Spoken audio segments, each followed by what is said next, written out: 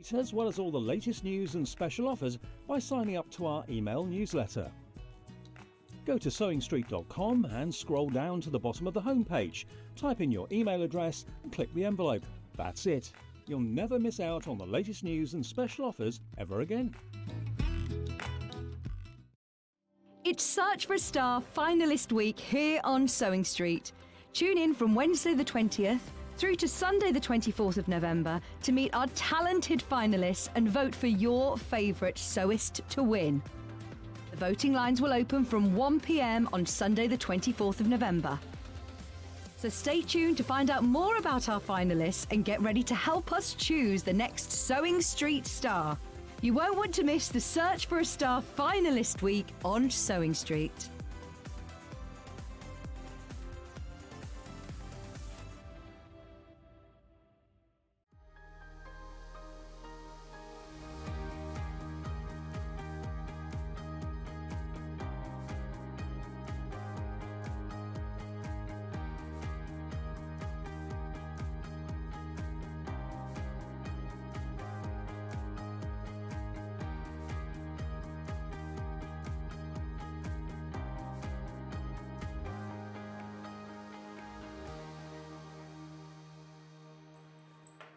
Good morning, my lovely friends. Welcome to Monday Sewing Street. It's the start of a fabulous week. How are you? Thanks for starting your day with Sewing Street. It's wonderful to have your company. My producer just said to me, Stuart, you match the quilt behind you. I thought to myself, this doesn't just happen, you know. I think about it. Listen, let's start our day right. Let's start it with our early bird. Love, love, love this early bird. It's textile markers. Now you might remember I designed a bag panel which you could colour in and completely, customise and make it your own. And these were the textile markers that I used. They are absolutely brilliant. All I need is to be able to get into the packet. You get a set of 20. And what's fabulous about these is that they are double-ended, okay? So I'm just going to pull out some of the greens. Look, you get 5 different greens. It's brilliant. They're double-ended, and you have a thick end and a fine end. So you can do detail work, you can do broader brush strokes, you can do kind of filling in. Now you heat set these as well. They're washable. So they're permanent markers on fabric. So for example, if you wanted to create some lovely, I'm going to put a little bit of a stem there. And I think I'm going to do, let's have some beautiful leaves. Don't judge me. I'm not an artist at all. I don't think I needed to say that, did I? But, you can have lots of lovely fun creating your own designs. You see, what I'm thinking is I'm going to do a bit of quilting later, and I might even quilt this. So you could draw, ever so easy to use, great fun as well if you're crafting with children. So I'm going to use one side now to create. You can also work over the top of these as well, so you can blend colours. How much fun is this? Now then, our producer's just been to a baby shower where they all use these pens to create some baby grows. That's a really fun idea. I'm always going at the moment for the larger nib, because I'm doing this kind of colouring in larger areas. This is great fun. Loads of pigment there. I'm not having to go over the same area lots and lots of times to get really good coverage. Ooh, I'm happy with that already. What I'm going to do now as well is I'm just going to grab some reds, because I just love a bit of red berry. I mean, I haven't done holly, but I'm going to put some little berries in.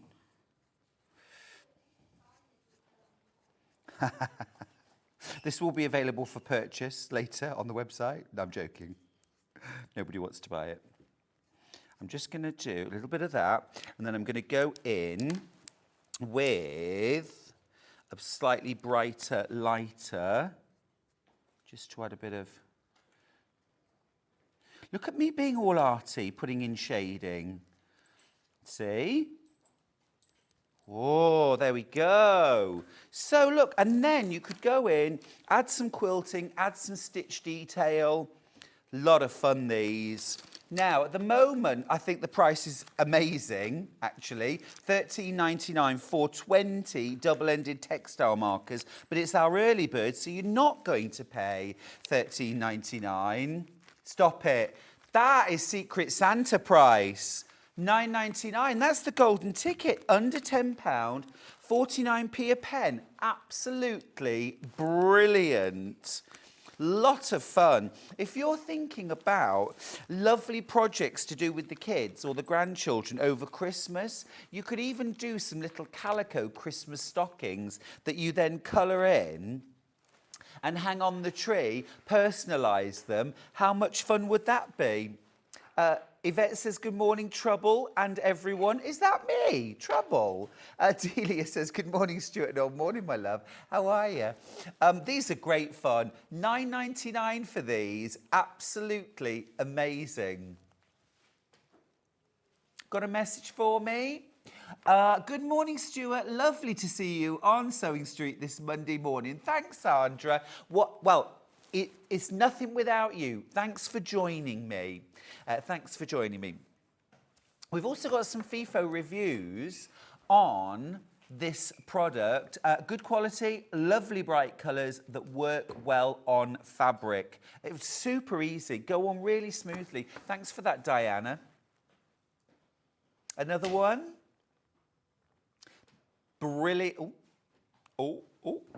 Brilliant colours and a great price. Well, $13.99 is a great price, but you've just saved yourself £4 by buying it on early bird. Third of the stock's gone. Third of the stock. Absolutely brilliant. You've got oranges and yellows too. I'm just going to show you some of those. You've got your black, of course, and your grey. What shall I do? I don't know what to... An orange. I don't think I can... A clementine! A clementine. Do you know, I'm old enough to remember when clementines really did only come out at Christmas. They were only in the shops at Christmas. Now you can buy them all year round, can't you? But back in the day, it was, ooh, an orange. I mean, come on, it's true. I'm just going to do a little starlight, starbright. A little Christmas star.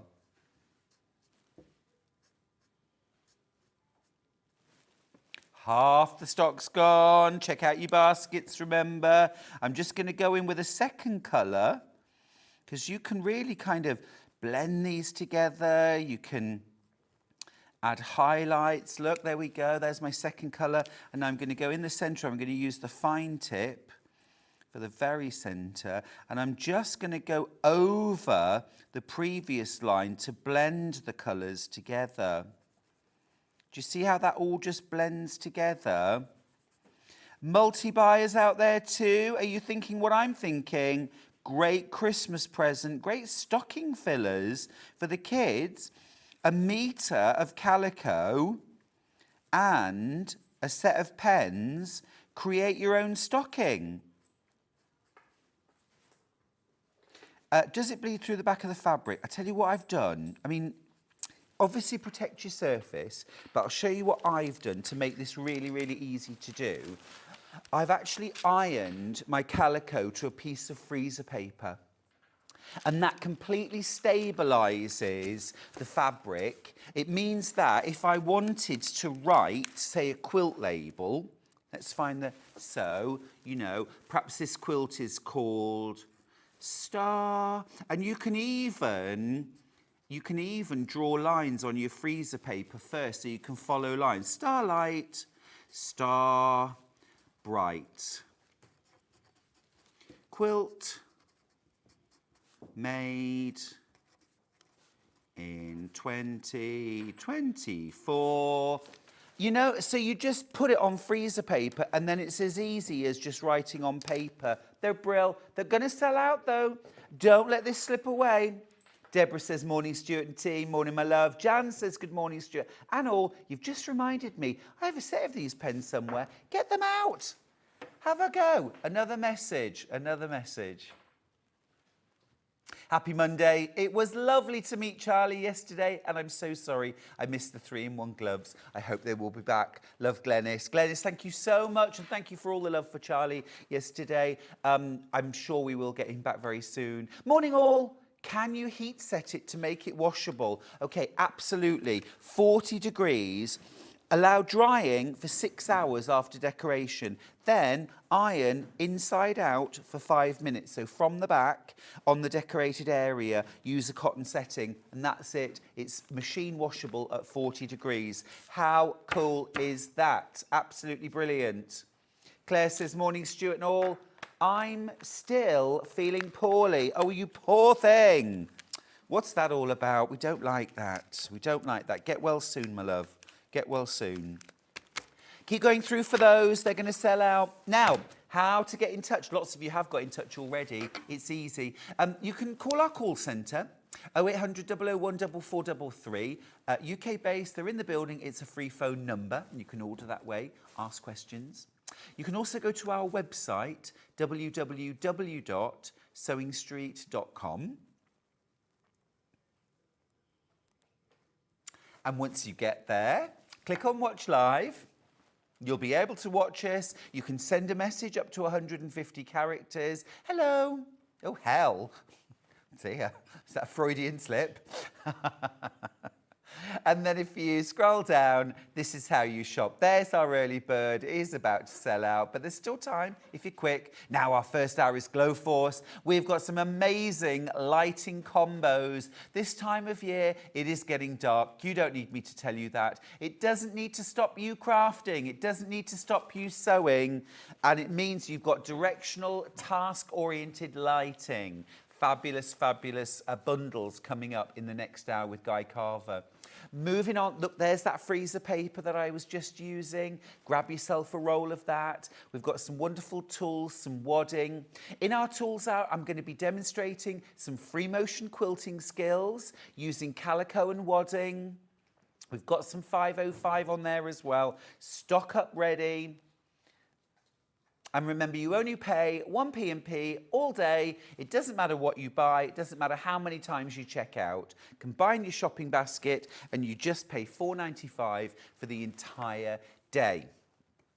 Now, I have some great news to share with you.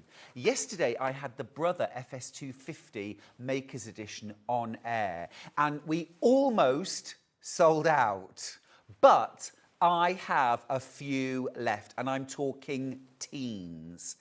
I've had a chat with my producer, and we're able to match the price from yesterday. Okay, it should be £799.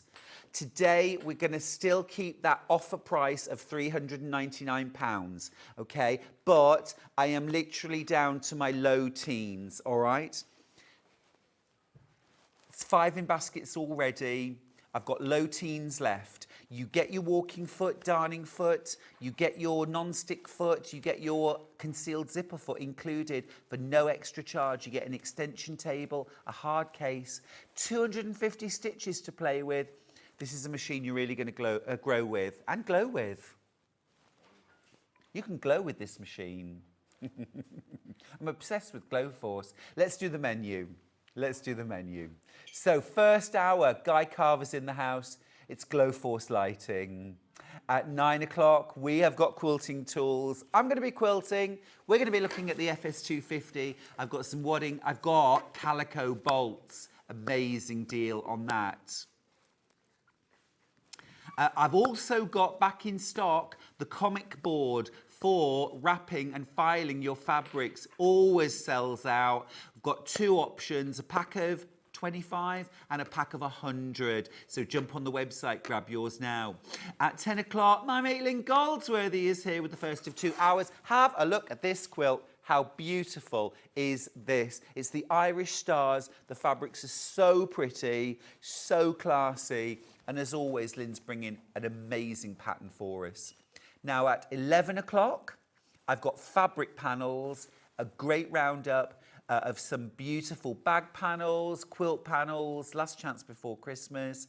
And then at 12 o'clock, Lynne is back for a final hour with the Autumn Leaves quilt. This is absolutely sublime. Excuse me. She's going to be teaching us so many great skills. Absolutely beautiful.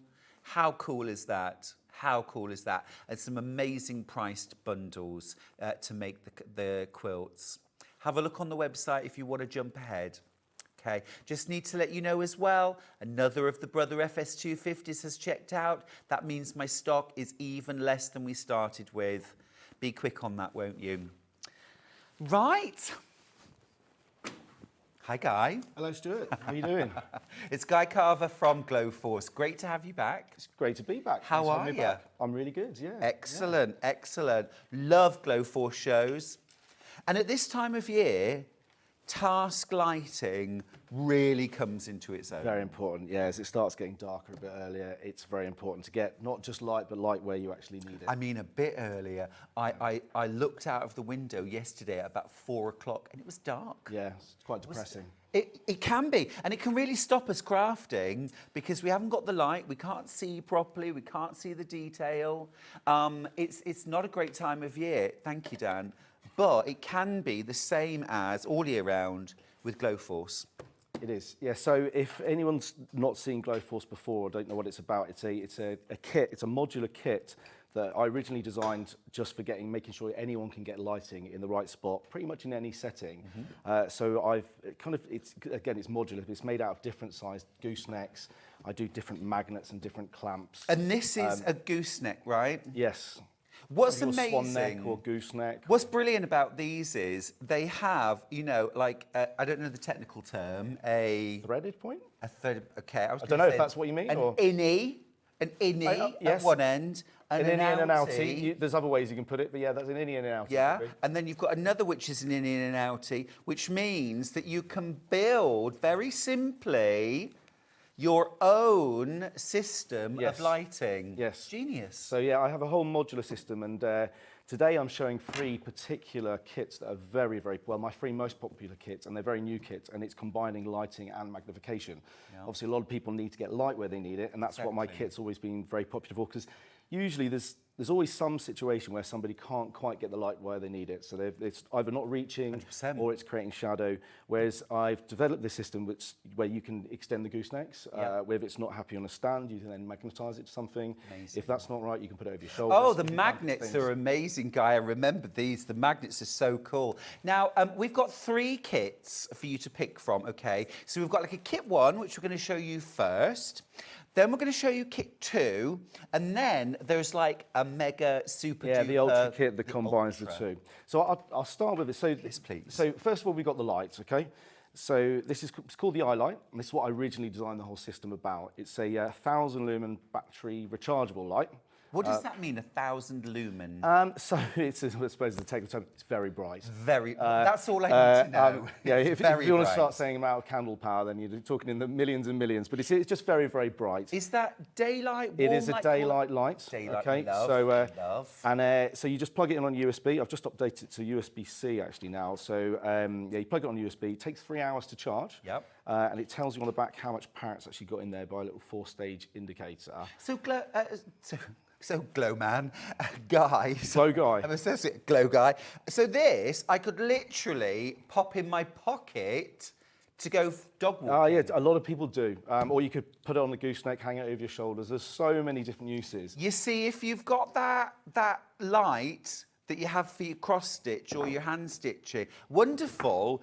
But you can't put that in your pocket and take it down the end of the garden. No, you can't. I mean, there's so many different uses, and I have a lot of people buy this light for many, many different uses. Yeah. But it's been, and I didn't originally, when I first started Glo Force, I didn't think I was going to be doing solutions for knitting, stitching, and crafts, but it's actually one of my biggest markets now.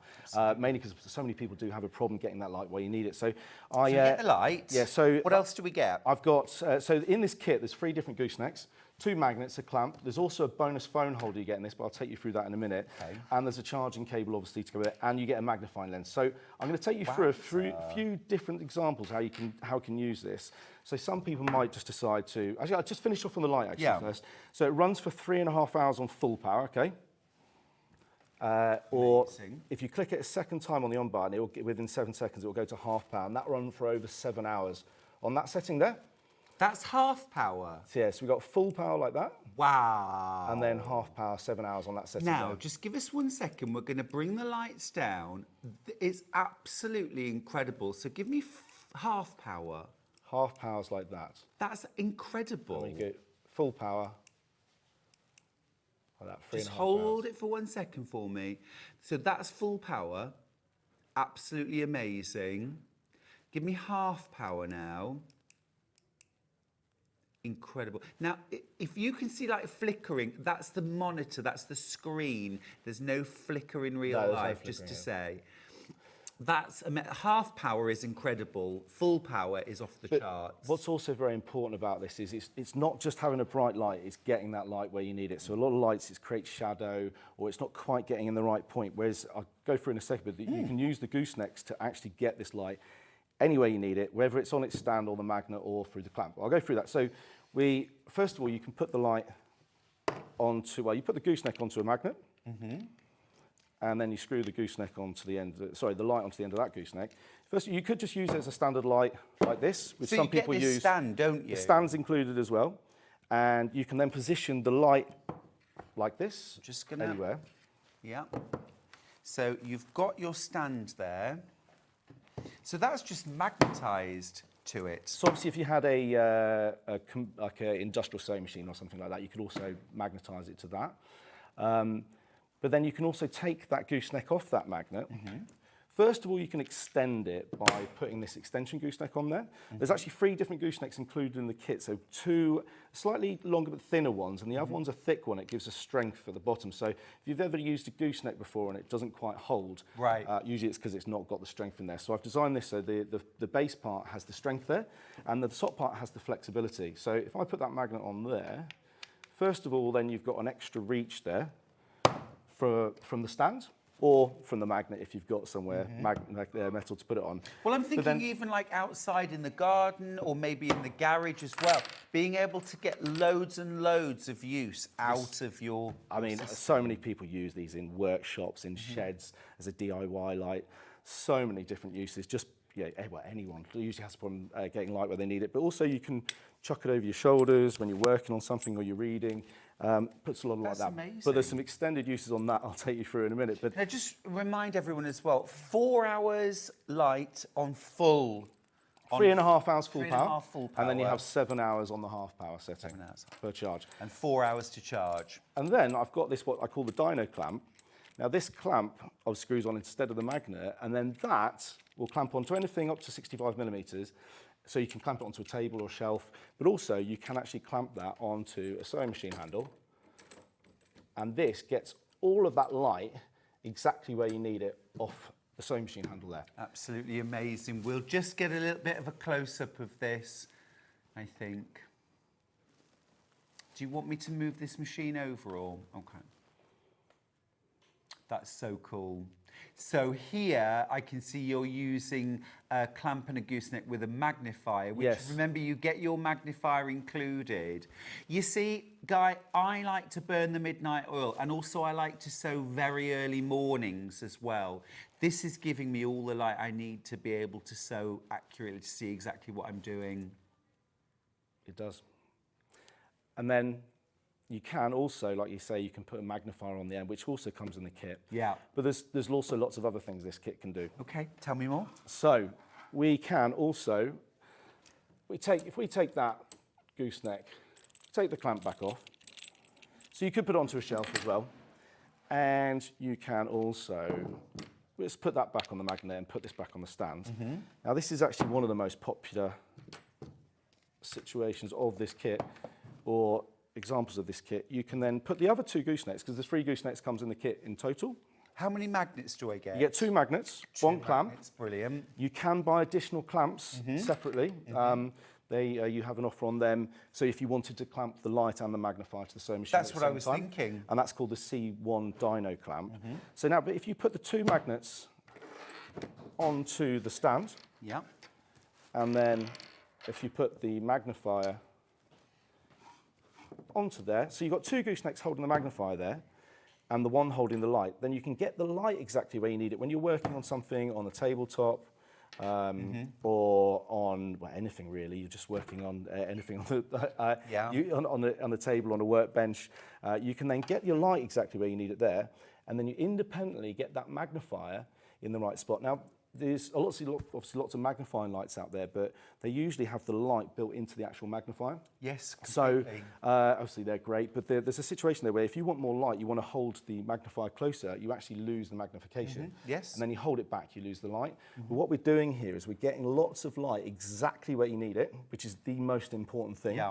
And then you're independently getting the magnifier in the perfect spot for your eyes, because some people need a magnifier to be really close like that. Some people need it to be right back, depending on how their eyes are working with the magnifier. I think we've got a bit obsessed over the years, haven't we, of combining things into one. You know, I always remember my hairdresser years ago saying to me, don't use shampoo and conditioner, that 2 in 1, because they're doing opposite things. You need to do them as 2 separate things. You've separated out so that we can use each independently and combine them when and how we want to, rather than having it dictated to us by the system. Exactly. And then it's also one kit that does many different things. Yeah, absolutely right. And absolutely so right. if there's a few... Got a lovely message for you, Guy. Yes. Lovely message. Always here for the lovely messages. Love, love, love my Glo Force lamp. It's so useful at the sewing machine, helping hugely with precision. That's Derek, who's in the Scottish Borders. Thank you, Derek. Thank you, Derek. It is that, isn't it? It's that precision. It's things like colour matching as well. Exactly, Being yeah. able to see the colour, true colours. Yeah, and the daylight light's a very important part of that as well. So there's one extra little real bonus that this kit can do. Yeah. So you can actually if you take the magnets back off there, there's one extra little gizmo, other than it obviously comes with its charging cable, so you can charge it up. Right. You want to be able to do that. You want to have it as one-time use light. So what we can do now, this little part here, this is what you'd call your outie-outie. So this, when you go, you can actually join these goosenecks in one long run. Right. Okay. So you put this little gizmo, it's that light going in your eyes, so sorry. Really bright. Just testing you on that one there. Okay, so this actually connects the 2 goosenecks there, because there's 2 female connections there. Yep. Once you've done that, you can then, because it's always been very popular having the light over the shoulders, whether you're out walking the dog or you're just doing some embroidery and you want lots of light, you don't have to have the big light on. Yeah. So if you're annoying your partner because you've got the big light on, you can have all the light exactly where you need it, right over your shoulders there, very focused. But now you can then independently, now it's very tricky to see this from the camera here, but you're getting the light where you need it, and then you independently get the magnifier. So you've got magnification and light right over your shoulders there. And that has been a very, very popular feature. Yes, yeah, absolutely. I love the fact that you can, it's modular, and why isn't everyone doing this? You can take bits apart, you can recombine, you can reconfigure. Do you know roughly how many different ways there are to? Well, I mean, I joke and say there's like 100 different ways. There's not, that's exaggerating. Okay. But there is, if you broke it down to just using the light on its own, or using the light just on the gooseneck on the magnet, and then the light on the clamp, but then extending it, and then using it with the magnifier, or the magnifier on its own, it runs into the double digits. Amazing. So many different things that one kit can do. But also, when somebody has one of these kits, it's because it's modular. Yep. I'm always bringing out new parts, so you'll see me in the future. And like some people buy one kit, and then later they adapt to it, and they put because there are other things that you can get to add on to this. This is a brilliant way to start. Now let's talk about the price. £110 But there are 2 split pays. So split pay works like this. When you come to check out your basket, you'll be offered split pay on this item. It's literally tick a box and you've got it. No forms to fill in. You don't pay any interest. You don't pay any additional money for using this. You don't have to fill in a form or anything else. £55 today, and in 3 to 5 working days, you'll have this home. Next month, a second payment of £55 and you're done.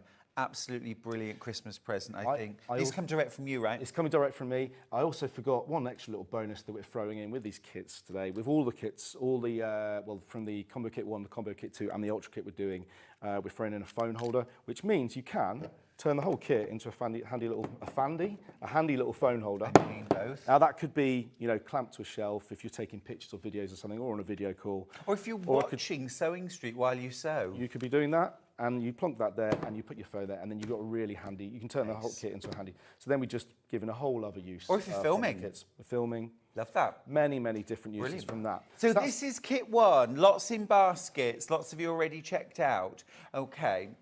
We're going to go and have a look at kit 2, Guy, which means what we call in the trade a live walk. Walk this way. Here we go. That's my first live walk, right. Okay, so Wow. the Combo Kit 2, right. So what we have here is, it looks very similar, but it's a larger version, but it does some different tasks for you, okay? Okay, I like that. So what we have here is, as we showed it on the stand earlier in the Combo Kit 1, so actually let's break it down to the parts here, actually. Let's put that there. So we've got...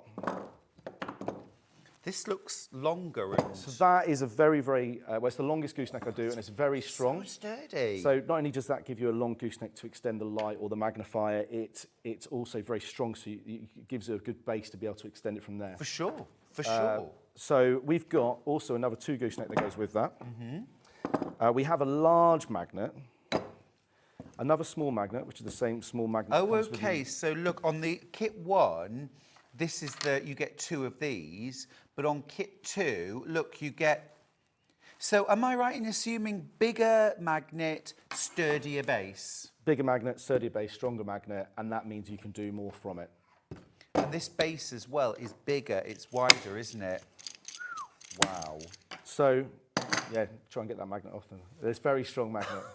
So what you do, when the gooseneck's on there, right, when you want to take the magnets off, you pivot it off the... oh, okay.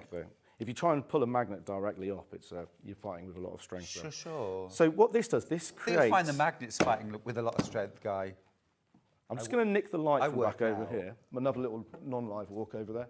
Right, so this gives a much longer gooseneck to hold the light there, and you've got a much sturdier base. Now, I've actually just beefed up these bases now. They're a lot heavier than they used to be. I've put solid metal bar in there, so you can really reach the light out and the magnifier. Oh, I like that. Can you see this? Look. Look, that's literally an absolutely sturdy, strong... That's the strongest gooseneck I've ever seen. Yeah, so a lot of people, the big frustrations usually when they're using lights or any sort of kit that has goosenecks is the whole they droop down, they spring back. I've designed this so the goosenecks do what you want them to do. Love that. You have to use them in a certain configuration. For example, this just jump straight into this part here. You can actually put all 3 goosenecks together there in one long run, but you have to put, so I do 3 different thicknesses. The thickest one goes on first, then the slightly less thick one, then the thinnest one at the end, and that creates that situation where you can actually get the light exactly where you need it. This is amazing.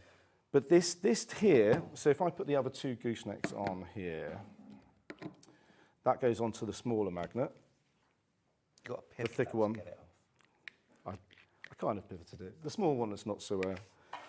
Otherwise you're fighting with a lot of strength. You're fighting with a lot of... fighting for no reason, Guy. So, and I'm going to nick the magnifier back from over. Okay, so you get one of your lights, you get your super thick gooseneck, your medium-sized and your thinner. So you've got 3 different goosenecks. You've actually got 2 of the same goosenecks from the Combo Kit 1. It's called the G1 and the G2. And then we've got what's called the G3, which is this really strong gooseneck here. Now what we've got there is a much longer, sturdier version of the Combo Kit 1 where it's on its base there. Yep. So you, again, get the light exactly where you need it, and you get the magnifier into a further reach, okay? So that's one part you can actually do with this kit. But another part which is very popular is you take the magnet off here, you put the table clamp on. Ooh. Now So again, with kit 1, you had the dino clamp, yes, which you can put onto something like your shelf or your sewing machine handle, but this is a full table clamp. Yeah, so I'll actually give a little bit of notes on the clamps actually now. So that dino clamp, the one that's included in the combo kit 1, that is perfect for clamping onto anything up to 55 mil, but it's also good for clamping onto misshaped items. So it can clamp onto a sewing machine handle or a bar or a pole, or you can even clamp onto one of these goosenecks, okay? But this table clamp, I'm showing the light right in the camera there, this table clamp will only clamp onto flat surfaces, anything up to 65 mil. So it just works as a table clamp or workbench light, but it's very sturdy, okay? So when you clamp this to a workbench like this, you can either, first of all, just use it like that. I'm going to turn the light off so I stop blinding people. Then you could either put the other 2 goosenecks on top of here to make one really long gooseneck. Now that could be to hold the magnifier, like this, in any situation. So anywhere you put that, you could be sitting anywhere, and that's clamped to the side of your workbench or table, and that is going to position and hold it anywhere you want it, okay? Or you could have the light on the end there, and again, it will position the light where you need it. But a really, really popular point of this is there's this little, what I call the A1 adapter plate. Now this will screw on here, or you could call it a splitter, a wide junction adapter. Now that just screws on there, and then if we take these 2 goosenecks, I love it. Look at this. Look, can you see? So I'm just going to tilt that. You know where we're going. That's so clever, Guy. So that, now you can put the magnifier on there. And then if we screw the other gooseneck just on here. Is this a brand new invention?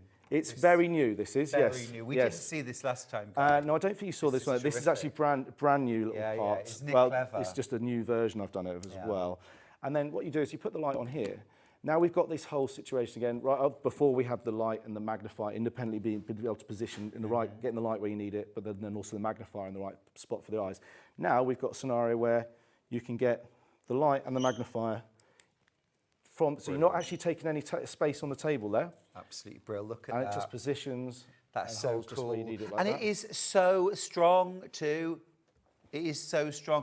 I have been frustrated in the past with certain, goosenecks, other brands, where you position them and then they just have this kind of... Yeah, it's very frustrating. Or clamps that don't hold, or magnets that don't hold. It's very, This is all really strong, but also it's flexible. It's easy to maneuver and position. I mean, when that big magnet is on here, that did but as you said, you pivot it off. Oh yeah. So what you do when you want to take that magnet off, like it is just on here. Yeah. You just roll it off like that. It's a roll it backwards. Or if you're just using this on the stands, and then you're using a clamp, and you're not wanting to use it directly on the magnet onto anything metal. All you do is you just unscrew it from the magnet there. And then screw it onto a clamp. Great. And then go and put it back onto the magnet. Very, very giftable. I'm thinking, yes, of course, I can see so many applications in sewing, quilting, long arming. This on the long arm, I mean, your big long arm quilting machine is all metal construction. With your magnets, you could just light on. Very difficult to light when you're quilting. Actually quilting, that is the most difficult thing to light for me, I think. But also so giftable, because we know if we've got this at home, someone else in the house is going to want to take it out to the garage, the shed. I love this so much, and for more reasons than you think, but I get it quite a lot. I do lots of different events, and sometimes you get a couple come to one event, and they'll go to another. One week it would be a woodworking show, next week it would be a knitting and stitching show, and quite often I get people coming up going, "We need another one. She's nicked it, or he's nicked it." Which is great for me for all sorts of reasons, but I love just getting the feedback that they're getting. For family harmony. Get one each.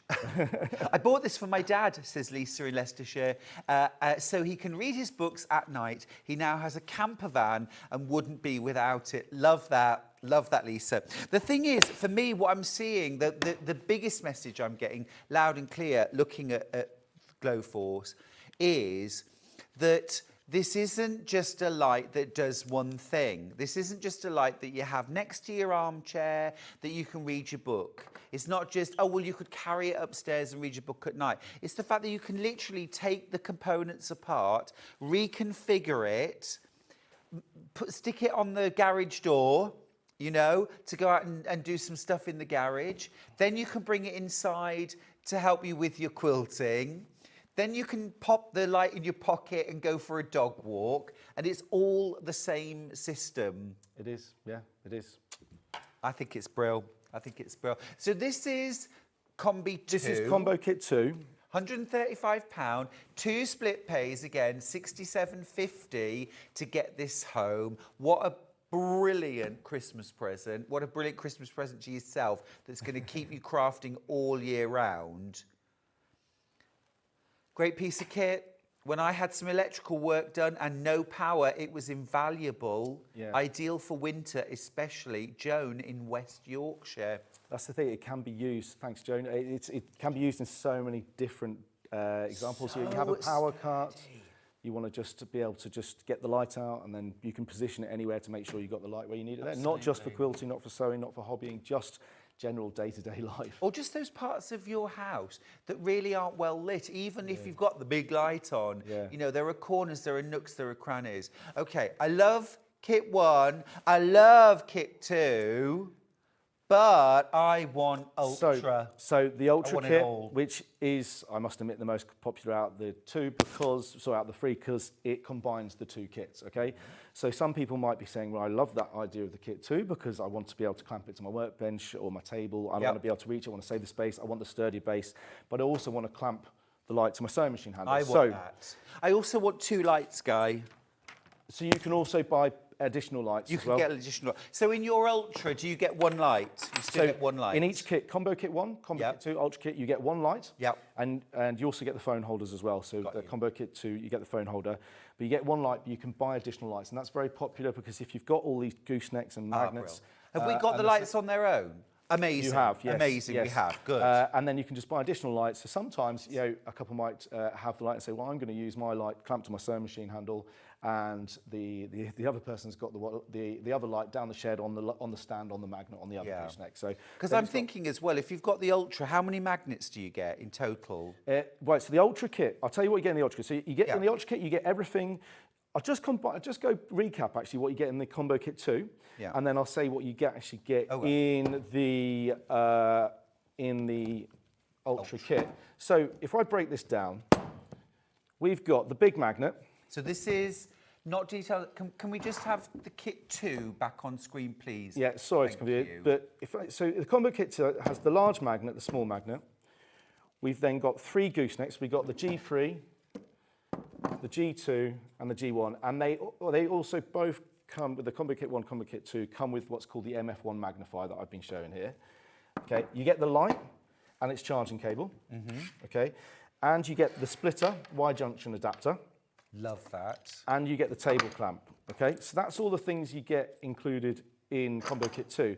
So what we add in as additional to this on the Ultra Kit, you get 1 extra gooseneck, and the little adapter to put in over shoulders. So to the over the shoulders set, you need 3 of the small goosenecks, and you need this little adapter, then a lens and the light. Okay. Yep. So by adding the extra gooseneck, also you can do extra things with the especially if you have an extra light. You can actually do more things from the magnets, from the clamps with the light or the magnifier. But the really good thing is you can do the over the shoulders thing then. Okay. And we chuck in one of the dyno clamps. Brilliant. Okay, which means you can then clamp either your light or the magnifier, to the sewing machine handle, or to shelves or misshaped items. And we also throw in an extra lens, which is called the MF2. Ooh. Now, this lens here is very, very popular because it blocks out one big area of, magnified space without distorting to the edges. It's a Fresnel lens. A very clear Fresnel. Fresnel lens, if you're a bit of a history in Fresnel, he's the guy who invented the lighthouse lenses many years ago. It's the technology behind that.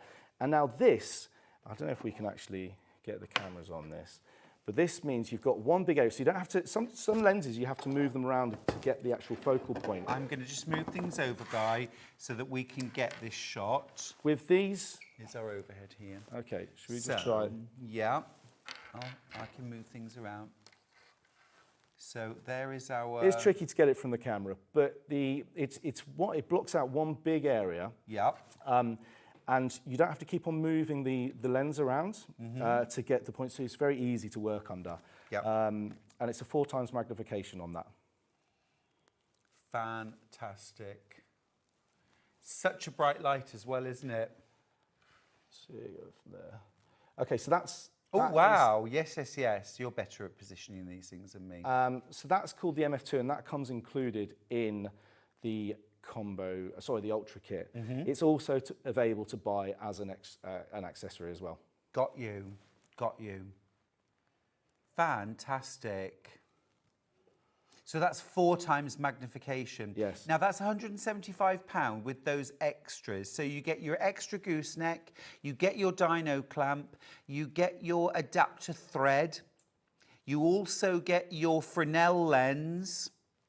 Absolutely fantastic. Now, I think I would be adding in an extra light, because wouldn't that be useful? So we will go to that in just a second. 175, and there are actually 3 split pays. The first split pay on the Ultra is actually less than your first split pay on Combi 2. So this, you're getting more for a lower split pay, 58.33. This is something I feel like you probably could share if you got an extra light. Definitely. If you got yourself an extra light, I think you could share this. So you get 1 large magnet, 1 small magnet. Is that right? That's correct. Perfect. Brilliant. Loads going into baskets. Don't forget you get your free phone holder as well. Can't go anywhere without the phone. I mean, I really can't. Right, let's talk about some extras that you might want to buy.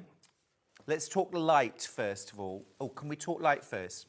Let's do the light first, because this I think is really key. I'd want 2 or 3 of these. I mean, you can also, this is splitting the light and the magnifier. You can, in some scenarios, obviously split to have 2 lights. 2 coming in lights. Different directions. I was just thinking exactly the same. Or if you wanted to light a really large area, you might use 2 lights. That's indeed all coming in different angles, but because a lot of people do get the extra light with the Ultra kit, because you've got so many different goosenecks and magnets and clamps, that there's so many different scenarios and setups you can do that you can quite easily utilise the other magnets. Now I know it's obvious to you, but how do you turn it on? Right, so on the side here, the on button's there. Oh, okay. Okay, and then you press it once for full power, and then if you want the half power, you need to press it twice within 7 seconds.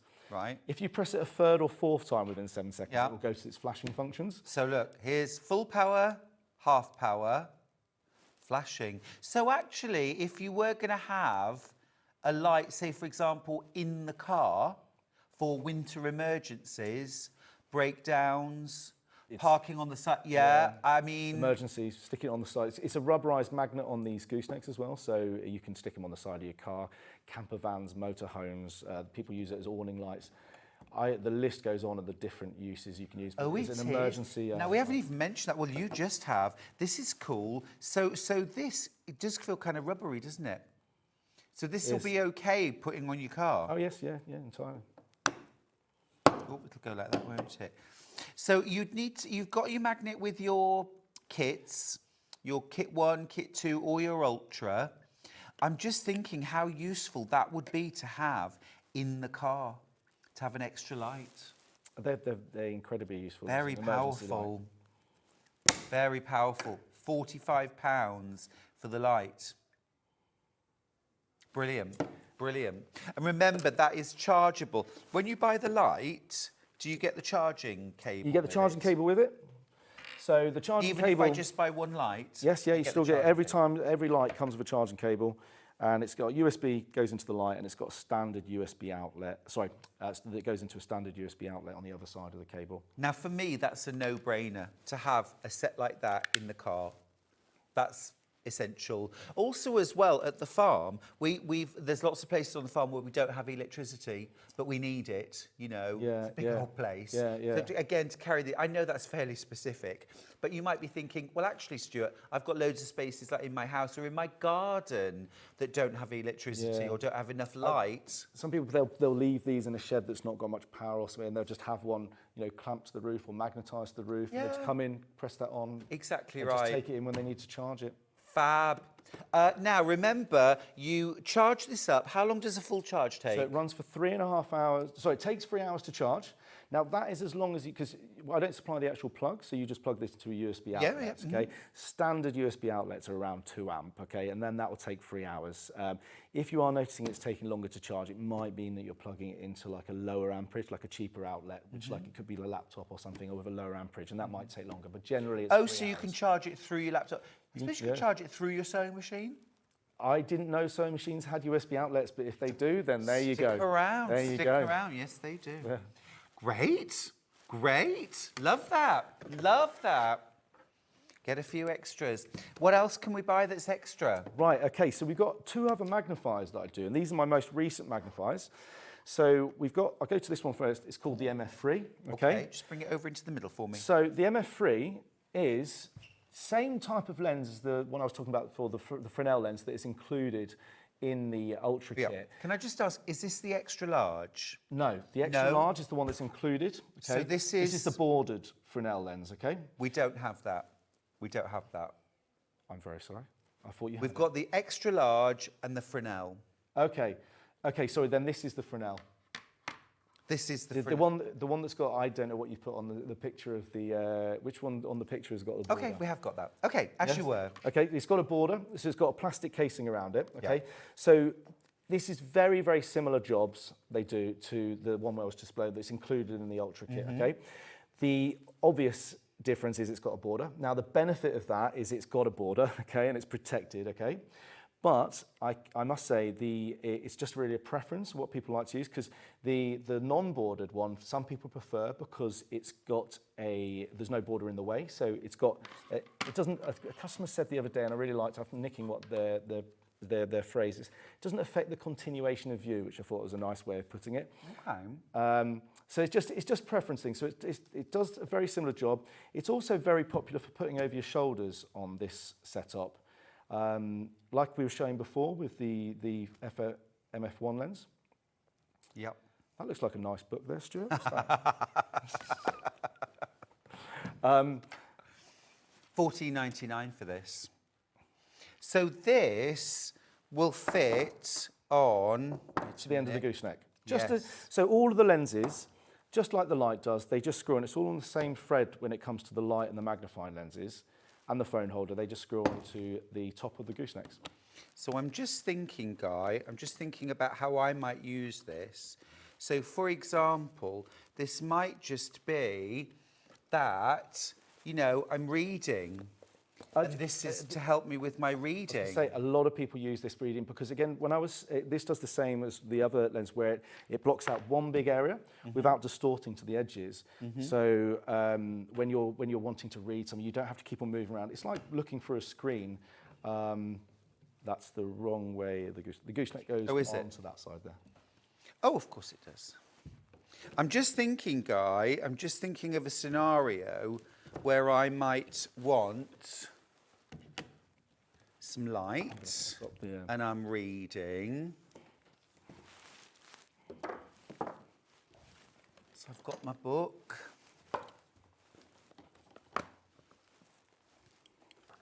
Fab. Makes such a difference. Terrific. Absolutely terrific. And that lens there, if I just put this over shoulders option here. Now, we've also got, Jess, three other, okay, so we've got an extra large magnifier rather. So we've got the extra strong magnifying lens here. Okay. It's the other add-on. So this lens here is very, very high magnification. It's 8 times, okay? This It's not something you generally, it's like these lenses here are very easy to work under, okay? For the reasons I was describing earlier, because it blocks out a big area. It's very, the focal point's very broad, so you don't have to keep on moving the lens around. Now this lens here. Can I just get you to come and show it actually? Okay, so the advantage here is the high magnification of the detail. So if you really wanted to check some detail here, can we go there? Wow. It's quite incredible. And then you mix this in to be able to get lots of light in there as well. It's amazing what detail you can bring out the fabric on this. But because you have to hold it quite close, it's not something, this I always class as a good add-on lens, just to be able to get the... I mean, that's incredible, Guy. You can see really see the weave of the fabric. Incredible detail. There you go. That's off the charts. Just had a message saying, magnifier, great for reading cross-stitch patterns. Madeline, that's exactly what I was thinking. Cross-stitch patterns, crochet patterns, tapestry, knitting charts, anything like that. That's wild. So that just fits onto one of the That's just the same as the other goosenecks. Amazing. So the same as the other magnifiers, it just screws onto the end. So you just take one of the lenses off and then you pop that one on when you need to do something where you need that extra high magnification. And then we've also got a dino clamp. Yes. So the dino jaw clamp. The dino jaw clamp is a fantastic addition. I mean, it's also a really good addition. Say even whatever kit, whether you had a kit 1, a kit 2, combo kit 2, or the ultra kit, having an extra dino clamp means you can clamp both your light and your magnifier. Totally agree. Or maybe 2 lights, or you might be lighting 2 areas. But the best place to clamp is the handle of your sewing machine. It's brilliant. And you did mention you get this in kit 1. Yes. You get this in kit 3, the Ultra Ultra. kit, yes. But you can also get an extra dino clamp. Now, I'm being asked by my producer, do you have an extra large magnifier? Because we have it on the details for the show. So we call this the XL magnifier. So you can XL get this on Fresnel its lens. own. Yeah, and yes, you can. Great. That's on its own. I think we've got that on its own. We're going to pop details. That's $14.99. And we've got the bordered Fresnel lens. So this is still the Fresnel, but without the border. Yes. Brilliant. $14.99. Excellent. We did it. So you do get that included with your kit 2. No, but the Ultra kit. You Ultra. have that included. The combo kit 1 so if you, say, for example, if you bought kit 1, but you wanted to add in the extra Fresnel magnifier, that's how you do it. Yes. That's how you do it. And the Ultra kit has this, what's called the MF1, the small round magnifying lens, and what's called the MF2, which is the XL magnifying lens, Fresnel lens. Love it. Right, we are going to head back over and we're just going to do a little bit of a recap, a quick recap of kit 1. Okay, so in kit 1, we have the small metal base, heavy base, 2 small magnets, 3 goosenecks. So we've got 2 of these thin goosenecks here. There. And the one I was talking about, a thicker one, to create that strength there. So when you're using the 2 together, you always put the thicker one on first, okay? Very important. And then we get 1 dino clamp, and we get the little adapter so you can do the over-the-shoulder thing. And this one includes the small 2.5 times MF1 magnifying lens.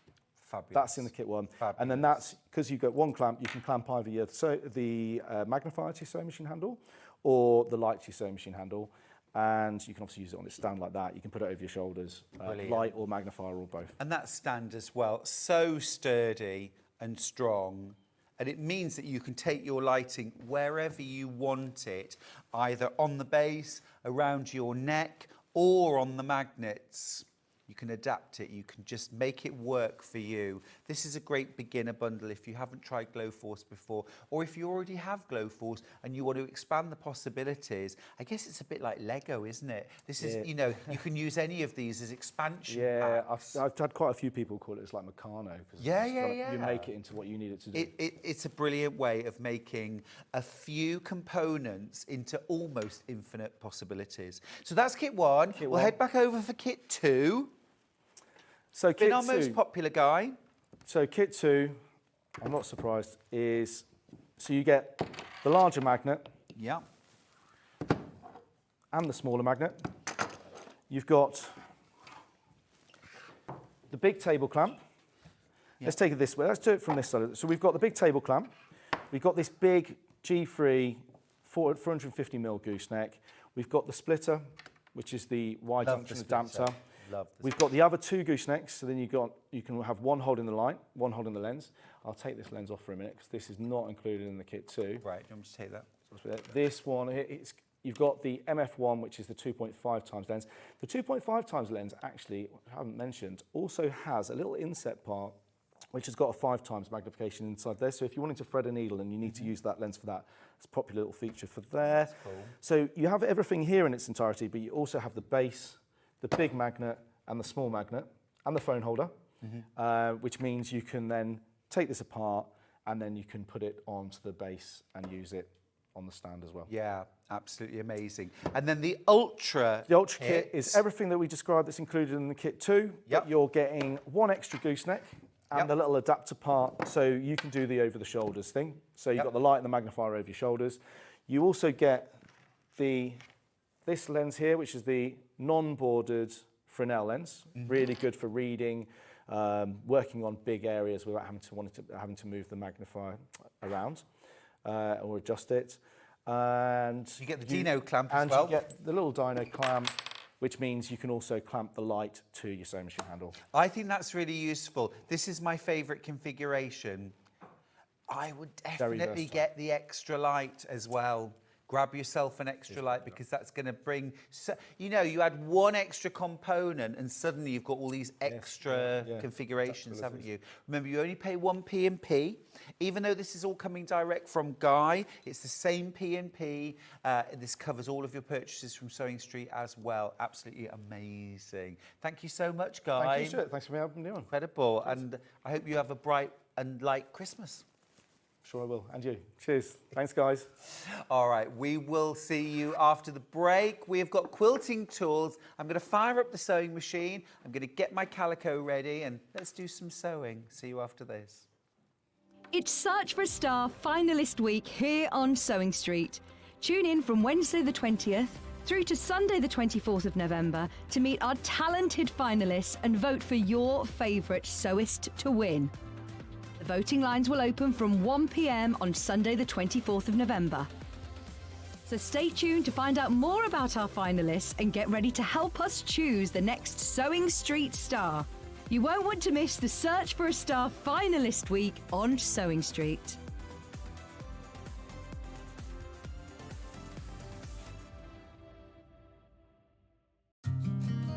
Did you know that we can deliver to over 20 different countries worldwide, spanning 4 continents from the UK to Australia?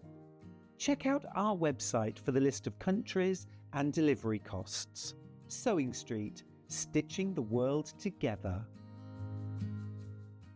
Not only is Sewing Street live from 8 a.m. till 1 p.m. on Sky 670, Freeview Channel 73, YouTube and the Sewing Street app, now Virgin subscribers can watch on Channel 754, which means there are more ways to watch your way with Sewing Street.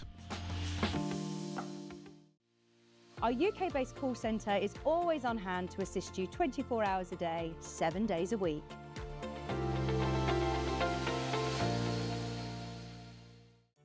Did you know at Sewing Street that on various products we offer split pay? That means on certain items you can spread the cost over 2, 3, 4 or sometimes even 5 interest-free monthly payments. Just pay the first instalment when you purchase and you're away. So shop your way with split pay.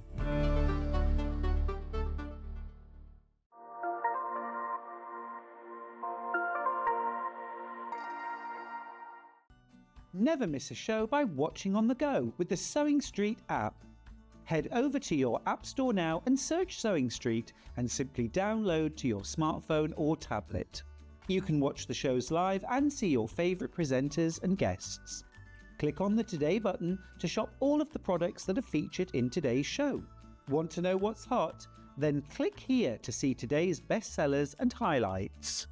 Have you missed a show or want to watch one back? then click the schedule button and you can go back 7 days to watch and shop, and you can also see what's coming up over the next 7 days. Want to say hello or ask a question to our guests? Then send a message to the studio. You can also keep in touch with all the latest news, events, product launches and much more by clicking here for our social media pages. Never miss a show by watching on the go with Sewing Street. Here at Sewing Street, we only charge one P&P throughout the day. You can add as many items to your basket and check out and still only be charged once. Once you've checked out the first time and want to order again, you simply add the item to the basket and click on the Combine Order button. Remember, standard P&P is £4.95. Charges may differ for outside the UK. Or upgrade to our premium option for £6.95 on certain items. Shopping made easy at Sewing Street. Shopping with Sewing Street couldn't be easier.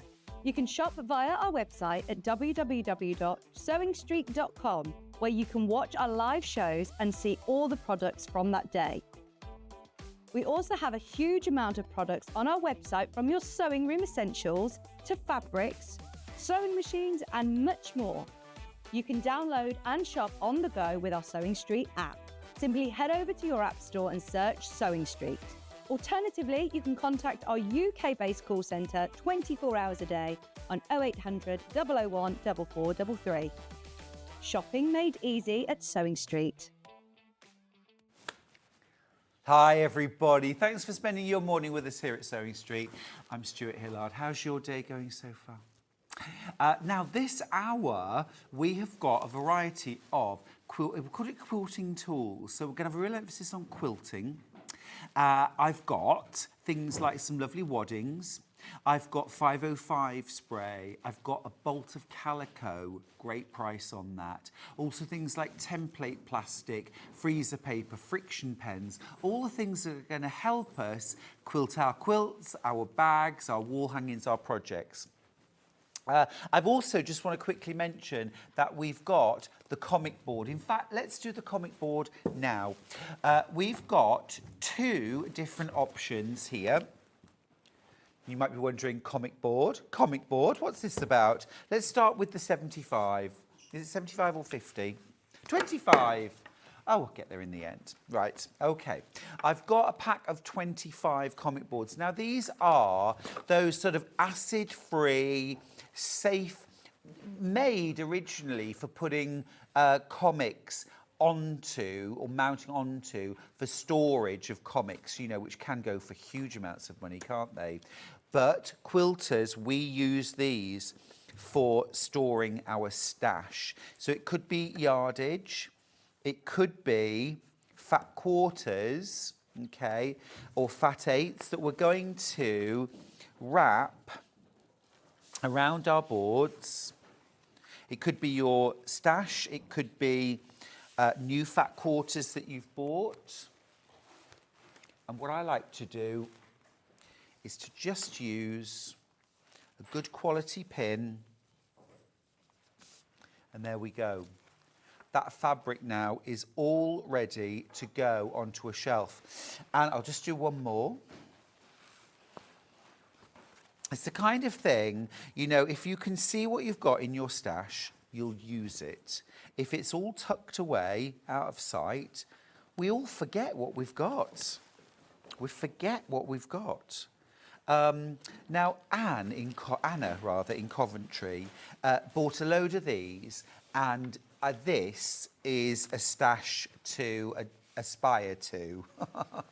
Anna, absolutely beautiful. That's using the comic boards to organise an entire stash. And look, you can see there, it's like having your own quilt shop. I mean, how inspiring is it if you walk into a quilt shop or in a show and you see everything on shelves? Just delicious, an absolute feast for the eyes. And of course, when you want to use your fabric, you just take it off the shelf and you're ready to go. It keeps it flat, it keeps it organised, just beautiful. Look at that. Now, this is for a pack of 25 boards, okay? However, I don't know about you, but that would not adequately organise my stash. I'm going to have to bring out the big guns. This is a pack of 100 sheets. And they are all 170 by 266 mil. The board weight, 400 grams. So really nice, sort of exceptional rigidity. Really nice and strong and firm, each one. This could also be used, of course, for organising bigger yardage. So you could have a couple of yards, 2 or 3 yards of fabric wrapped around this board. Great way of organising your stash. Great way of organising your stash. And a brilliant price, £14.99. So what does that work out at? 15 pence per board. To make your stash look as beautiful as it did when you bought it. Perhaps when you first saw it on Sewing Street or in a shop or at a show. And if it's all tucked away in drawers, in cupboards, and you can't see it, you know, out of sight, out of mind. Great way of both displaying it, beautifying it, but also get you using your stash. Lots of you multi-buying this. Now, there are some people with some serious stashes out there. I've got some of you buying 200, 300 comic boards. That's a stash I'd like to come round and have a little rifle through. And imagine as well, when you're actually organising your stash, this is that sort of wonderful sort of voyage of discovery, isn't it? Like, I didn't know I had this fabric. Oh, look, I liked it so much I bought it twice. Have you ever done that? Where you've forgotten that you've bought fabric and then you buy more of the same. That's because you didn't know you'd got it. If you organise it onto these boards, you'll use it. Great, love that. Okay, I'm going to pop that to one side. I need to just take these out. These gorgeous fat quarters, by the way, are going to be on in the next hour with Lynne Goldsworthy. These are part of the beautiful quilt kit for her Irish Stars quilt. It is gorgeous. And look as well, when you want to use the fabric, I would just slip the board out and away you go. There's your fabric ready to use. Okay, right, I'll pop that to one side and let's talk sewing machine. Because yesterday I had the Brother FS250 Makers Edition on air. It was back in stock yesterday. Now, it had been out of stock for a few weeks after a previous complete sellout. We managed to get low double figures back in. We sold a huge number. Yesterday, we all thought we're not going to have them tomorrow. But we have got a few left for today. Now, normal price for this machine is £799. If you'd bought it 2 or 3 days ago, that's what you would have paid. Yesterday's offer was £399. We're honouring that today. That means your first split pay of £133. There's 3 split pays on this machine. £133 today gets it home. There's 0 interest, 0 forms, 0 credit checks. It's just a box that you tick to say, yes, I'd like to have split pay. And you'll pay £133. Now, straight out of the box, this machine is an absolute cinch to use. It is super, super easy. Don't think that because it's got 250 stitches, 3 alphabets, a whole accessory box full of feet, and an additional bag of feet included, that this is going to be a difficult machine to use, because it absolutely isn't. Far from it.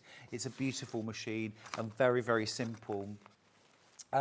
You've got your LCD display at the front. When you switch the machine on, this is what comes up. 00. You see that J? That refers to the J foot. So all of the feet that you get with your Brother machine are debossed with a letter, so it can't wear off. It's really easy to see. You don't have to know what the feet are. You just find the foot that's got a J on it. Put that on. That's the right foot. So that tells you which foot to select, okay? So make sure you put the right foot on. You've also got there the number of the stitch. So at the moment it's 0, 0. So all you're going to do is use plus, minus in tens and plus and minus in units. And depending on which stitch you pick, let's see. Can you see there? The letter of the foot now has changed to N. So that tells me I need to go into my accessory box at the front. I need to get foot N, which is this foot here. Can you see the letter N debossed? I need to put that foot on, and then I can use that stitch. So it's so easy to use, exactly. I love that. Now, you've also got there your stitch length and stitch width adjustment, okay? And again, it is as simple as plus means longer and minus means shorter or wider or less wide. Now, moving across the screen, do you see this little button here? So this is our stitch selection, and this is, at the moment, on the screen, it says 1. That's because at the moment, we're on stitch selection 1. So that's our first 100 stitches. Now, I've got a little handy flip chart. There's 250 stitches. And the way you choose those is, over here, we're in stitch selection 1, that's the first 100. Press it again, see it change to 2. Now we're on stitch selection 2, the second lot of stitches. There's the third lot of stitches. And if you press it one more time, you're back to the start. Now underneath, you've got an A. What do you think that's for? Alphabet. Alphabet. All right, so if you press that, now we're on alphabet. Now, if I lift the lid at the top, you can see your alphabets. You've got 3 of them. You've got a block capital, solid block capital, cursive or handwriting style, or outline alphabet. You've got all your letters, all your numbers, punctuation, and European accented letters. You can store up to 50 characters at a time. So if you wanted to say, let me grab, I had a little bit of calico cut. What have I done with it? Did I leave it over there somewhere, Dan? There's a little bit of calico that I've already cut out. Oh, yes, it's there. Of course it is. Thank you. Brilliant. Thanks. Right, so if I wanted, I'm just going to type in, don't know, we haven't got the other camera here, have we? I tell you what I'm going to do. I'm just going to tilt this forward. Can you get this on overhead? If I tilt that back, that'll do, won't it? Right, so I'm going to just put in something. So let's put, is Christmas too long? Oh, it won't take long. Right, so C is stitch 3 plus. H is 8. R is 18. I is 9. S, 19. T is 20.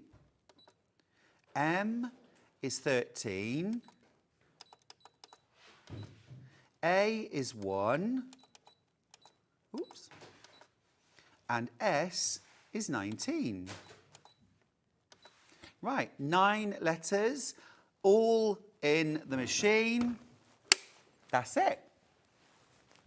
Let's get a bit of fabric. I'm going to just double this up under the machine, and let's stitch it out. Now, you can sew with or without a foot pedal, so I'm going to sew without a foot pedal today. So it's just a little start-stop button at the front, and away we go. Oh, tell you what I've done. I dropped the feed dogs yesterday. So if I lift the needle, we'll start again. Let's try that again. Feed dogs were down. Right.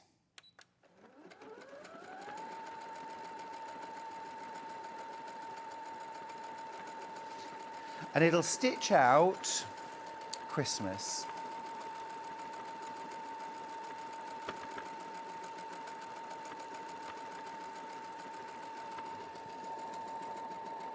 And if you wanted to say Merry Christmas, you can put in a gap, a space, and write Merry Christmas. And then when you get to the end, all you do is take your foot off the pedal and then put your foot back on the pedal and you can sew it again. Or press the start button again and it'll sew the whole thing again. At the end of whatever you've programmed in, it'll sew some locking stitches. Lift the needle, cut your thread, and there is Christmas. How cool is that? That's the little bit where I started wrong. These little threads I need to just snip away. So if you wanted to sew that again, literally back under the machine, and it's going to sew the whole thing again. So easy. And then when you want to take that out and put something else in, it's just minus, minus, minus, minus. You just get rid of the letters one at a time. It's really, really simple to use. Great for things like wedding napkins, quilt labels, name tapes for clothing. Super easy to use. You can personalize things with it. And what I think is really key about this machine, it's called the ME, which is the Maker's Edition. And what that means is you've got a special package of feet selected by me, which are designed to work for all makers, quilters, dressmakers, home decor. And there you go. There's your full Christmas. And it's really quick too, and really good size. And you would just snip out these jump threads that are between the letters. How cool is that? Okay, so it's the Maker's Edition, which means that you get some really, really important feet included. Normally, you'd have to buy all of these. So £399 for your machine. You get your regular package of feet in the accessory box. So that's things like your regular zigzag utility foot, your end foot, which is your monogramming foot. You also get a blind hem foot, your zipper foot, your overcasting foot, a automatic one-step buttonhole foot. You've 8 different buttonholes to choose from. You even get a button sewing foot, so no more sewing buttons on by hand. But then you get the Maker's Edition foot package included as well, which was selected by me. These are the 4 feet you get. You get a walking foot. Now that's a brother walking foot. You'd normally pay £40 for that. You get a darning foot or free motion quilting foot. You'd normally pay £17.49 for that. You also get a Teflon or non-stick foot. That's about £15–20. You also get a concealed zipper foot. So dressmakers always ask me for a concealed zipper foot. Can I buy a concealed zipper foot for this machine? Is there one available? Well, you get this one included for nothing. So absolutely fantastic. Nicole's just said, could you show a demonstration on the letters? I hope that did the job, writing out Christmas. Yep. Morning, Stuart. Can you save the embroidery design to a memory? So, Carol, if you typed in, say, Merry Christmas, turn the machine off, turn the machine back on again, Merry Christmas will still be there. Okay, if you delete it and then put something different on, that will be, so it has a sort of current memory, a working memory. There isn't long-term storage, so you can't store phrases for future use on this machine. Good question though. Another question. Good morning, lovely Stuart. Does the side cutter foot fit this machine? Brother machines are my favourite. Love Gillian Leeds. Well, Jill, absolutely, I hear that. My studio machines are brother. I love them. The side cutter foot that we sell on Sewing Street is absolutely 100% compatible with your brother FS250. If you don't know what a side cutter foot is, it's an additional foot. It costs £40. It goes on the machine and it has a cutter okay, like a knife.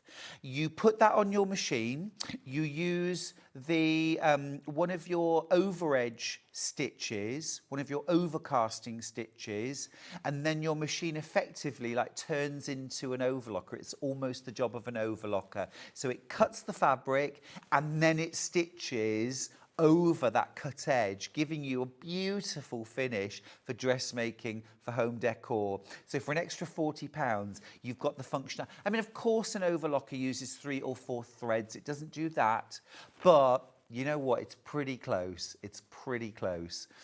Absolutely fab. I'm going to change the foot to a darning foot. Got another message. Thank you. Hi, Stuart. Does the FS250 have a 1/4 inch foot, please? No, it doesn't. No, it doesn't. It doesn't need one. And I'm going to show you why. I'm going to show you why. I'm just going to put that foot back on for a second. Just pop the screwdriver. Right, it doesn't need a 1/4 inch foot because stitch number 46, you've got patchwork and quilting stitches on your machine. They're all marked with either a P or a Q. And stitch number 46 is a 1/4 inch stitch. 1/4 inch seam allowance with the needle on the, or lining your fabric up with the left hand side. So if I grab some fabric, if I put my fabric underneath, okay, my needle is now a 1/4 inch away from the right hand side of the fabric. So if I choose a straight stitch, oops, there we go, center needle position. And so this is a 1/4 inch seam allowance. Now, what's really useful about this machine is sometimes we want a 1/4 inch seam allowance from the right-hand side of the foot. So, for example, we might be sewing either side of a seam.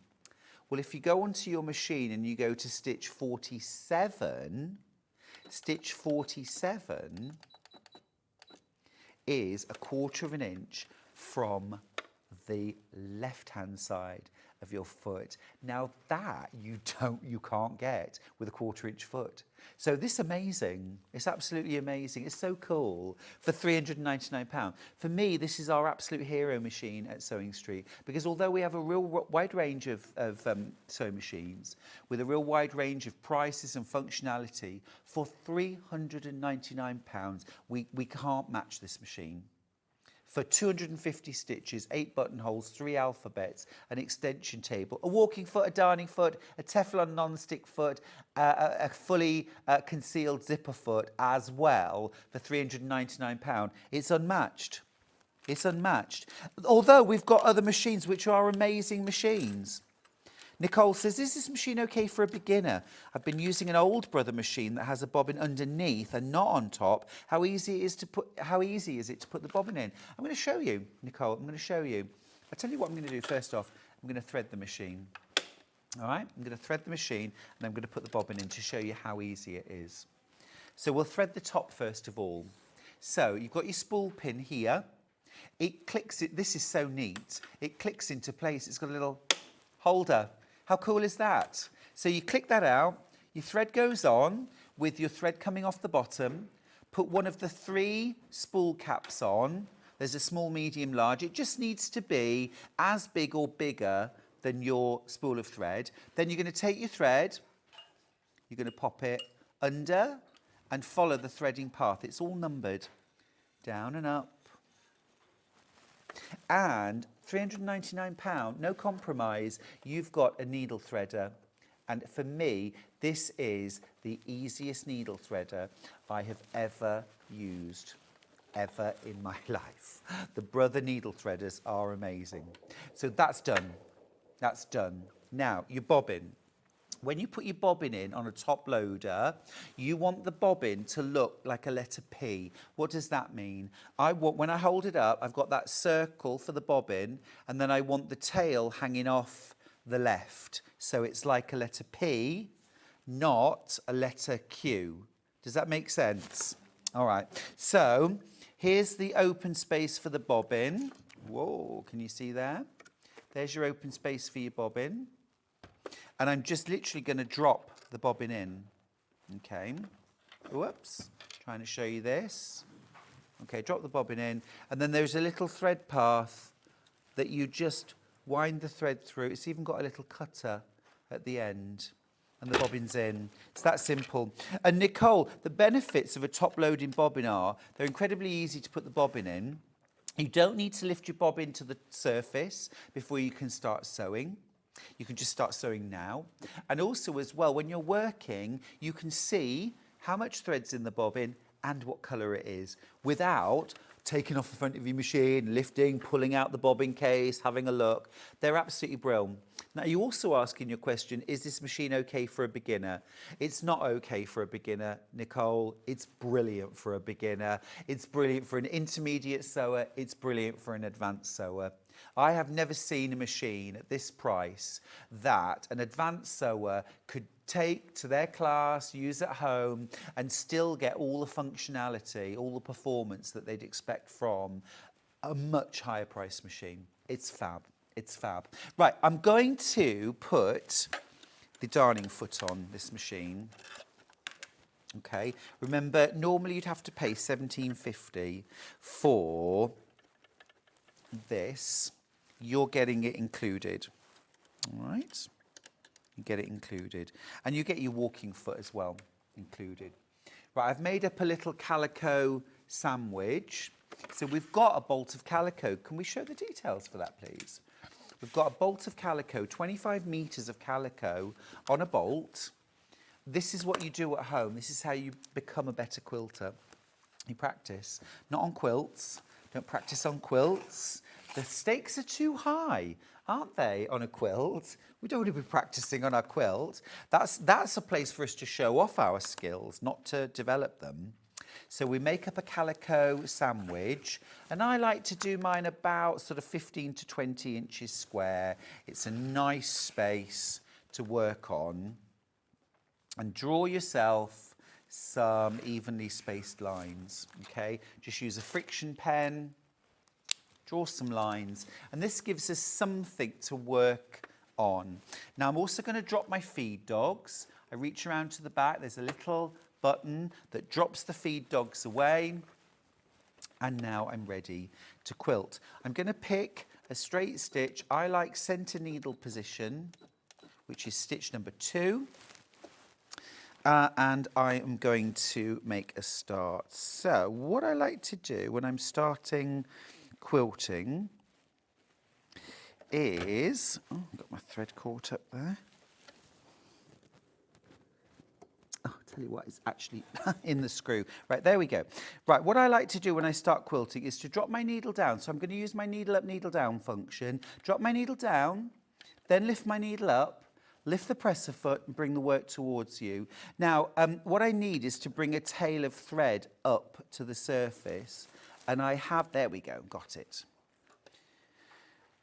I'm going to do the same again, needle down, needle up, and then I'm going to pull everything through. So I'm in a good starting position, all right? And now I haven't got my pedal in, so I'm going to just use this with a start-stop. Okay, so you can do your quilting with a start-stop. And what I recommend you do to begin with, to practice quilting, is just to sew backwards and forwards. Because we've spent our lives only sewing in one direction, and our darning foot is going to help us, enable us, to sew in all directions. But we need to start somewhere, so let's just sew back and forth. Now, once you feel confident here, I'm just going to stop. So I've just been sewing back and forth, back and forth, back and forth, okay? Now I'm going to start sewing side to side, okay? So side to side. This feels very weird to begin with, because we've never normally been able to sew from side to side. Okay, and now let's do a bit of forward and back. So you've got to get comfortable sewing in all directions. So we're sewing forwards and back. And now we're going to sew from side to side.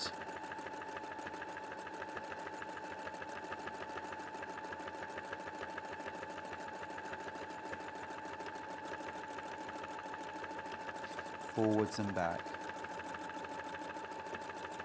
And I'll just show you what I've been doing now. So this is what having a darning foot enables us to do. Okay, so you can see there I started off just sewing forwards and back, and then as your confidence increases, try going side to side, then forwards and back, side to side. This in itself would be a lovely border pattern, but it's a great way of practicing your free motion sewing. You don't have to start with vermicelli. It's all about learning those basic skills. Another thing I like to do for practice is to stitch things like figure of eights and loop the loops. I'll show you what I mean. So I'm going to start sewing, press a foot down, so loop the loops. Now another thing you can do to really improve your quilting is to draw. Get a pencil and some paper and draw the quilting pattern. So draw the lines out first. I'm going to do some figure of eights now as well. So if you can read the question out to me, please. Please help, Stuart. Ooh, okay. So the brother, so the back of the quilting is getting eyelashes. Okay, so Carol, is this Carol in the West Midlands? Yeah, is getting what we call eyelashes on the back of her quilt, which I've also got on the back of my quilt for some reason. I will have to have a look at that. So what you've got here, look, let me just show you what I was doing. All right. Now, very often it's about the top tension. If your top tension is too high or too low, you can end up getting eyelashes on the back. Now I'm just going to have a quick look and see.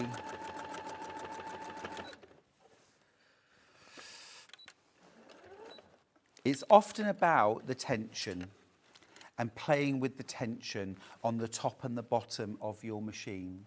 Okay, on a top loading bobbin, you're best off just altering the top tension on your machine, having a little play with that tension. The other thing as well is to make sure that you're using the same thread in the top and the bobbin at the same time. That will also help as well. Try it with the feed dogs down. Try also quilting, free motion quilting with the feed dogs up, because some machines just sew better when they are up. And look, you can still free motion quilt with the feed dogs up. I am quilting with the feed dogs up. The thing that means that you can free motion quilt is not dropping your feed dogs, it is having a darning foot. That's what makes the difference. All right? And I just want to show you the difference. This is the back. Now, I need to have a look at why that was happening. But that's with the feed dogs down.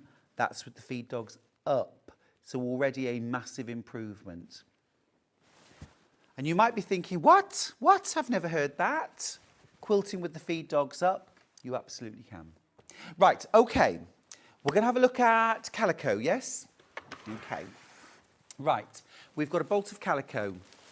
Oh, it is a lot. You get 25 metres on the bolt, 25 metres. Now, this calico is 60 inches wide. It is quilter's calico, and it's pre-washed, pre-shrunk, so it is good to go. Now think of this for things like your quilting practice, dressmaking toiles. What about using it to back cushions, quilts, wall hangings? One width is 60 wide. If you sew two widths together, you've just got yourself 119 inches once it's joined, 119-inch wide fabric. The price per metre of this fabric. It's normally £2.99 a half metre, so £6 a metre, but you are saving £24.50 on the price. So you're only paying £124.99. That's £249 a half metre, so £5, less than £5 a metre, which is incredible. And remember, that is 60 inches wide, not your regular 42-inch wide fabric. It also dyes really well. You can use it for things like tie-dyeing and ice dyeing, painting, drawing. If you got the early bird today, you saw me doing some drawing on calico. It works really, really well as a surface for drawing on as well. Did a lovely bit of drawing earlier on. There we go. Really cool stuff. A FIFO review. Second bolt that I bought, I found it very useful, and it helps that it doesn't matter what I need it for. I always have plenty of good quality calico. It's a really, really good point, that, Jennifer. You get 25 metres on the roll. Now, if you think about a king-size quilt that maybe is 110 inches square, okay, you're going to need about 3.5 metres of calico twice sewn together in a panel, so 7 metres of calico. Now that's actually going to cost you around about £35 for a backing for a king-size quilt. That's incredible. Don't forget as well, you could dye that calico, so piece it together and then tie-dye it, solid dye it. Amazing. So for a few extra pounds for your dye, throw it in the washing machine, dye it a different colour, and there's the backing for your king-size quilt. Even with the dye, you're probably talking about £42, £43 total cost to dye it as well. Really, really cost-effective way of doing it. Also, if you're making things like cushions and you want something for an easy envelope backing, or maybe lining bags. Great staple to have for bag linings, wall hangings and backings, and for toy making. That's Carol in Lincolnshire. Yes, absolutely right. It is such a useful tool to have. But also as well, if you, Helen Rhiannon's book on dressmaking, you make your own toiles. You create your toiles. We all say in dressmaking shows, to get the best fit possible, make a toile in calico. The benefit here is you've got 60-inch wide calico for a start, not 42. So you've got loads of space to work on. This width, this is half the width. It's folded double. It's huge. You get 25 metres. It also means that if you're doing something like doing a toile, say, of a gathered skirt or of a long jacket, you've got that fabric there and in a really, really economical format. It's hugely popular. Lots going in baskets. This is one of those things, it's not particularly exciting looking at it when you think, it's just a big bolt of cream fabric. The fact is, this is one of the heroes in your sewing space. This is the thing you keep going to time and time and time again. You could also, of course, split that with a friend, couldn't you? I'll have half, you have half, except when you get it home, you'll want to keep it all. Now, freezer paper. I was using freezer paper earlier on when I was using the fabric pens. So to stabilise fabric for writing on, drawing on, making quilt labels. If you handwrite quilt labels, you want to iron your fabric to your freezer paper. This also, you can see here, can you see these little spots of ink? This is where, when I was colouring in, there was a small amount of transfer of ink. This freezer paper stopped that going through onto my table. So even as a sort of table liner, you know, it's useful to have, but it also stabilizes the fabric.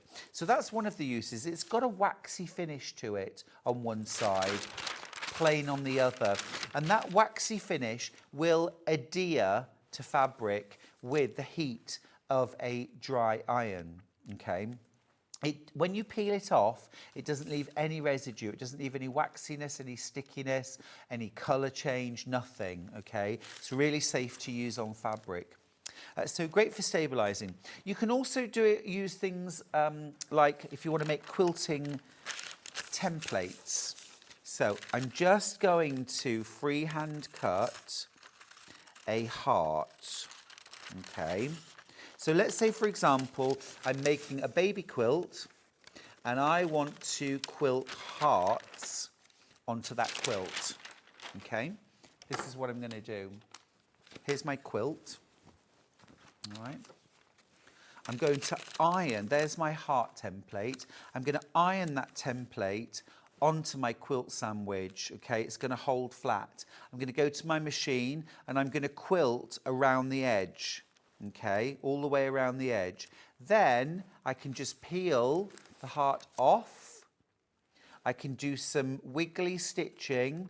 I can iron this somewhere else, maybe at a different angle. I can wiggly stitch.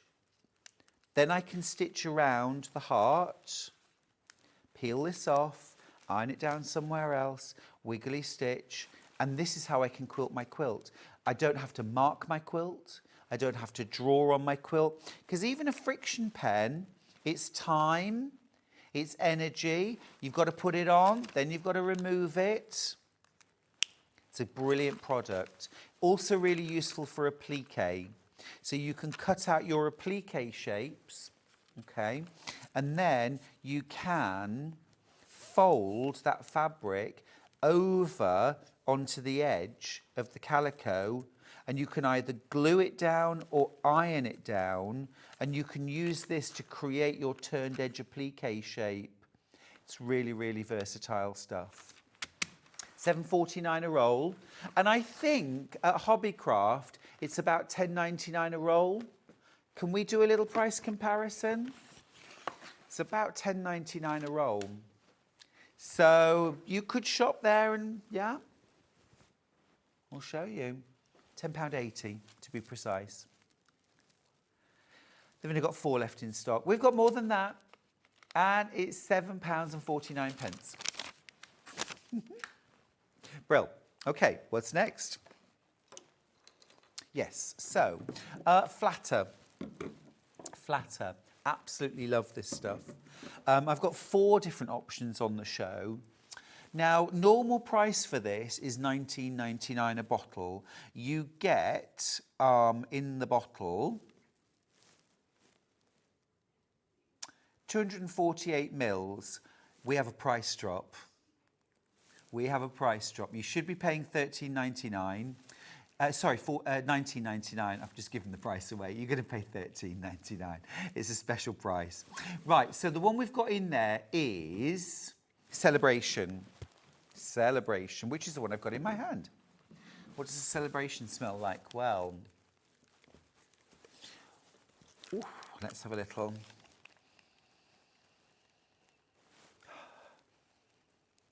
Expensive perfume.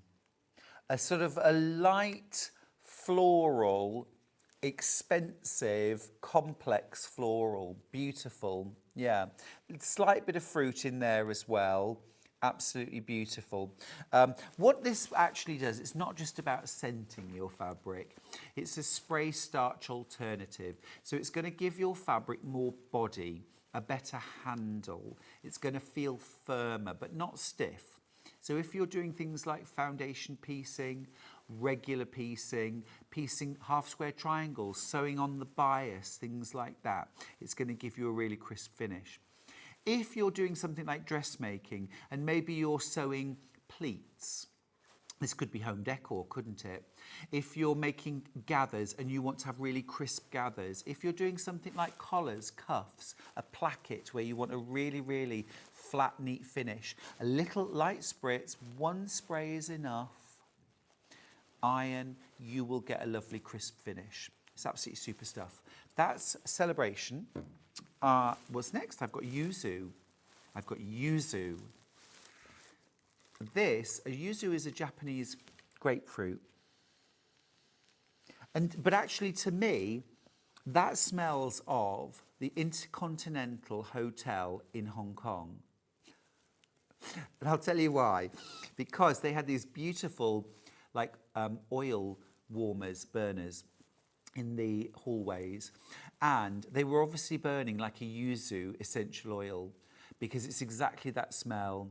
It's not very citrusy. It has got a citrus notes, but it just really sort of clean, fresh, sparkling.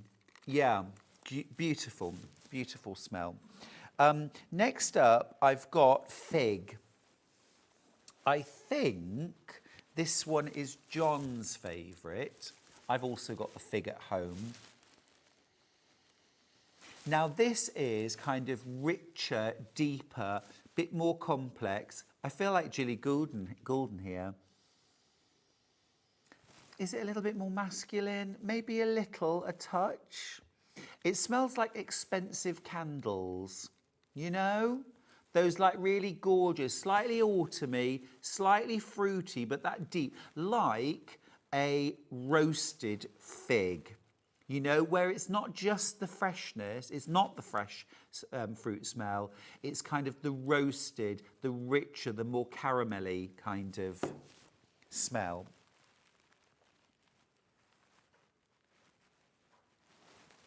A FIFO review, fabulous smell and a very effective fabric treatment. I've used Flatter for many years. That's from Kath on the Isle of Man. Fabulous, fabulous. And then the last one that I've got is called Lacy. Absolutely love Lacy. Just going to unscrew the top. They're all crashing, by the way, $13.99. Lacy, just a really pretty, soft, feminine, floral, you know, almost like a wedding day candle, you know, that lovely, bright, fresh, gentle scent. They're all gorgeous, to be fair. They're all gorgeous.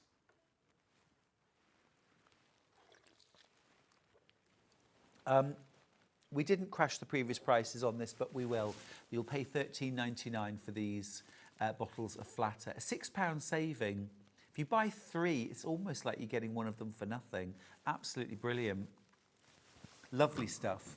Right, do need to let you know as well, these were bought in at a very, very special price so that you could enjoy that saving. If we get any more in future, they will be $19.99. I have been assured of that. So if you want to stock up now, these are a good thing to multi-buy, have in your stash. I definitely don't want to run. I've got the pineapple, I can't remember what it's called, pineapple something.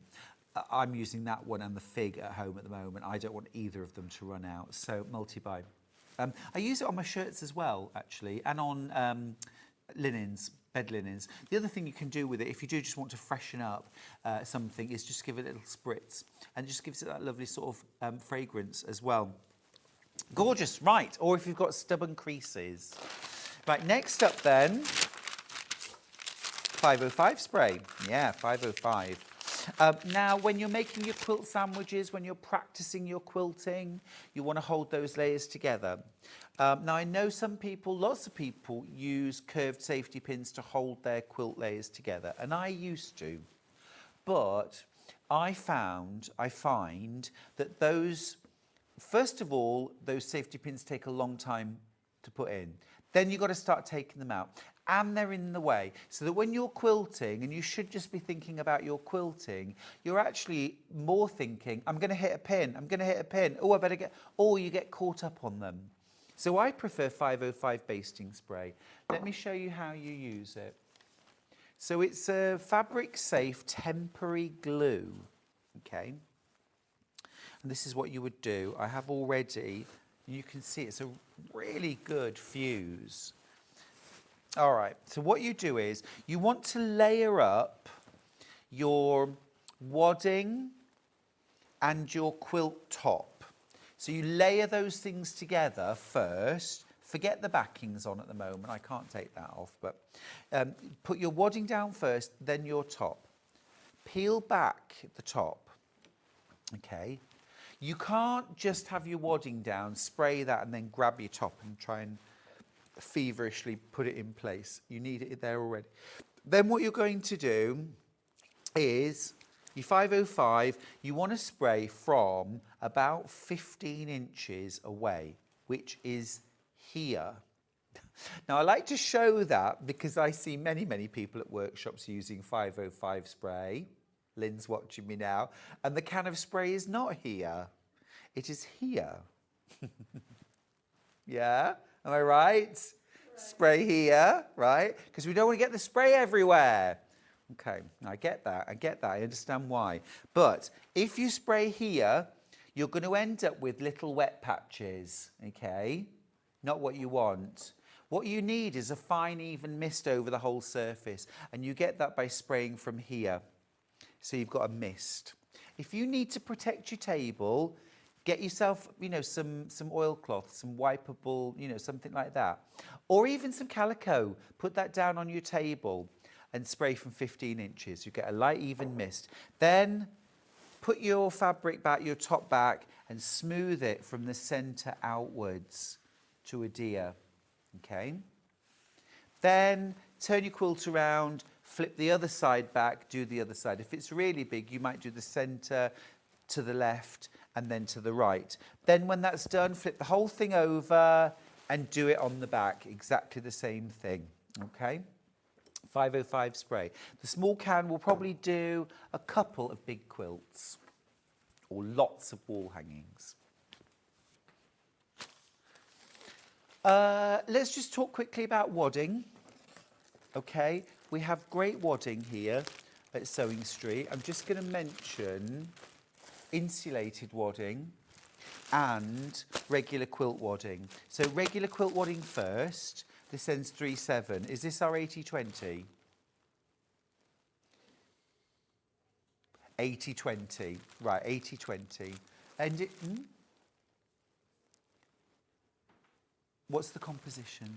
So this is 100% cotton. Right, so this is 100% cotton wadding, all right? This is 100% cotton. So this is cotton wadding, 100% cotton wadding, really nice and thin, very drapable, very easy to quilt, okay, because it's very thin, whether you quilt by hand or machine. If you're doing a bigger quilt and you want to, you know, give yourself your best shot at getting it through your sewing machine, your regular sewing machine, a thinner wadding will mean there's less bulk to try and move around and get through your machine. So 100% cotton wadding is really good for that. It's also, it washes really well, it drapes really well, it looks lovely, and it's very sort of easy to work with. Now, we've also got 80/20 wadding on Lynne's hour. We'll talk about 80/20 then. But I want to just mention the heat insulating wadding. 9/8. Okay, so this is a 1/2 metre. Is this pre-cut or is this cut to order? Cut to order, okay. This is 113 centimetres wide. So this is the width. Okay, just over 1 metre in width. 1/2 metre will cost you £3.99. Now have a look at this. This is the kind of stuff that's got that sort of like space blanket inside it, and then it's got a light covering of batting on one side and then on the other as well. This is the kind of thing you're going to use for things like insulated shopping bags, lunch bags, freezer bags, all that kind of stuff. That reflective surface is going to keep cool things cool for longer or warm things warm for longer. Now, Jess, our producer's just asked, could I use this on a quilt? Well, it does have a little bit of crinkle noise, but yes, and here's when you would use it best, I think. If you go to a lot of like sports games, things like that, where you're sitting down outside on cold seats, cold benches, make yourself a small quilt with this inside it, because it will reflect your body heat back on you. So as well as insulating, all quilts are insulating and keep us warmer, but this one will actually help reflect your body heat back up on you. So if you have it over your lap or under you, it's going to do the job. You might also consider doing that, you know, if you want something to keep you really toasty at home. You could even make a little something that you could pop your feet or your hands in if you get particularly cold hands at home. You could make, you know, that kind of really traditional muff, yeah, that you put your hands in. You could do that too. Let's bring back the muff. This is a Victorian thing, isn't it? You used to get those Christmas cards with a little girl with their hands on a string usually, but you could also have that at home, just sitting on the sofa. All right. Okay, leave it there. I'm going to go to a little break. I'll see you after this with Lynne Goldsworthy. It's Search for a Star finalist week here on Sewing Street. Tune in from Wednesday the 20th through to Sunday the 24th of November to meet our talented finalists and vote for your favourite sewist to win. The voting lines will open from 1 p.m. on Sunday the 24th of November.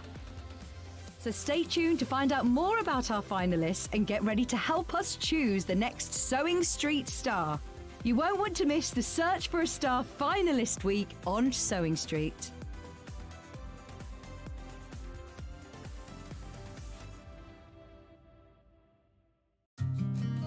Did you know that we can deliver to over 20 different countries worldwide, spanning 4 continents from the UK to Australia? Check out our website for the list of countries and delivery costs. Sewing Street, stitching the world together.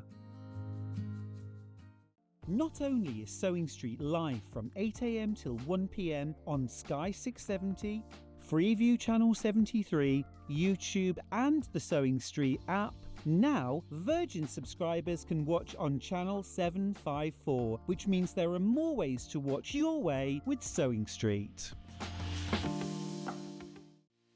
Our UK-based call centre is always on hand to assist you 24 hours a day, 7 days a week.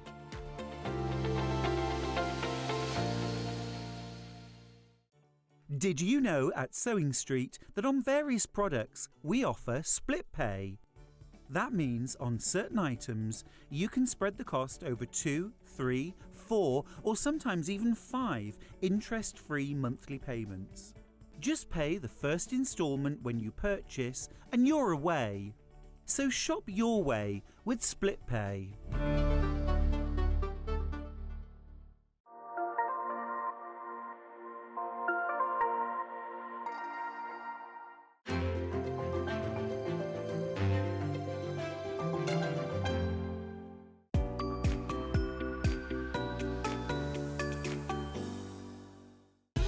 Keep up to date with what's on Sewing Street, as well as all the latest news and special offers by signing up to our email newsletter. Go to sewingstreet.com and scroll down to the bottom of the homepage. Type in your email address and click the envelope. That's it. You'll never miss out on the latest news and special offers ever again. Never miss a show by watching on the go with the Sewing Street app. Head over to your App Store now and search Sewing Street and simply download to your smartphone or tablet. You can watch the shows live and see your favourite presenters and guests. Click on the Today button to shop all of the products that are featured in today's show. Want to know what's hot? Then click here to see today's bestsellers and highlights. Have you missed a show or want to watch one back? Then click the schedule button and you can go back 7 days to watch and shop, and you can also see what's coming up over the next 7 days. Want to say hello or ask a question to our guests? Then send a message to the studio. You can also keep in touch with all the latest news, events, product launches and much more by clicking here for our social media pages. Never miss a show by watching on the go with Sewing Street. Shopping with Sewing Street couldn't be easier. You can shop via our website at www.sewingstreet.com, where you can watch our live shows and see all the products from that day. We also have a huge amount of products on our website, from your sewing room essentials to fabrics, sewing machines and much more. You can download and shop on the go with our Sewing Street app. Simply head over to your App Store and search Sewing Street. Alternatively, you can contact our UK-based call centre 24 hours a day on 0800 001 4433. Shopping made easy at Sewing Street. Hey everybody, welcome to Sewing Street and also welcome to Lynne Goldsworthy herself. Thank you very much, Great to have you back, Lynne. It's nice to be back. It's fun to be here, I have to say. Your second time on air. My second time, yes. Yeah, we did your first show together a few weeks ago. Yes, so I've chosen always to be on with you. Glad to hear it, glad to hear it. Yeah, because you're my friend. Exactly, we are old friends. We are friends. And we've worked together lots. Old, young. Old friends. But also as well, look, last time when you came on, you brought some fabulous quilt designs and our viewers loved you. Oh, thank you. Also had so much lovely feedback about what a brilliant teacher you are and about, you know, how many great tips you gave. Oh, how So we're all looking nice. forward to more, right? We are. So, if you didn't meet Lynne before, Lynne Goldsworthy, who are you and what do you do? Oh, golly, I make quilts and I'm very narrow-minded. I don't make pouches. I don't make anything 3D. I'm sort of a bit of a one-trick pony. So I make quilts for magazines, for books, for you guys, for anything and everything, really. Yeah, and you have written a few books. Yes. You write for a lot of magazines. I love doing magazine work. I mean, literally open any quilting magazine now or in the last 10 years and you will find a Lynne Goldsworthy pattern in there. I do like doing magazines because you can kind of make what you want. So it's, you know, it's playtime really for me. Yeah, absolutely fab. And you design for beginners, intermediate and advanced sewers. Totally. It just depends on whatever. Sometimes it's the fabric that prompts whatever the quilt is that I make. But I try to make them makeable. I try not to make anything that I make too difficult. I don't like impossible quilts. Right, absolutely. Same here. Yeah. Well, talking of beautiful, very makeable quilts, have a look at this. This is the brand new quilt, Lynne. It's absolutely stunning. Thank you. Tell me about this quilt. What's it called? So it's called Irish Stars, and the reason it's called Irish Stars is because it's kind of based originally off an Irish chain design. So if that's a design you don't know, then it's these 9 patches that sort of click together across the quilt, and then, as we like to do, Stuart, I've turned it on point so that it actually makes a square grid. And then I originally was thinking about doing a kind of mariner's compass in these gaps here, but then that slowly morphed into these stars. Beautiful. So I don't know if you can see on screen, but they're 2 colours. So they've got a sort of a little bit of a, perfect. Got a little bit of a sort of 3D effect. Yeah, they are. So they're kind of split down the middle, Exactly, medium and dark. exactly. So that was where they came, in a sense, from the mariner's compass idea. And yes, so you've got these stars to make, and then you sort of assemble the Irish chain around it. It's lovely. And great for scraps, or great with these beautiful red and blue and cream fabrics that Yeah, we've the got fabrics at are Maidstone today. absolutely stunning, Lynne. They're very rich. You actually, I don't think, when I tried to photograph it, it came out almost sort of grey colour, but in person, they're very sort of deep reds and blues and creams. They're gorgeous colours. They are lovely. They're a little bit William Morris-esque, aren't they? Very. They've got that very. gorgeous richness. But actually, what I really love what you've done here is you've taken very rich, deep, dark fabrics, but you've actually made a quilt which is light and airy and fresh. It doesn't feel heavy and dark. No, I know what you mean, but my thinking was to make it a little bit sort of cosy and wintry and kind of, I know what you mean. It is quite bright, but I do like the sort of cosy feel of these colours, these deep colours. They've got the real autumn feel to me. Yeah, they're absolutely lovely, beautiful. And if you're thinking, I still can't see the block, Yeah. where are the blocks? Do you mean the Irish chain block or the star blocks? Both. Both. Okay, so the star blocks sit in here. So this is the block here. This is the star block here, yes. So that's foundation paper pieced in 8 sections. Yep. Then you add triangles onto the corners to make it square. And we're going to be talking as well about how you make these 8 points join each other, hopefully meet in the middle. Yep. And then to see the Irish chain blocks, you almost have to sort of tilt your head onto 45 degrees because the whole thing is done on point. So exactly, so you've got that block there. It's a sort of a series really of interlocking blocks. So the block is this square here. Yep. So a 9 patch in the middle and then squares at the corners. And then when you get to the edges of the quilts, you'll have those blocks as kind of half blocks. Yeah. And there are detailed, within the pattern, there are detailed sections on how to put those together, because those are the kind of things you can lose track of. Yes. So I've got But you've in made here- it really easy for us. Well, what I've done is I've talked about, these are the strip sets you make. I can hold that up if you like. We so can that get to overhead. We can do Sure. overhead. Yeah. So I'll have a section where it tells you exactly what strip sets to make, and then over leaf, a section that tells you how to cut those up, and then how to reassemble those to make all the blocks that you've got here, because you have some blocks in the centre, some on the side, some on the corners. So you're just really keeping track of where your squares are, because the whole thing is put on point. And you'll see here that I've then got an assembly diagram. So you really just follow it step by Very step by easy. step to put it together. Gorgeous. Yes. How big is the quilt, Lynn? That's a very good question. It's in the region of 60 inches square. Brilliant. We love a square quilt, Lynn. I love a square We love quilt, a and I square like quilt. one about this size Me because too. it's not impossible to quilt, because it's not so big that it's dominating. Because I know a lot of people, I do all my quilting on a domestic machine, Just about to ask but a you lot that. of people find that intimidating, Yeah. whereas something this size is actually a lot more manageable. And also, Lynn, it is absolutely fair to say you love your walking foot and straight line quilting. I do, and we were talking about this Very just before, achievable. actually. Stuart is an amazing free motion quilter. I don't really have that skill, so when I've got a grid, some kind of pattern on my quilt that I can follow, I'll almost always do straight lines this way or diagonal lines with my walking foot, because I think it gives just a nice overall simple finish to the quilt. I would love to be great at free motion quilting, but you have that brain or you don't. But you don't need to be to make No. a gorgeous quilt. No, and I love the simplicity of this kind of quilting. Absolutely fabulous. Should we dive into the quilt? Let's dive into the kit. All right, so here's the kit. Now, in total, you're getting 5.5 meters of fabric. So let me break that down for you. You're getting 4.5 meters of this absolutely stunning linen texture from Macawa. Now, you can see there's that gorgeous variation in colour. The closer you look at this, you can see this printed texture. So it's 100% cotton, but it has this gorgeous printed linen texture. So it's not textured, it's that look, okay?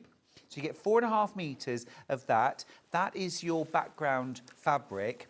Then you get 8 fat quarters of your beautiful fabrics to go with. I'm going to open these all out so you can see.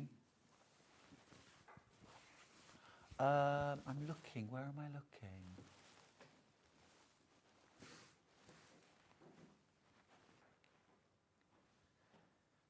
Ooh. Kahei?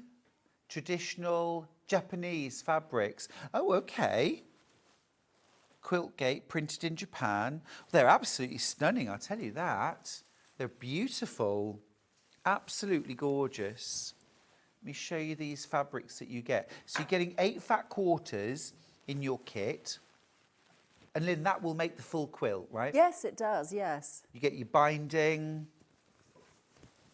Yes, I think the binding comes out of the linen because texture. yes, exactly. I use the same for the binding because it was a lovely disappearing binding.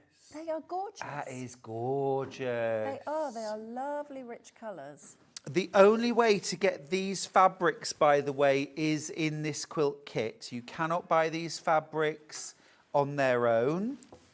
You get 8 fat quarters. I'm going to show you each one because each one of these is an absolute thing of beauty.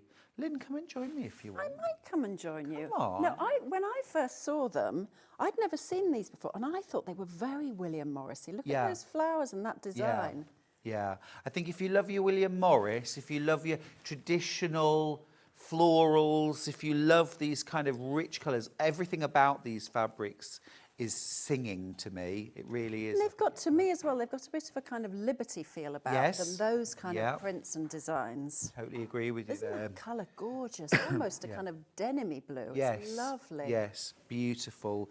And a lovely mixture, actually, of larger scale florals and those small ditzes. How gorgeous is that? And then, of course, remember, you've got 4.5 meters of Macawa linen texture. So not a solid, not one of those sort of gel prints, but a gorgeous designer linen texture fabric. Now, of course, as well, you do get your pattern from Lynne Goldsworthy, and it's a really in-depth guide to making this quilt. I've put a lot more into these patterns, actually, Stuart. Since coming here and seeing your patterns, when you'd gone on for a coffee break, I took a little look at your patterns. Okay. And I thought, oh my gosh, he puts a lot in his patterns. So I thought, you know what, I need to up my game. I need to put more in these. Well, thank you. I think it's great when you have things like your layout diagrams and your, you know, it's a hand to hold, isn't it? Some people need very little instruction. True. Just go, I know what I'm doing, fine. But if you need more, I'd prefer to put it in there and not necessarily assume that somebody knows how to do foundation paper piecing or how to do strip piecing. So you've taught us how to do everything we need to do? Yes. No assumed knowledge. No assumed knowledge. I'm teaching how to do strip piecing, how to do foundation paper piecing. Brilliant. And there was one more. Oh, I know how to make those 8 points join in the star. And you're going to teach us all of that today as well? Yes, as long as Absolutely everything fab. I've got time for, I will do. I sincerely hope so. So to get the full kit, $96.99. That's a really good price. This is 5.5 meters of fabric in total. 5.5. 5.5 meters. So you've got, so it's, in fact, wait a minute, it's 6.5 meters, isn't it? Because you get 4.5 meters of this and 8 fat quarters, which is a total of 6.5 meters of fabric. So this Absolutely linen texture brilliant. is background and binding, because I did just a plain binding on the side, which I love. I love that finish when you just do a plain binding, almost like a disappearing edge to the quilt. Yeah. So that the squares on the edge of the quilt are actually kind of the end of the design, so to speak. Yeah, it's really beautiful. Now, we do also have the pattern by itself. If you've got scraps, this would be beautiful done scrappy version, wouldn't it? Very easy for scraps. It's a quilt that's made for scraps, really. I mean, it works very well in these because these pull all the colours together. But you can always pull your scraps together in colours. You can always do a quilt in, say, reds and blues or Lovely. whatever you've got, whatever you fancy. Yeah, it's gorgeous. So this is for the physical pattern. So you get the paper pattern all printed out, posted out to you. This, obviously, if you buy this on its own and nothing else today, it's $9.99 for your pattern, plus your $4.95 postage. Remember, if you buy anything else on today's show, or at all from Sewing Street, in fact, you pay $4.95 postage all day, okay? $9.99 for that. Now, the reason why I'm explaining all of that is that we are now doing digital downloads on some of our patterns, and this is one example. So, if you want the digital download of this pattern, use this code, AC4L49, okay? You won't get the physical pattern. It will come as a PDF download. Right. Direct to your inbox, okay? You don't pay postage and packing. Unless, of course, you buy something else on the show today or from Sewing Street today, and then you're paying P&P for that. But if the only thing you buy today is a digital download, then you pay $9.99 and nothing else. If you get a digital download... Oh, hang on just one second. Go on. Lynn, sorry. Go on. Right, okay, yeah. So just the producer's just explaining to me. If you buy the pattern as a digital download, you can't get a refund. Makes sense. Okay. So that's $9.99. Also, when does it arrive? Okay. It's not an instant download. Okay. You get the download once the money's been taken. Now, pretty much, I think our standard thing is that the money's taken at midnight tonight. All the cards check out. Okay. So it should be that it downloads at midnight, or you could download it from midnight tonight. Some customers have been getting theirs earlier, almost straight away. That's a bonus. But let's set our limitations. Midnight tonight, okay? Under or promise. Midnight from where? Yeah, yeah, there you go. Absolutely, absolutely. All right, so that's that. I'm so sorry, Lynn. What were you going to say? I was going to say two things. If you are working from a digital...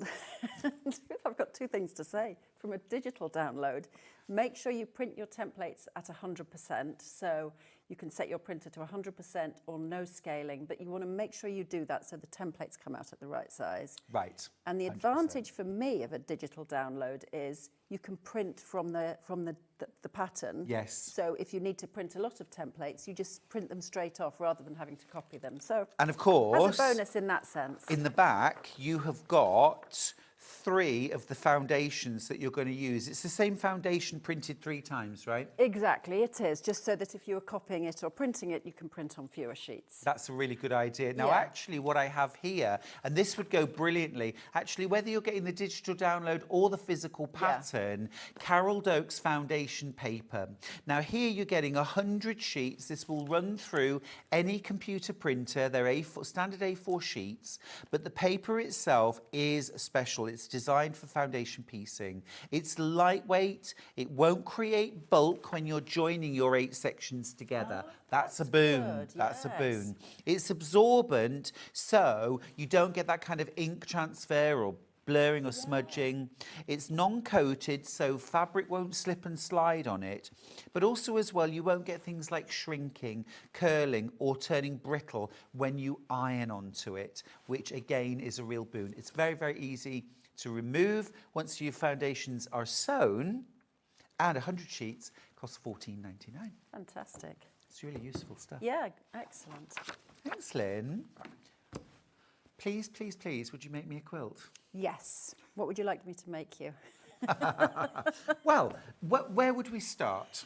I think start with the strip piecing, Great. because that's nice and simple, and you get a lot done quickly. Let's do that. So you sort of feel like you're making a lot of progress. And Yeah. for me, when you feel like you're making progress, you get more kind of excited about the quilt. Whereas totally do. when you feel like you're slowing down, sometimes you can lose a bit of momentum. I agree with you. So I'm just going to give you a little demo of how you would make a 9 patch. Now, obviously, you can see here when you look at this on the diagonal that these are bigger than a 9 patch, but this is just to give you an idea of how strip piecing works.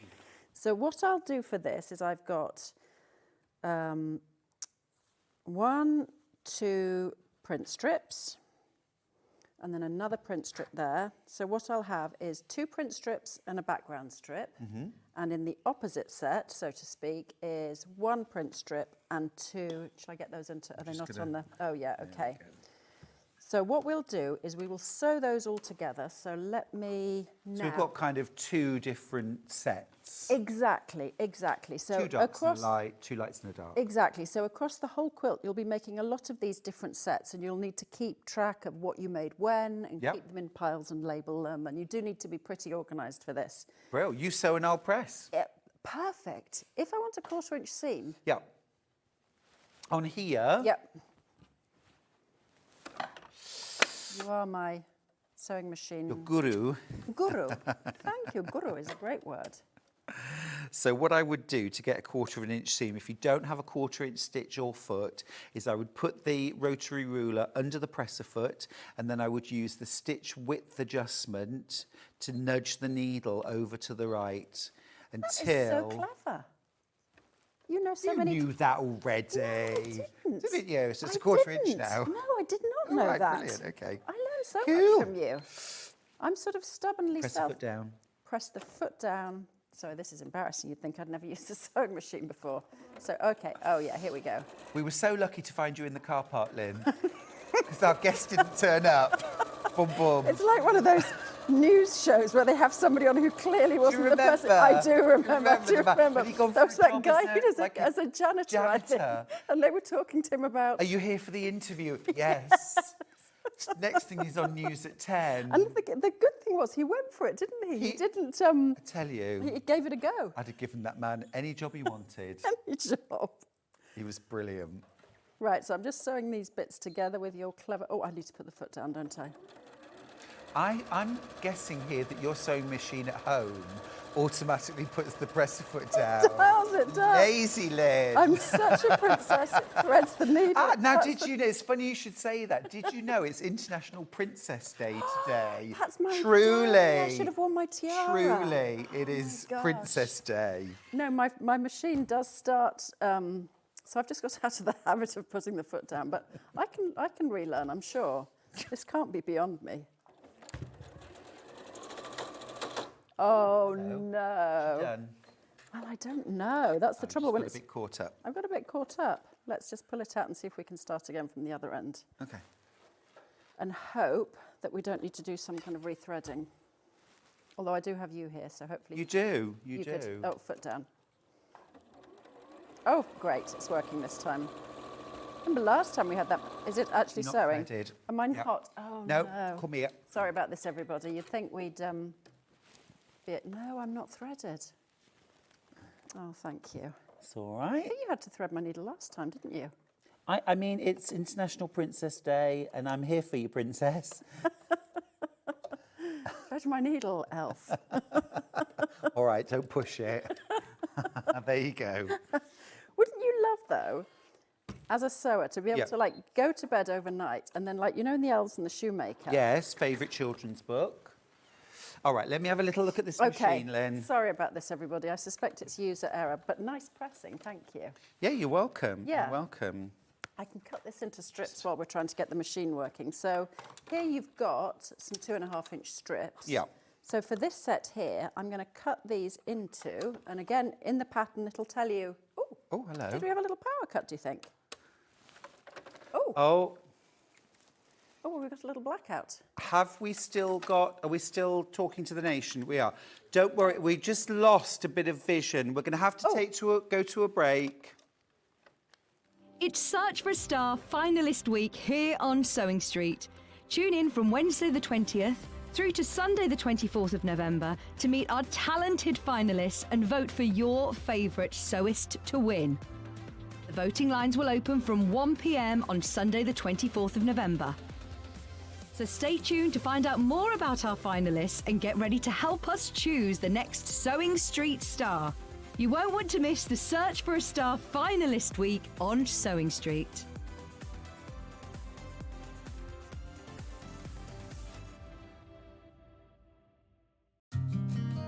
Did you know that we can deliver to over 20 different countries worldwide, spanning 4 continents from the UK to Australia? Check out our website for the list of countries and delivery costs. Sewing Street, stitching the world together. Not only is Sewing Street live from 8 a.m. till 1 p.m. on Sky 670, Freeview Channel 73, YouTube and the Sewing Street app, now Virgin subscribers can watch on Channel 754, which means there are more ways to watch your way with Sewing Street. Our UK-based call centre is always on hand to assist you 24 hours a day, 7 days a week.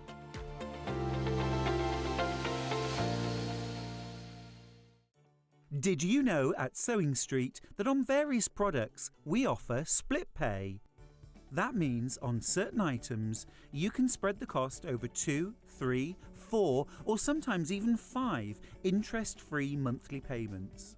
Just pay the first instalment when you purchase and you're away. So shop your way with split pay.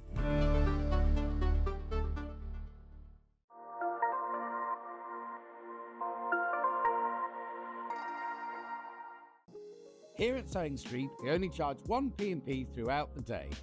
You can add as many items to your basket and check out and still only be charged once. Once you've checked out the first time and want to order again, you simply add the item to the basket and click on the Combine Order button. Remember, standard P&P is £4.95. Charges may differ for outside the UK. Or upgrade to our premium option for £6.95 on certain items. Shopping made easy at Sewing Street.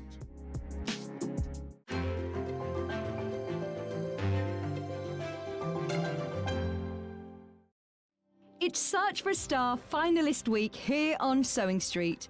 Tune in from Wednesday the 20th through to Sunday the 24th of November to meet our talented finalists and vote for your favourite sewist to win. The voting lines will open from 1 p.m. on Sunday the 24th of November. So stay tuned to find out more about our finalists and get ready to help us choose the next Sewing Street star. You won't want to miss the Search for a Star finalist week on Sewing Street.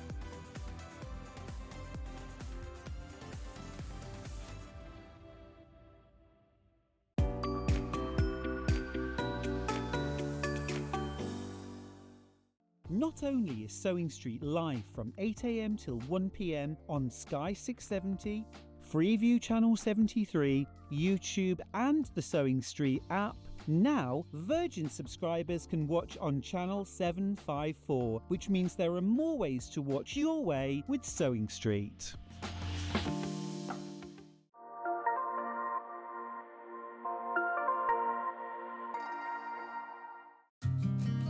Did you know that we can deliver to over 20 different countries worldwide, spanning 4 continents from the UK to Australia? Check out our website for the list of countries and delivery costs. Sewing Street, stitching the world together. Did you know at Sewing Street that on various products we offer split pay? That means on certain items, you can spread the cost over 2, 3, 4, or sometimes even 5 interest-free monthly payments. Just pay the first instalment when you purchase and you're away. So shop your way with split pay. Here at Sewing Street, we only charge one P&P throughout the day. You can add as many items to your basket and check out and still only be charged once. Once you've checked out the first time and want to order again, you simply add the item to the basket and click on the Combine Order button. Remember, standard P&P is £4.95. Charges may differ for outside the UK. Or upgrade to our premium option for £6.95 on certain items. Shopping made easy at Sewing Street. Our UK-based call centre is always on hand to assist you 24 hours a day, 7 days a week.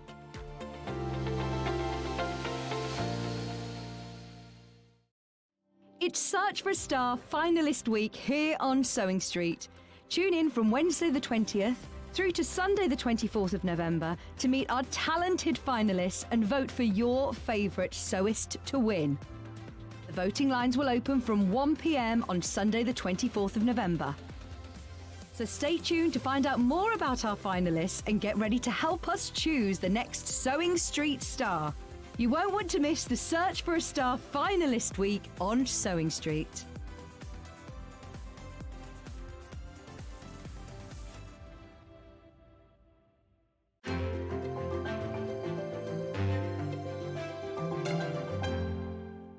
Not only is Sewing Street live from 8 a.m. till 1 p.m. on Sky 670, Freeview Channel 73, YouTube and the Sewing Street app, now Virgin subscribers can watch on Channel 754, which means there are more ways to watch your way with Sewing Street.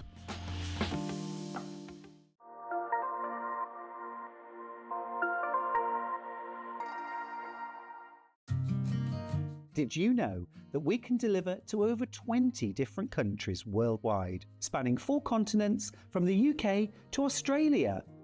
Check out our website for the list of countries and delivery costs. Sewing Street, stitching the world together. Did you know at Sewing Street that on various products we offer split pay? That means on certain items, you can spread the cost over 2, 3, 4, or sometimes even 5 interest-free monthly payments. Just pay the first instalment when you purchase and you're away. So shop your way with split pay. Here at Sewing Street, we only charge one P&P throughout the day. You can add as many items to your basket and check out and still only be charged once. Once you've checked out the first time and want to order again, you simply add the item to the basket and click on the Combine Order button. Remember, standard P&P is £4.95. Charges may differ for outside the UK. Or upgrade to our premium option for £6.95 on certain items. Shopping made easy at Sewing Street. Our UK-based call centre is always on hand to assist you 24 hours a day, 7 days a week.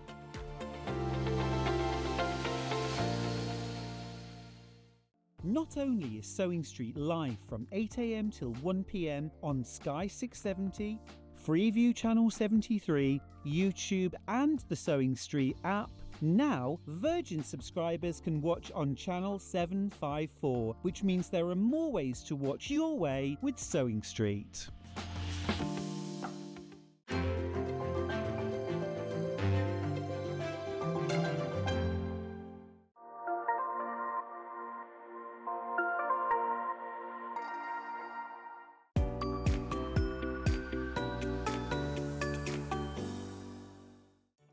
Did you know at Sewing Street that on various products we offer split pay? That means on certain items you can spread the cost over 2, 3, 4 or sometimes even 5 interest-free monthly payments. Just pay the first instalment when you purchase and you're away. So shop your way with split pay. Did you know that we can deliver to over 20 different countries worldwide, spanning 4 continents from the UK to Australia? Check out our website for the list of countries and delivery costs. Sewing Street, stitching the world together. Here at Sewing Street, we only charge 1 P&P throughout the day. You can add as many items to your basket and check out and still only be charged once. Once you've checked out the first time and want to order again, you simply add the item to the basket and click on the Combine Order button. Remember, standard P&P is £4.95. Charges may differ for outside the UK. Or upgrade to our premium option for £6.95 on certain items. Shopping made easy at Sewing Street. It's Search for a Star finalist week here on Sewing Street. Tune in from Wednesday the 20th through to Sunday the 24th of November to meet our talented finalists and vote for your favourite sewist to win. The voting lines will open from 1 p.m. on Sunday the 24th of November. So stay tuned to find out more about our finalists and get ready to help us choose the next Sewing Street star. You won't want to miss the Search for a Star finalist week on Sewing Street.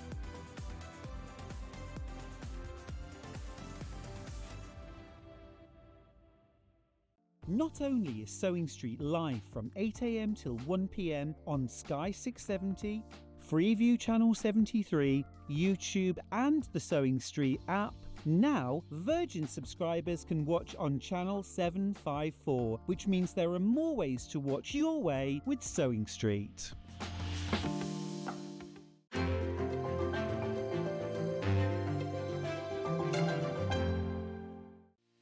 Our UK-based call centre is always on hand to assist you 24 hours a day, 7 days a week.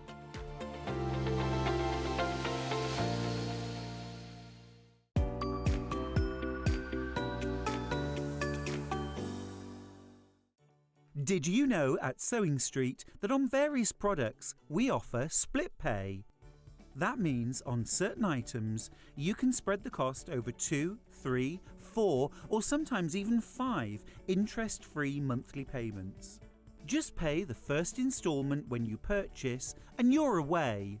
So shop your way with split pay. Did you know that we can deliver to over 20 different countries worldwide, spanning 4 continents from the UK to Australia? Check out our website for the list of countries and delivery costs. Sewing Street, stitching the world together. Here at Sewing Street, we only charge 1 P&P throughout the day. You can add as many items to your basket and check out and still only be charged once. Once you've checked out the first time and want to order again, you simply add the item to the basket and click on the Combine Order button. Remember, standard P&P is £4.95. Charges may differ for outside the UK. Or upgrade to our premium option for £6.95 on certain items. Shopping made easy at Sewing Street. It's Search for a Star finalist week here on Sewing Street. Tune in from Wednesday the 20th through to Sunday the 24th of November to meet our talented finalists and vote for your favourite sewist to win. The voting lines will open from 1 p.m. on Sunday the 24th of November. So stay tuned to find out more about our finalists and get ready to help us choose the next Sewing Street star. You won't want to miss the Search for a Star finalist week on Sewing Street.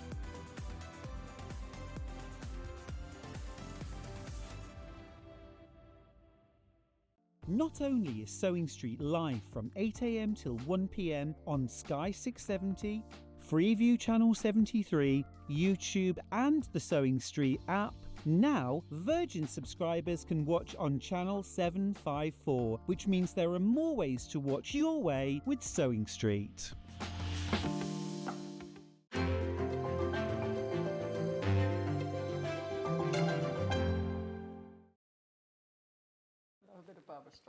Hello, we're back. Sorry about that. We're back, Lynn. We're back. We're a little bit dimly lit. We're a little bit more dimly lit. Essentially, we lost all the lights in the studio. That's why it went dark. And we've got some lights set up, but it is a little subdued, isn't it, It's a bit Lynn? like camping lighting. Camping lighting Yeah. or first date lighting, which we quite like. First date lighting, yes. More subtle and flattering lighting. So, we're good to go. Yes. Engineers are working on those lights. Stay with us, won't you? Right, so we are looking at Lynne Goldsworthy's fabulous Irish Stars quilt pattern. It's hanging behind us now. It's an absolutely beautiful quilt, Lynn. Thank you, Stuart. And also your really thorough instructions are so accessible. See, that's what it looks like with proper lights, with full lights, and put another shilling in the meter. But this is a full kit. It's £96.99 to make the full kit. You get 6.5 metres of fabric in total, and your pattern. It's fab. Now, we were doing some strip piecing before the break. I was doing Talk a us through the little process. demo of how you would make a 9 patch, because a lot of what we've got here is all these little squares are strip pieced across the quilt. So you may think, you know, you piece one by one by one by one, but you don't. You piece them in strips. Yep. So what I've done is I've sewn together, I don't know if am I on the top one or the bottom one, Stuart? We're on the top one. So On the this is top one, overhead. okay, That's cool. it. That's So I've sewn together a print, a background and a print, and then the same in reverse. And I've then cut those into 2.5 inch wide strips. And what you can then do is you sew those strips together, and that makes your 9 patch. And Amazing. we continue that principle across the whole of the quilt top to make all of these blocks, the blocks in the centre and the blocks at the sides. Do you want me to make a 9 patch, or shall we move on to something else? Look, should we move on? Sure, Let's move on. Yeah. Yeah, brilliant. So even if you're a complete beginner, the instructions take you right back to basics. You don't have to know anything. It's a real beginner-friendly quilt. Of course, as well, we're going to add some time on to the show That we so that lost. Lynn, yeah, exactly, when we were all in darkness, fumbling. Yeah. I started singing, Papa, can you hear me in the darkness? Which amused Lynn. It's lovely to have a bit of singing on the show. Every time, let's have a song. Where should we go to next? Shall we do a little bit of foundation paper I'd love to piecing? do some foundation Okay. piecing. So what we're talking about now is these star points. So as I said before, the idea was they're a little bit like sort of a mariner's compass star point. So they've got these 2 colours within each of the star points. I love that. It almost gives it a 3-dimensional look. Yeah, it just gives it a little more interest into the stars. And within the pattern, as well as having templates for foundation paper piecing, you're also going to get templates for cutting your pieces for foundation paper piecing. And the reason I do this is because it makes the foundation paper piecing, when you come to it, much easier, much quicker. You don't have to guess what size piece of fabric you're going to need, because you've already cut a piece to the perfect size. And I'm thinking a lot less wasteful. So much less wasteful, yes, because you could waste a lot on this. When you've got triangles, if you cut a rectangle, you're losing about half of each rectangle. Yeah. So it just makes the foundation paper piecing, once you get to that stage, a lot quicker and easier. So we use one of the templates, and I go through that in the pattern, what you use for which, but basically I'm holding that so that I've got a dark and a light together, and I'll cut them both in one go, and then you'll get one is the mirror of the other. So just cut that out. Oh, don't see, I can't work the rotary cutter. This is embarrassing. Oh, have we got lights coming on? We There was a little might. bit of flashing, wasn't there? There was a little.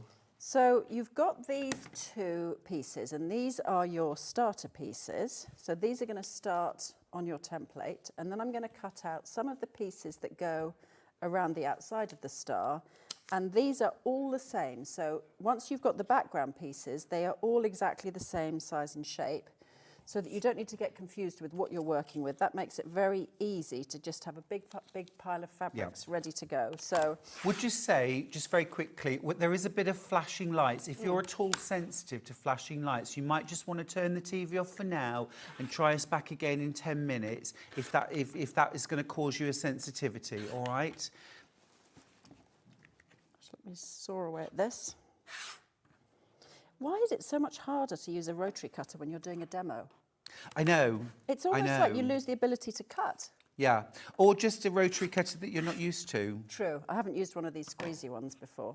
So I've cut out my triangles, and those will make up all the triangles in the template after the first one. This is a very smart addition to the pattern, isn't it? Having the templates to cut out your fabric so there's no guesswork. It makes Love it that. so much easier. And in the pattern itself, what I've done is I've put onto them, I don't know if you can see that, I've put onto each of the templates, every single piecing line is a different colour. And what I do in the pattern is I take you through, firstly, you're going to sew along the red line, then you're going to sew along the orange line, then the green, then this final one here. So that I can't remember the order, I might have the order wrong there, but it tells you in the pattern what order to sew them, and you sew exactly on the line. And that means that when you're cutting away seam allowances and when you're tearing your papers away at the end, it'll make it a lot easier to do that. So that's a little extra. That's terrific. I've never seen that on a pattern. That's terrific too. That's so if you've never foundation piece, this is the one. That'll make it makes it a lot easier. That's a Lynne Goldsworthy invention. Love that. Yeah, first time I've done it actually. You're just copywriting that here on TV, aren't you? Yes, So copyright no Lynne Goldsworthy. So you're going to put these two little triangles that you've cut right sides together, and you place them on the back of the template, and you want, when you hold it up to the light, and that's a bit difficult to demonstrate, but you want them to cover all of section 1 and then kind of 1/4 of an inch all round. And then you can sew along your first line, which on the template will be the line between 1 and 2 and will be the red coloured line. And you sew just the length of that line. Now, how long do you do your stitch for foundation paper piecing? Usually about 1.6. Oh, you go quite long. I go about... You do 1.2? 1.2. Okay. Just because I think it makes it so much easier. Yeah. Let's go down to 1.5. That's a good compromise. Yeah. It makes it easier to tear the papers away at the end, although it is frustrating if you have to unpick a seam, because then the template starts to fall apart. But if that does happen, you can sellotape it back together again. Oh, Viv, now this is the kind of lovely positivity we so enjoy here. She says, I'm loving the quilt, and can I say, the lower light shows the colours truer. Oh, yes, Doesn't it does. just? You've got a good point, because I did find it hard to photograph this, because the colours kind of, you lost the colours a little bit, but when you see it in person, they're rich, aren't they? They're really rich colours. Thanks for that, Viv. So I'm going to sew along this red line with a short stitch, and the reason, if you've not done foundation paper piecing before, the reason for the short stitch is so that it makes it easy to tear the paper away at the end. Gotcha. And that's a job. I don't know about you, Stuart, but I like to sit in front of the telly tearing my papers away. I just hand mine to my assistant. I'm kidding. I wish I had an assistant. You hand yours to Deputy Joan won't do it. She won't. No, Deputy Joan. If Deputy Joan does foundation piecing, she removes all the papers. Okay, she does her own removal. She really does. So you've got those two triangles in place. And do you press that now, or just finger? I just kind of finger press it. I mean, you can press it if you want, but honestly, if you're going to be up and down to the iron, if you're one of those people who's got a great setup where you've got the iron just there, but I have my iron across the other side of the room, you know, a bit of exercise. Well, I was just going to say, my friend Rose has written a book on the ergonomics of quilting, and she actually says position the iron as far away from the sewing machine as possible to make you get up. Make yourself stand up ever so often. Yeah, so I tend to iron them all in a batch. Now we're going to cut away beyond the 1/4 of an inch seam allowance. Just a minute. Just a minute.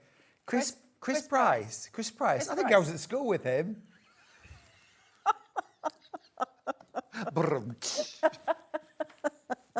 We actually practiced that, didn't we? No, we thought of that before. I say we thought of it. Stuart thought of it. I didn't think of it.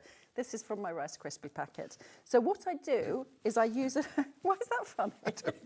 I don't know. Let me just tell you this quickly. I used to run a class which everyone had to bring a cereal pack with them, okay? Yeah. I used to say, bring a cereal pack. And this one lady had brought, and it was like dog biscuits, a cardboard from dog biscuit. And one of the ladies said, oh, I thought you had lovely shiny hair. Just tickled me. That's hilarious. Anyway, Chris. Back to Chris do your Price. thing. Back to Chris Price. So, get a little bit of cardboard from a cereal box or whatever, and you put it against all of the next set of sewing lines. You fold your template back, and that means that you can then trim away the fabric beyond the 1/4 inch seam allowance. And the reason for doing that is that you can then line your next pieces up against it. So you do that on all 3 sides. And you'll see, because this first piece is actually kind of tailor-made, you don't have an enormous amount to cut off. Sometimes in your paper piecing, you have loads to cut off. Yeah. But in this case, except on this side, you've got quite a bit on this side. And then you can then go ahead, see if that's... What am I doing wrong, Stuart? Honestly, first time with a rotary cutter. So you then have got these other pieces, and they will go into spots 3, 4, and 5, and they are all the same. So you can just have a big pile of these and get working on these. So the way I tend to think of it is, you start like that, that's where that piece is going to go. So I'm going to fold that over, and then you want it to kind of hang off the template pretty much an even amount each end. Do you see what I mean? Yes. If it's too far that way, it's going to be too short. If it's too far that way, it's going to be too narrow. Flip it over, and then you then sew along the next line. So let's go down here. Again, back to... Drop that foot again, Stuart. Again, back to a 1.5 I've got there, which makes the papers easier to tear away at the end. And you carry on like that. So I've got my first piece added. Then I'll add, shall I carry on? Add my second piece? Yep. So again, if you think that's where it's going to go, so I'll fold it over. That's the way to work out which direction your fabrics are going in. And if you ever do find that you've put one in the wrong place, what you can do is you can get a seam ripper and just slide it between the fabric and the paper, and you should be able to undo your stitches quite easily, because these are tiny little stitches and they're frustrating to undo. And I think we all do worry, what happens if I go wrong? Yeah. And actually, it's fine. You can run your seam ripper along there, and if the template tears a bit, just tape it back together with a bit of sellotape. Yeah. It's not the end of the world. It's frustrating, but hopefully with these, you're not going to go wrong, because you're going to, each triangle is the same. So actually, as a foundation paper piecing template, it's a straightforward one. It's a really easy one, that, yeah, isn't it? because once you've put the initial 2 triangles on, and that's your final triangle again, it's got to go like that. So let's just flip it over and put it there. Sew along your final seam. I always say to anybody who hasn't yet learned to foundation paper piece, this is too brilliant a technique to not have in your toolbox. I love it. I know not everybody loves it, but once you get going with it, and particularly with something like this is not a complicated... Oh, Stuart, would you press my fabric for me, please? Thank you. It's nice to have a minion. I'd like to... You're pushing your luck. It is, though. It is nice to have a minion. A helper. A helper, an elf. A kind... No, not a minion and not an elf. No, like the elves, a the elves and kind the shoemaker. helper. Like I'm the shoemaker, you're the elf. You see what I'm saying? This is the last time I'm going to be invited on here. You'll be on with John Scott next, I guarantee it. He's not as fussy as you are. Okay, so now we're going to trim this. Now this is the part where you have to concentrate. Make sure you trim on the dashed line, not on the solid line. Because if you trim on the solid line, how annoying is that, Stuart? Yeah, ruined. You kind of have ruined the work that you've done. Yep. So that dashed line is the outer line, that includes your seam allowance. Exactly. So the solid line is effectively where the seams are going to go, and the dashed line is what you cut to. So, you know, do concentrate right before you make that first cut. Just have a little think, am I cutting in the right place? Lynn, we have just checked the schedule, and I can now announce that next time you're on air, you're on with Me! Yes! Well, that's the thing they say. The Which minion. slots do you want? And I say, Okay. can I have the slots with Stuart, please? So it's not coincidence. All right, then I'll be your elf. I'll be your minion. I won't call you that again. Okay. I promise. You'll think of something else. So I'm actually tearing these away now. You just give them a little fold. So you don't leave them on and make up the whole I tin away? don't leave them on because then there's more tearing Yeah. away to do. So Yeah. I prefer to tear them away at this point. And again, this is a job, I think, do in front of the telly, sitting in front of the telly in the evening. So you make all your foundation paper piecing templates in the daytime. What would you and be then- watching, just so I can picture the scene? Oh, well, currently, Yep. don't judge me, I am binge watching Married at First Sight. Okay. Okay, and I know you're judging me. Yeah, I know no. you're judging me. No. If I'd have thought more quickly, I would have thought of something really intelligent, but I couldn't think of anything. No. The only reason why I cringed was because I binge watched about 3 of Married at First Sight did you? Australia, and I suddenly got so into it, and there was a little break, okay, and I ran into the kitchen to make a drink, kicked the Welsh dresser and broke my toe and ended up at the hospital. So I can't hear those words without going, Oh, you so I just wasn't think of your judging. broken toe. I know. Yes. I mean, it Oh, we've is got a very comment. binge-worthy. Stuart, don't be offended. Elves are cute. You're a Yes. cute elf in a snazzy shirt. Shant, I'm going to take that. Thank you, Sean. Thank That's you. right. Elves are cute. You are cute, Stuart. I'll bring an elf hat next time. You don't mind that, do you? No. Another message. Another message. Morning, Stuart and Lynn. Finally, I can understand foundation piecing. Thanks, Lynn. And so in the pattern as well, I did put in, let me just find the page. Brilliant. Well done. Well Lots done. and lots and lots of photos because sometimes you just need to see a picture of what somebody actually does. So I literally... That's 15 step-by-step photos. 15 step-by-step photos. Everyone's going to get it. Just for this template, because if you Everyone's gonna haven't get done it before and your brain doesn't naturally slot into it, you kind of need to see what's going on. So, yeah I took loads of photos for that. Now, you might be thinking at home, Stuart, I've got scraps. I could make this quilt. I just need the pattern. Yes, you do. This is a fabulous pattern. Here it is, £9.99. This is the physical printed pattern with foundations at the back, your templates even for cutting out your fabrics to minimise, really minimise your waste. We're talking little slithers, okay?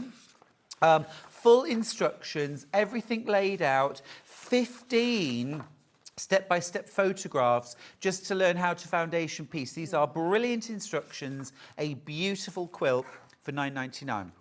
Physical pattern. Now, we've also got a digital download option available. It's also £9.99. It is going to get to you a little faster because it should all be available to download from midnight of the day that you purchase it, okay? That means anywhere in the world, if this is the only thing you're buying today, no P&P, okay? And you'll be able to download your instructions from midnight tonight. So super easy. Just remember, they are non-refundable. And when you print out your templates... 100%. And check, there's a measuring line on all of my templates. So just check they printed out at the right size so that your whole quilt will actually fit together properly. Oh, I got you. So I always put a dimension line. So as long as that's printed out at 5.5 inches, your templates are the right size. You're good to go. Yeah. Awesome. Lynn, you think of everything. Lynn is amazing at all the technology stuff. I'm just full of admiration for how you do that because I can't. Lynn, what else do you want to show us? Okay, so the one extra thing I was going to show you was when you have 8 of these, you want to put them together to make the star shape. But ideally, if you can, you want those points to join in the middle. Now, I would say on this particular quilt, don't worry if you don't, because nobody's going to see because they're all the same fabric. But here's the way I do it, just so that if you're making something where 8 points join, this is the easy way to do it. So let me move this lot out of the way. I've got some of these foundation pieces, and I've got some just blank triangles because I didn't have time to make more of those. So I've got a bit of mix and match. Sure. So what we do is we sew the whole lot together with a 1/4 inch seam, and the first top tip is always start your seams in the most important part. So the most important part of this is going to be the centre of this block. If it's a bit raggedy at the outside, that'll get lost in the seam allowance. So the centre of the block is where you want to start your seams. Does that make sense? It makes complete sense. Great. Okay, so I'm going to sew these. I'll probably chain piece these. Oh, I need to put this back to where it was before. Was it 4.5? Oh, 1/4 inch. Let me just, I'll check it for you. Okay, thank you. Spot on. Oh, fantastic. Great. Cooking with gas. Cooking with gas. Cooking with elves. Brilliant. Right, so I'm just going to run these through the machine. I know why it's going slowly because I've got a short stitch. Let's go up to 2.2. What do you normally sew at, Stuart? What length? Good question. Well, on my Elna 680, Yep. the patchwork is 1.8. That's a good length. That's what I sew at as well. Yeah, strip piecing Yeah, 1.8. yeah. General construction, I might go up to a 2 or 2.4. Yeah. Once you're putting the whole quilt together. Yeah. I agree. It makes it a bit quicker, doesn't it? Borders, things like No, that. I totally agree. That's about the Yeah. same as me.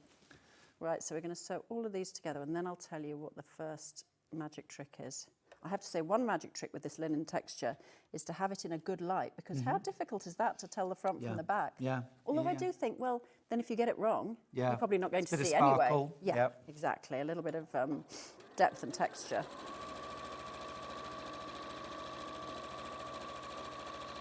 Do you ever sew standing up?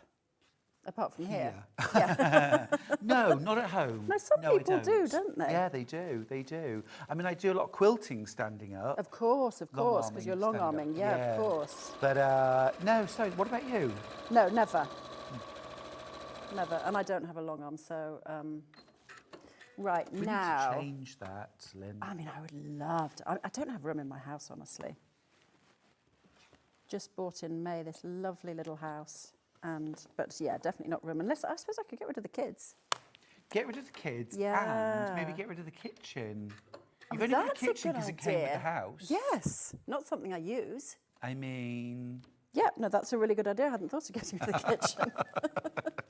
Right, so what I want you to do now, here's the top tip, because I want you to press them all the same way. So in other words, all towards the... let's say all Yeah. towards that fabric. And that's, if you do that, when you're piecing this together, then at each stage, the seams will nest so that your centre will come together perfectly. So at this stage, you press them all in the same direction. Love and then that. at the next stage, you also press them in the same direction. And then there's a final top tip when you get to the final seam. Okay. Seam? Seam. Seam, yeah. So there's a couple of top tips already. So you see, I'm going to put these right sides together and they nest beautifully. They do that lovely little clicking in place thing. Let me just take that off so I don't bump over that. And again, start from the centre because that's where you want your block. That's the most important part of this block, is the centre of the block. Yeah. So if you have messy edges, that doesn't matter. They'll get lost in the seam allowance. But it's nice. It's a kind of nice, satisfying little thing if you're not needed. Oh, not needed. I should have been a teacher. I should have been a Bossy Boots. You could have looked over the top of your glasses and frowned. That's Stuart Hillard, Chris Price. Oh. Stop talking. Chris Price. The imaginary Chris Price. You know, it's funny, isn't it? When you talk about, have I got this the right way around? Yes. When you talk about kids from school, it's always first name and second name, isn't it? Yes. It's never like, oh, Stuart, I was at school with it. It would always be Stuart Hillard. Come unthreaded. Oh, not again. Right. It's an unfamiliar machine, isn't it?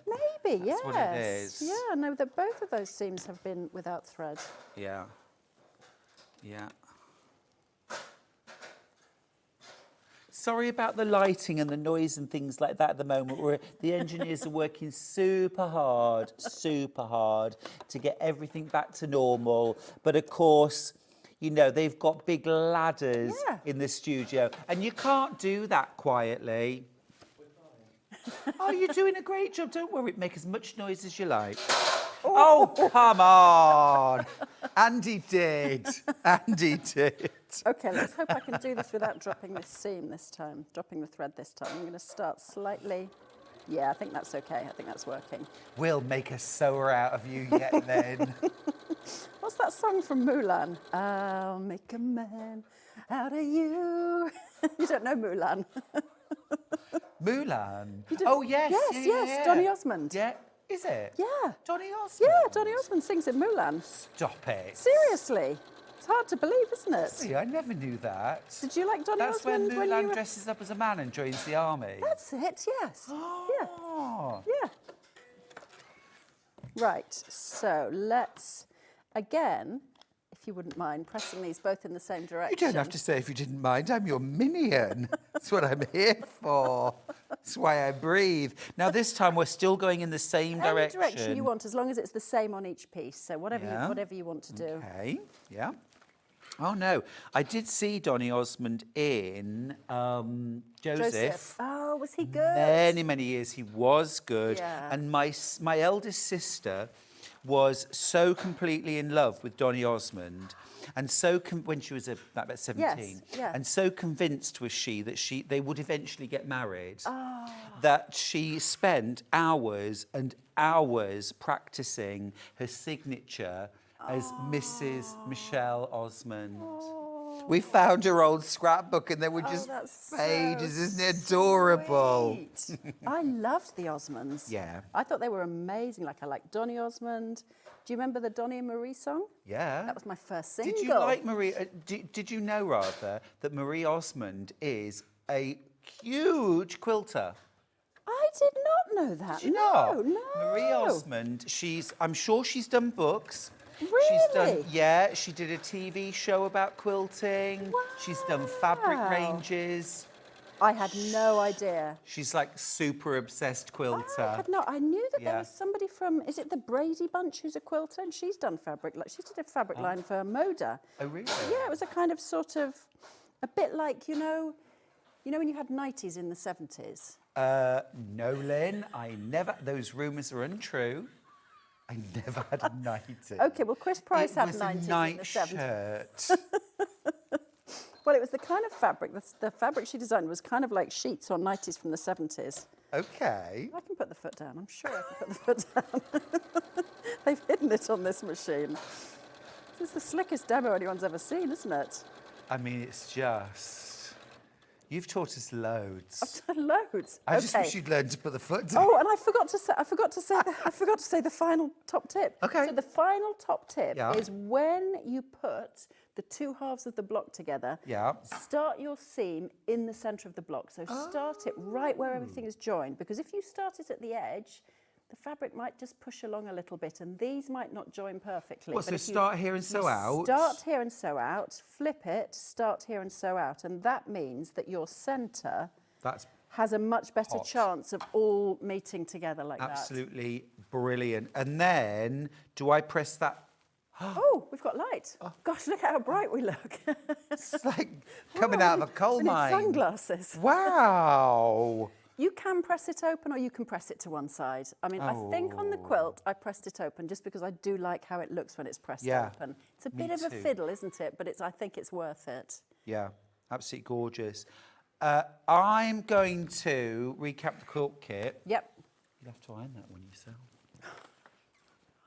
Wow, that's a shocker. Look at that light. I know, we're so bright now.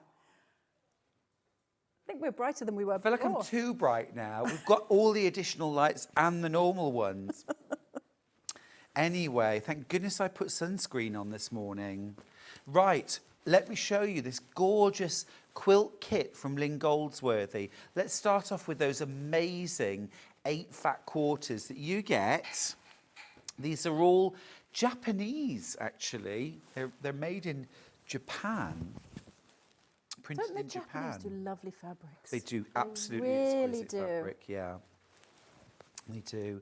You get 8 fat quarters, and they're all in this really beautiful, rich, sort of denim-y blue, chambray blue, this beautiful deep plum, this puce. Gorgeous, gorgeous colour. Love these kind of damson shades. They're really rich, really decadent and cosy.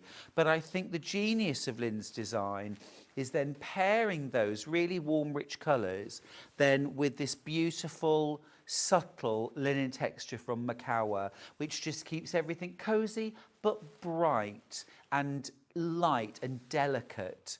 just stunning. You get 4.5 meters of your linen texture. You get 8 fat quarters of your beautiful Japanese florals. And then you get your pattern as well, of course, a physical pattern from Lynne Goldsworthy. And a really, I think beautifully detailed, Lynn. Thank you. I just, inspired by your patterns, I put a lot more in this time. Because I loved seeing what you'd done. I had a little sneaky look when you were out last time. Just makes so I put a everything lot so more clear. diagrams, a lot more like the layout diagram, and these in particular, because you can get very lost when you're getting to the sort of edges. So you just have to follow these almost as like a paint by numbers. Sure. I mean, with experience, you do these things without thinking about it, but you've Not made for it me, crystal no. clear. With those, I had to look. I've got to make 6 of those. You kind of lose track of everything you're doing, all these little bits and pieces. True enough, absolutely, yeah. It's brilliant. Well, it's a gorgeous, gorgeous quilt. You can get the pattern on its own, physical pattern, okay, $9.99 for the printed pattern. This will take 3 to 5 working days to get to you. $4.95 postage if it's just this you're buying. If you're buying anything else today, remember $4.95 postage for the entire day. Now, if you want a digital download of the pattern, you can do that instead. This is the code you need. It's $9.99 again. At midnight tonight, the quilt pattern will be available for you to download and print off. And the good news is that where you're printing off your foundations, you can just go straight to your foundation paper and print off as many as you need. Just check that you're printing at 100%, no scaling. Yep. Print full size. Print full size, Print full absolutely. size. Always important when you're printing Thank you, Lynn. That was absolutely Thank amazing. you, thank you. Thank you as well for soldiering on through the lighting issues, and thank you for staying with us too. Lynn actually carried on with her demo for about 3 minutes after the TV went off. That's how dedicated you are. Lynn's going to be back in less than an hour. Yep. Lynn, what quilt are you going to show for us next? Okay, so shall I go and grab it, or shall I just say Tell me what it it's is? called. It's called Autumn Leaves, and it is very autumnal, gorgeous oranges and browns and reds and yellows. It's this quilt right here. It's absolutely stunning. And that twisted ribbon border is sublime. I know what you're thinking. That looks hard, Lynn. No, it's all quarter square triangle units, and I've even got, I think this might be another Lynne Goldsworthy invention. I don't know if anybody else has ever done it before, but I've got papers for those. And that means that you don't have to do that awful trimming that you do with quarter square triangle units. So you make them in kind of bulk and cut them apart, and they're then the size. They're all the right size. They're all the right size. I love it. I love it. So okay. It's much more straightforward than it looks. Stick around, stick around. We're going to go to a short break. When we come back, I'm going to have a panel roundup. Don't go anywhere. Our UK-based call centre is always on hand to assist you 24 hours a day, 7 days a week.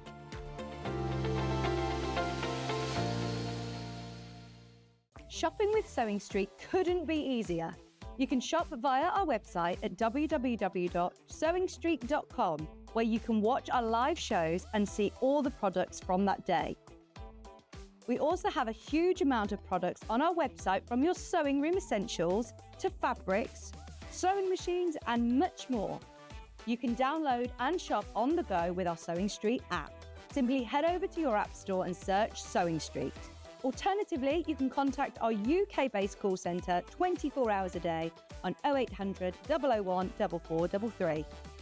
Shopping made easy at Sewing Street. Did you know that we can deliver to over 20 different countries worldwide, spanning 4 continents from the UK to Australia? Check out our website for the list of countries and delivery costs.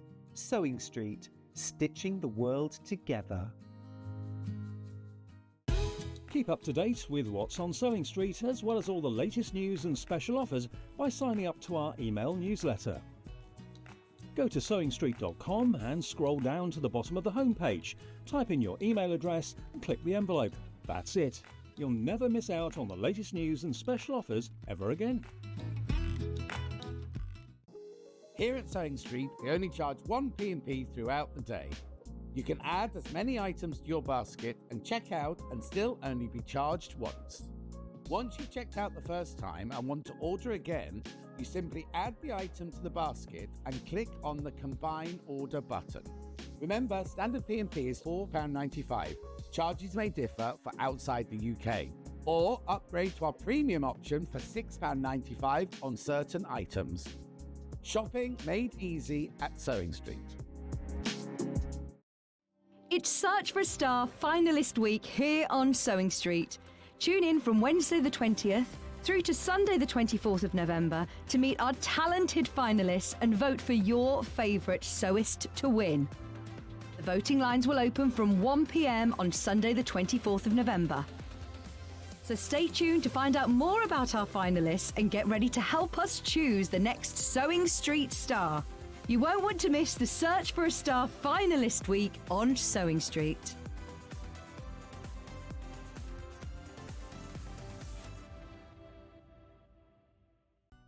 Never miss a show by watching on the go with the Sewing Street app. Head over to your App Store now and search Sewing Street and simply download to your smartphone or tablet. You can watch the shows live and see your favourite presenters and guests. Click on the Today button to shop all of the products that are featured in today's show. Want to know what's hot? Then click here to see today's bestsellers and highlights. Have you missed a show or want to watch one back? Then click the schedule button and you can go back 7 days to watch and shop, and you can also see what's coming up over the next 7 days. Want to say hello or ask a question to our guests? Then send a message to the studio. You can also keep in touch with all the latest news, events, product launches and much more by clicking here for our social media pages. Never miss a show by watching on the go with Sewing Street. Not only is Sewing Street live from 8 a.m. till 1 p.m. on Sky 670, Freeview Channel 73, YouTube and the Sewing Street app, now Virgin subscribers can watch on Channel 754, which means there are more ways to watch your way with Sewing Street. Did you know that we can deliver to over 20 different countries worldwide, spanning 4 continents from the UK to Australia? Check out our website for the list of countries and delivery costs. Sewing Street, stitching the world together. Shopping with Sewing Street couldn't be easier. You can shop via our website at www.sewingstreet.com, where you can watch our live shows and see all the products from that day. We also have a huge amount of products on our website, from your sewing room essentials to fabrics, sewing machines and much more. You can download and shop on the go with our Sewing Street app. Simply head over to your app store and search Sewing Street. Alternatively, you can contact our UK-based call centre 24 hours a day on 0800 001 4433. Shopping made easy at Sewing Street. Our UK-based call centre is always on hand to assist you 24 hours a day, 7 days a week.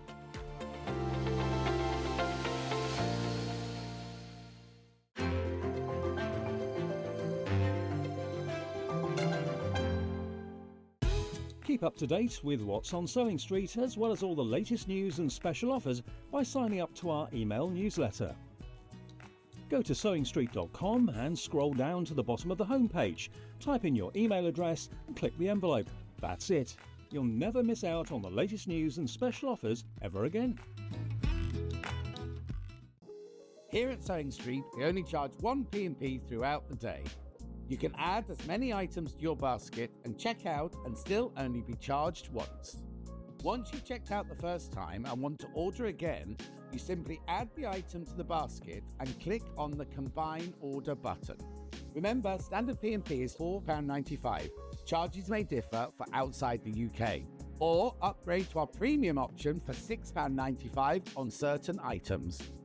Shopping made easy at Sewing Street. Hi everybody, the gremlins have been shown the door, we have thrown them out, and we should be back to normal now. Thank you for your patience, we really appreciate that. Now, this hour I've got loads of gorgeous panels. We're going to start with a couple from Riley Blake. This one is called Silent Night. Now, for a start, that is mine and my mum's favourite Christmas carol.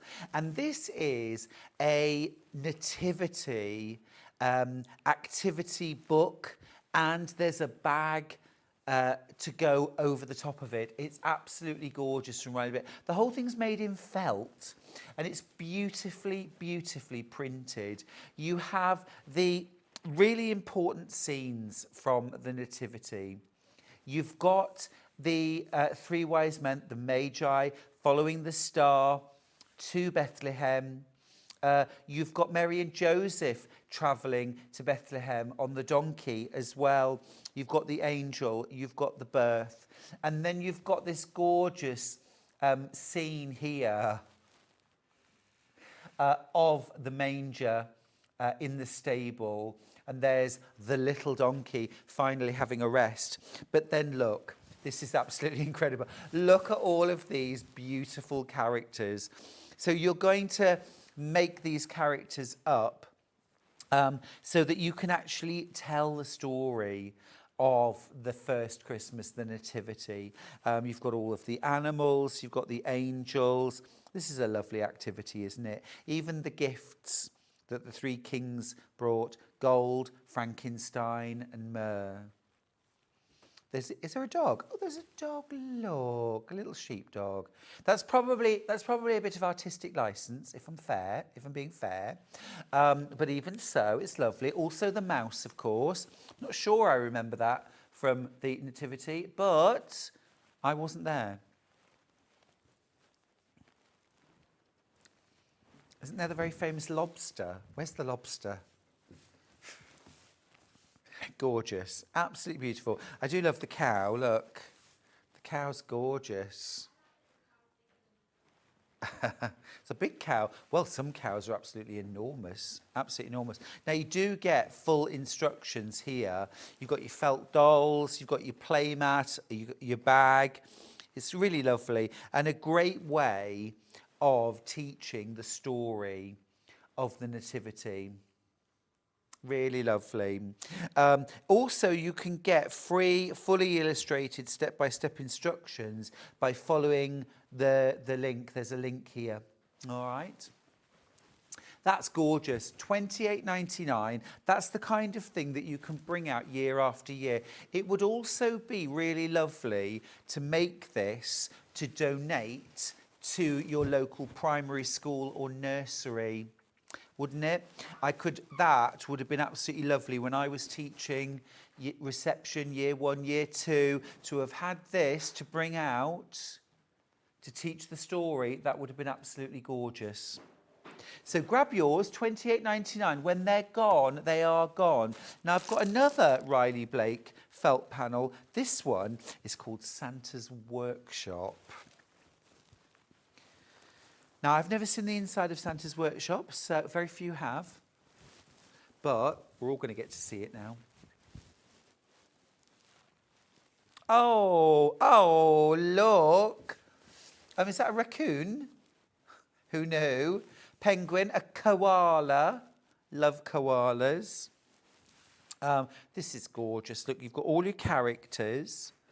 So you've got your felt dolls, you've got your playmat and bag, you've got Christmas tree ornaments and gift tags as well. Oh, it's lovely. Oh, there's a narwhal. Gosh, the Christmas narwhal.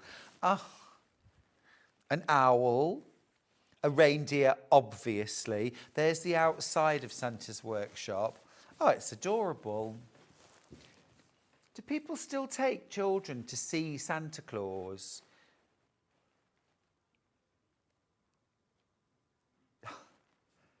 That's adorable. So Jess, our producer, is taking a friend's dog to meet Santa Paws.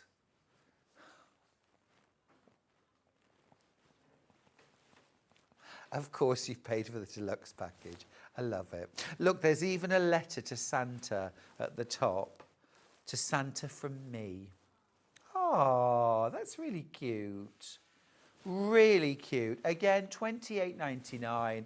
It's the kind of thing to bring out every single year. It's lovely. Oh, and look, there's even a VW Beetle with a Christmas tree strapped to the roof. Oh, and the Christmas sea lion. Cute. Really cute. I think I might have to see Santa this year, because that's when you say what you want for Christmas, isn't it? What do I want for Christmas? Oh gosh, I haven't really thought yet. I haven't really thought. I don't need a new sewing machine, but that doesn't mean I won't.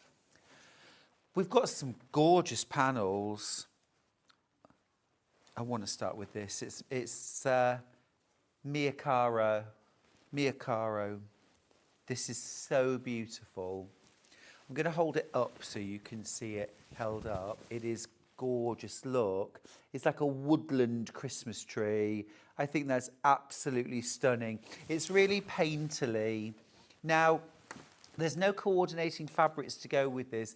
I don't need any coordinating fabrics to go with this because I would just quilt this and bind the edge. A solid would be absolutely perfect. Something like hot tomato. If you have a look here, this colour, that is about as exact a hot tomato solid that we have at Sewing Street. Just a binding, it's all you need. You could put borders. I would go to my scrap box or solids. It's absolutely lovely, look. Now you could actually have this as an alternative Christmas tree, you know, or if the grandchildren or children want a Christmas tree in their bedroom, not particularly practical, you might think. What about doing them a Christmas tree wall hanging that you can hang on the wall for them, and then it doesn't take up any space. They've still got a Christmas tree in their room. You know, it's something really lovely, isn't it? It's gorgeous. It's such a beautiful panel. For $9.99, I think that is absolutely stunning. I have this woodland one, Stuart, and I'm in the middle of quilting this as a door hanging, loving it. It will be so effective when complete. Sue in Merseyside, brilliant, brilliant. Do send a pic. I think this is lovely. I'd make that up in a heartbeat. I think it's lovely. That's from Free Spirit as well. It's beautiful fabric. So now listen, we've only got very low double figures on that. In fact, I tell you, we've got 26, which seems like nothing at all to me, especially given that I want 3 of them. Lots in baskets. Can I do a couple more out from over here? I've got this gorgeous, this is very kind of country looking. It's very cute. This is Danish design. Snow is Falling, it's called. Snow is Falling. Now, what's really gorgeous about this is you've got 12 small designs. I say small, I'm going to grab a ruler and measure them. They're quite decent size. You could border these. These remind me of finger bobs. Do you remember finger bobs? About 6 inches square each one. So they're a decent size finger bobs. It's finger bobs. And then you've got 20 of these smaller. These are 3-inch square. So I think with some background fabric, this could be a very effective wall hanging. You could use it as a countdown to Christmas. You could even use these and turn them into little pockets. These pockets could then sit, if you put a border around this, you could sit a little pocket next to it.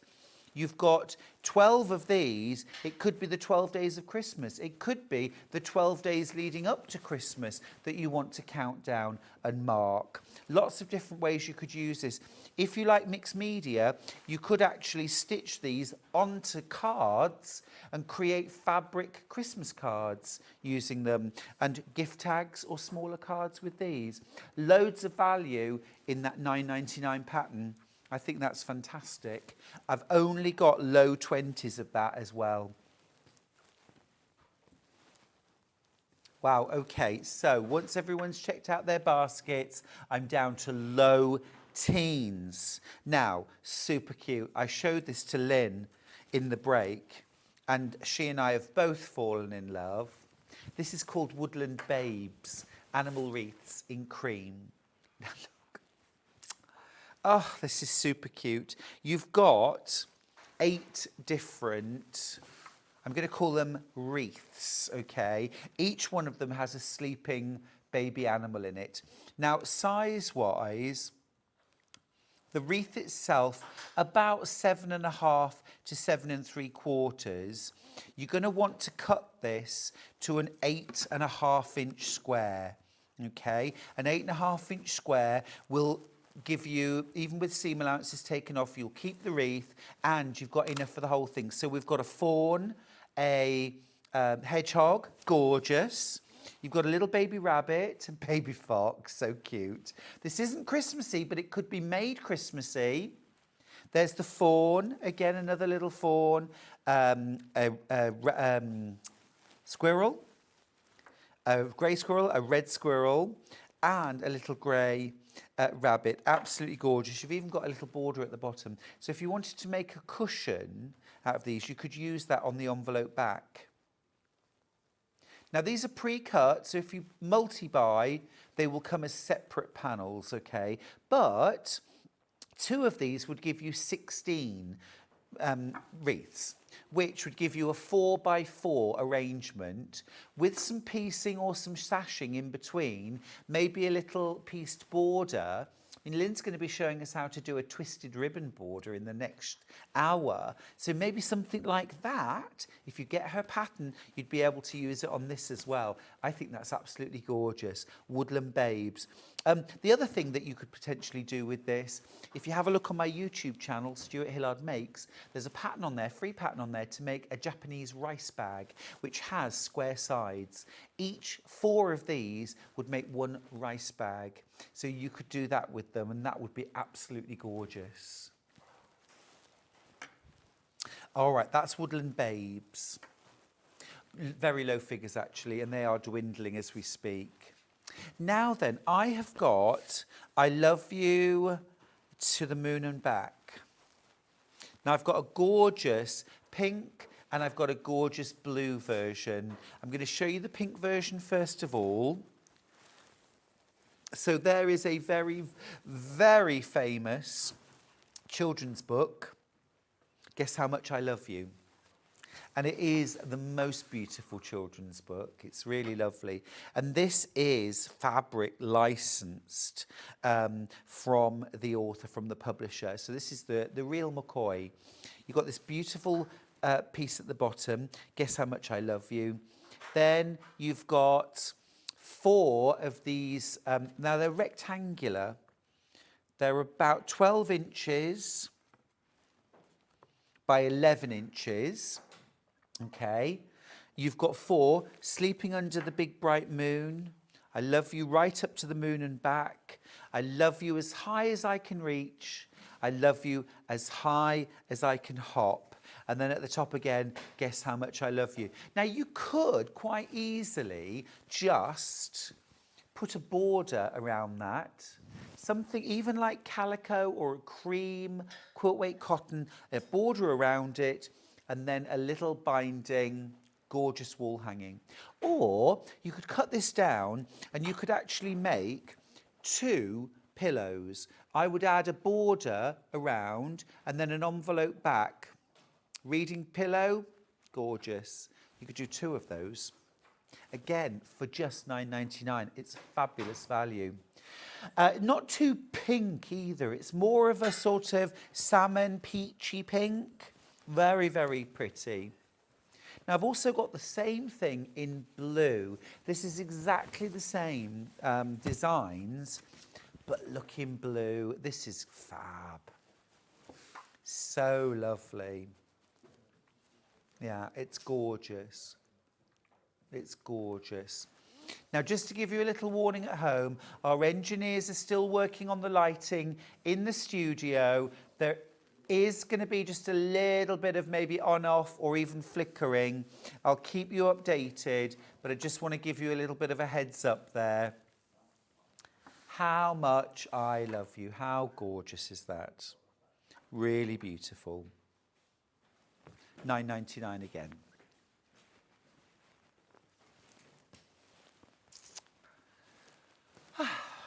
I just need one of my friends now to have a baby because I've run out of friends with young children that I can make these gorgeous, cute projects for. I could always do it for project liners, couldn't I? Or quilts for care leavers.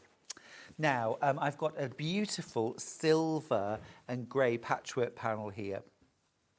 A little bit like the one I showed you earlier, in that you've got these larger panels in the centre. A little bit harder to see these in this light, but you've got a little Christmas house, baubles, snowflakes, wintry Christmas trees, a robin and a sledge, about 5.5 inches square on your large. And you've got 12 of those. And then you've got 20 of the smaller. And these, this time, are about 3 inches square. So, things like little Christmas tree decorations, maybe, with beaded tassels hanging off. What about Christmas coasters for those hot chocolates covered in cream and marshmallows? Or a little bit of Baileys inside, maybe. I'm just saying, you could. Or they could be made into a Christmas stocking. You could cut a Christmas stocking shape out of that panel, one front, one back. Be beautiful. Layer it and quilt it first, then cut your shapes out. Very nice, very nice. Let's do these. Right, so I've got these are like a linen look fabric. I'm going to start with the Christmassy one. Oh gosh. Okay, this is already limited stock and there's more in baskets than I have. This is Christmas Edition linen look panel. Oh, they're cute. They're really cute. What a great price too, $2.99. There's 8 in baskets now. Who's going to check out their basket fastest, I wonder?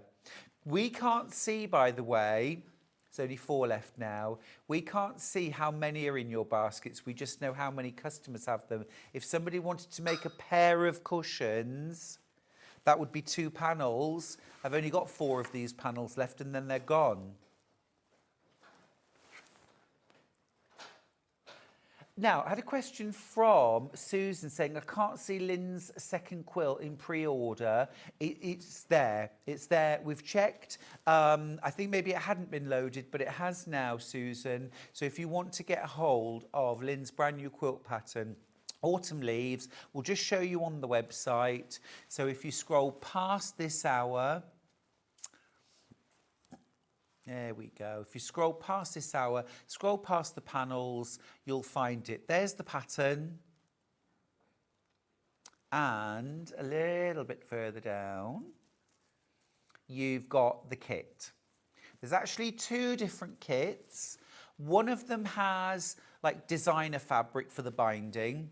One of them has that golden yellow blender, mottled blender, which is gorgeous as the binding, and the one with the mottle binding is, I think, about £4 cheaper than the one with the designer fabric. And also there's a slight difference with the background fabric, but I'll show you in the hour. This panel has sold out. Well done if you got it. Really cute. Now I've got a few more of these style of panels, not Christmas themed, but we'll do the blue tits. Singular. Singular. If you wanted to make this a little bit more Christmassy, you could embroider a little Santa hat or a plique. I don't know if adding holly would work with blossom. I mean, it doesn't really work, does it, Stuart? Just stop now. But very cute. And these are like a linen look, like a linen texture. Absolutely gorgeous. We'll just give you the details for this. There we go. There we go. $2.99. You could just stretch this over an artist's frame and hang it on the wall. Beautiful. What would you pay for that if you saw that in a shop? Stretched on an artist's frame. £20, £25? It's £2.99. I made a reading cushion out of one of these dog panels for an elderly relative. She loved it. Donna, that's such a great idea. They'd make a brilliant cushion or reading cushion for somebody. Again, if you want a pattern for a free reading cushion and a video tutorial, my YouTube channel, Stuart Hillard Makes. It is my most watched video on YouTube. I think it's had something like over 250,000 original views. So it's been a very popular video. Right, next one I've got is the hair. The hair. Oh, this is lovely. That's really beautiful. Now that definitely could be made Christmassy. I would put a little sprig of holly and berries, or even a little trail of Christmas lights embroidered, or even just, you use it for wrapping presents. You use it almost like a ribbon, okay? And it's like little mini Christmas lights. You can get, it's everywhere on the run up to Christmas. You could couch that down so it looks like the hair's run through some Christmas lights and it's tearing across. £2.99. It's lovely, really lovely. £2.99 for that. A little bit better stock of this. I would definitely layer that with some H640. Layer it with some H640. Quilt it first. Then I would go in with some embroidery. And embroidering through H640 gives dimension to the embroidery as well. You could maybe add those little Christmassy lights, something like that. Some beads, some sequins. That would be gorgeous. And then perhaps make it up into a cushion or a wall hanging. Love that. That's the hair. Lots going into baskets. Don't let them linger, will you? These do sell out very quickly every time. The elephant's next. The elephant's next. Now again, these, you know, don't they call them the big five? When people go to Africa, say on safari, everybody wants to see the big five. And of course, elephants are one of those 5 animals that, excuse me, that people want to see when they visit Africa. Lots of you multi-buying these panels. If you make and sell, £2.99. This is your price point, isn't it? Make it into a tote bag with calico. Did you get yourself the bolt of calico earlier? 60-inch wide, 25 metres on the bolt. You save £24.50. Use that with these panels to make cushions, tote bags. And you could, I reckon you could sell a tote bag made out of this. It's got to be at least £10, £15. Amazing, £2.99. And the calico would probably be about £2.50 for your calico. Lots and lots going into baskets. Again, it's the kind of thing you could also quilt really beautifully. Layer it with some wadding. Polyester wadding would give it a lot of loft, a lot of bounce. And if you used your polyester, then you could quilt around the elephant and perhaps just around the tusks. Don't worry about the lighting, by the way. I did mention we might lose the lighting. We're getting it fixed. Stay with us. And then what I would do is I would quilt really heavily in the background. Okay, really close, maybe vermicelli or a very small grid, on-point grid. And then that elephant will really pop. It'll really pop.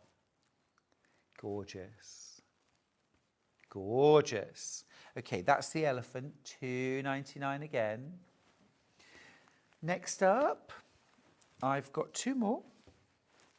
Oh, the horse. Oh, I've only got 14 of the horse left. This is wild horse. Oh, that is so atmospheric. That is so atmospheric, isn't it? Absolutely beautiful. Now, our director, Bruce, is loving this. He's just said, it looks like you just caught it doing something it shouldn't. It's like, oh, hello. I think actually what I'm seeing there, Bruce, is what are you doing here to us? That horse is thinking, why are you out here in the wild staring at me? This is my land. This is my place, isn't it? Absolutely beautiful image. I can't believe the price of these panels. They're a bit of a steal, aren't they? Absolutely gorgeous. I'm down to 13 of these left. I can think of so many people who would love this made into a tote bag or a mini quilt. Would be lovely. You could just layer it, quilt it, bind it. Just have it as a mini quilt, stretch it over an art canvas.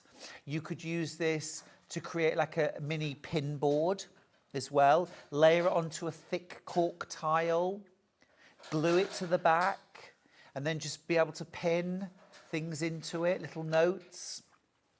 Gorgeous. And if you own a horse, of course, you could use this to put things like if you get rosettes, that would be rather lovely.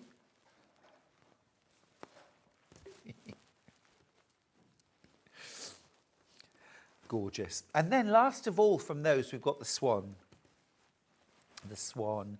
In fact, the swans. Beautiful image. Now, they do say, don't they, that swans pair for life.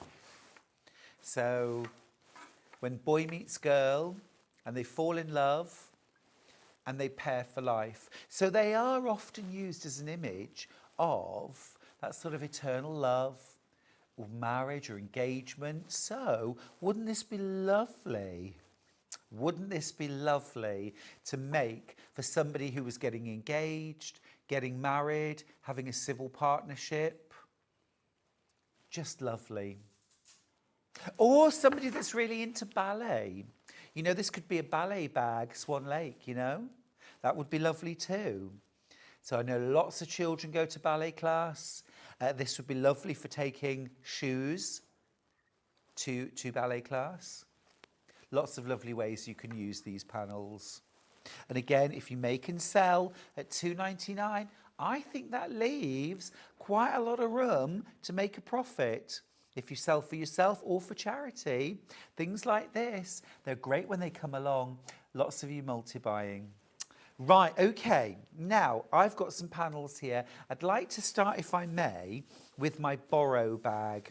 So these panels are amazing value because for $19.99 you get everything printed on a panel for the outside of a messenger bag, the lining of a messenger bag, the outside of a purse, the lining of a purse, and full instructions for both.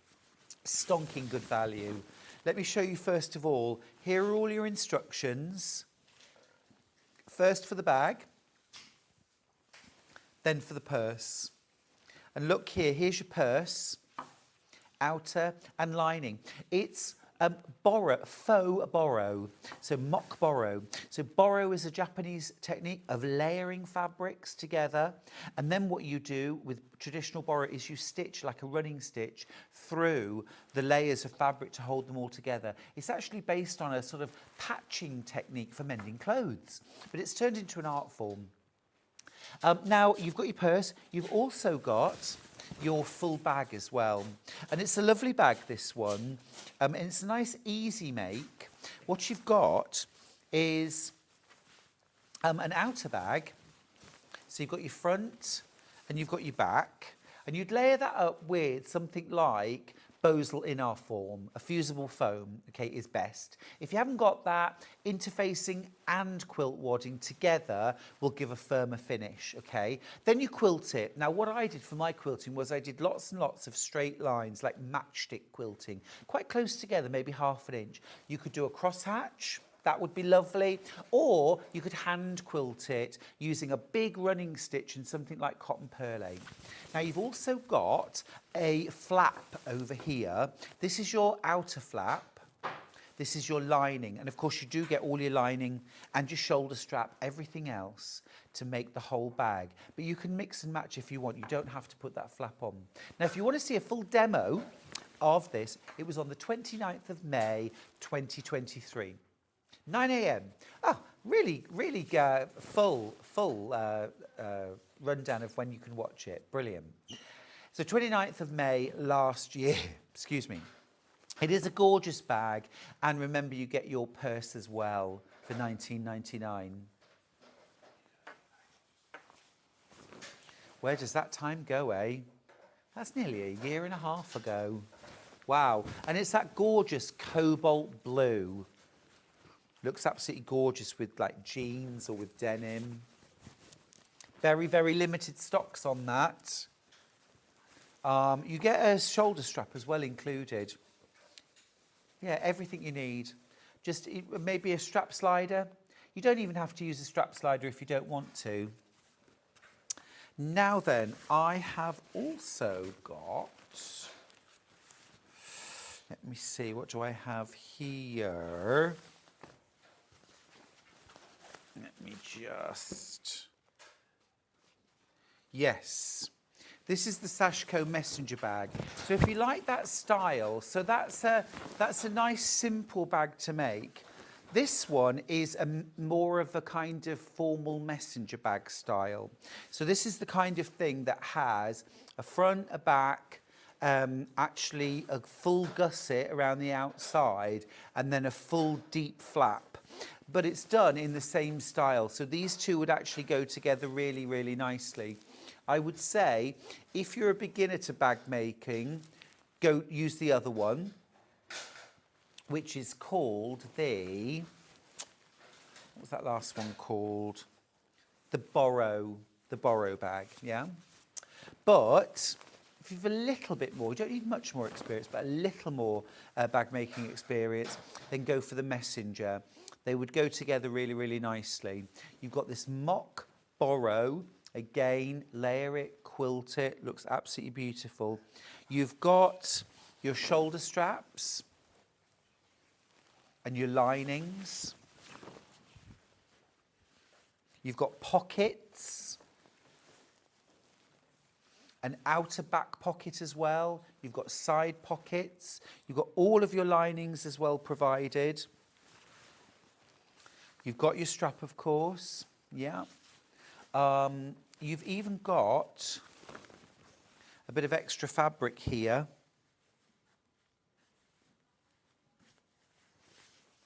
The ombre is lovely, isn't it? Yeah, the ombre is lovely. Oh, Jill says, what's happening on Facebook? I'm trying to see what's coming up, and it keeps taking me to the jewellery site. Oh, I don't know, my love. I don't know. I'm not sure. We'll ask the question. You're on Facebook, going through Facebook. We'll check it. We'll check it, Jill. All right. So that is the Sashco messenger bag. Then we've got 40 squares of mock Borrow. So this is where you could use this for all sorts of things, including a bag or a table runner, placemats, or even to make a patchwork quilt. So here you have got the squares, but because of the style of fabric, they all sort of blend together really nicely. You could just use this as it is. Would make a gorgeous table runner, actually, wouldn't it? And this colourway in the bag actually sold out really, really quickly. Jill, you are right. There is something going on with Facebook. Thank you for alerting us. We'll set the engines. I thought the gremlins had been shown the door, but clearly not. We'll do what we can. We'll do what we can. Thanks for letting me know. Oh, and now my tablet's gone off. Oh, I say. Oh, I say. $14.99. You get 40 coordinating 5-inch squares. Gosh, what a challenging morning. Stay with us, folks. It can only get better. And it feels really warm in here again now. It's gone really warm again. We came in this morning and it was like walking into a tropical house. It really was like a greenhouse. It was, you only had to move and you started to get a little bit of a flush. Right, next up, let's do my socialite bag. Now, this is a lot of fun, a lot of fun. This is the bag that I designed for, well, really thinking of going to quilt festivals and saying to everybody, hey, I'm a sewer. Maybe going to quilt club, maybe going to class. This hasn't been on for, well, since then, since before festival. Have a look at this. So what you've got here is a panel to make a really, really big, roomy bag to take to class, to take to festivals. Okay, what you've got is you've got your base, front and back. They're both different. I'll show you one side first. This features my very own brand of sewing machine, the Socialite. Like that? The Socialite. Do you see what I did there? I love that. It's clever, isn't it? So yeah. And then you've got, obviously, your scissors, needle and thread, your pins, and these gorgeous flowers. I just love flowers. And then, look, you've got the same image, but this time it is on a pocket. So what you'll do is you'll use lining fabric, you'll sew your curves, turn it through, or you can bind the edges, and then you put this on top of the panel, and all the pattern will still match up, so you don't lose the pattern. So you've got this massive roomy pocket that you can get in from both sides, or you could subdivide the pocket and have two. Then, on the other side of the bag, it features, it's such a big panel, this beautiful sewing wreath. Again, that says Socialite through the centre, that's what I am, with the tomato pin cushion. I heard that originally the tomato pin cushion came from a tradition in America. When a couple got married, they were given a tomato. They were given a tomato which they would place on the mantelpiece to bring fruitfulness to their marriage. And of course, they're not available all year round. And so what people would do is start making cloth ones to give as a gift. And then they started to be used as pincushions. It's a story I heard. It may well not be true. Then you've got your pocket on the other side, same thing. You've also got your shoulder straps, you've got fabric for a pocket inside, you've got, of course, full instructions for making the bag up for $19.99. And I recommend you just use this with some H640 or possibly just interfacing. There we go. Absolutely gorgeous. Lynne Goldsworthy has just walked back into the studio, everyone. That gorgeous quilt hanging behind you, Lynne. Autumn Leaves, it's coming up after the break. Can't wait for that. Now, a few more panels from yours truly. I've got an autumn version of a bag and a stocking, and a Christmas version, modern Christmas version of a bag and a stocking. Now, you might think, autumn stocking, Stuart? Stockings are at Christmas. But it really just refers to the coloration. It's more of an antique-y looking version. I don't know till I open it. I think this is the bag. Yes, the bag. Great. Facebook's getting sorted as we speak. Now, this bag, can you see? It's like a bucket bag. So you've got your. This is actually the lining, would you believe? I know, gorgeous. See, it's a really nice, simple bag. You've got two darts that you make here and here, okay, that create this lovely fulsome shape to your bag. So you just sew that and sew that, and that's your lining done. Okay, you are also going to use, before you sew that, you're going to use that as a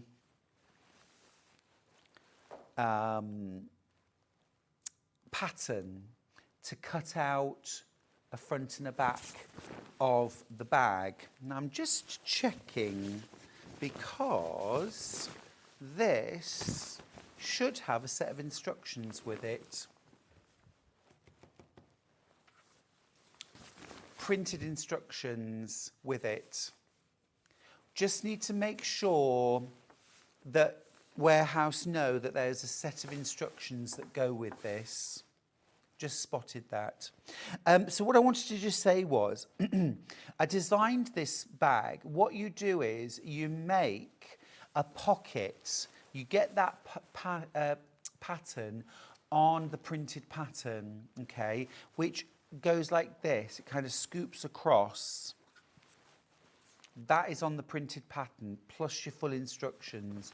You've also got all of this mock patchwork fabric that you use to piece the pocket for the outside of your bag.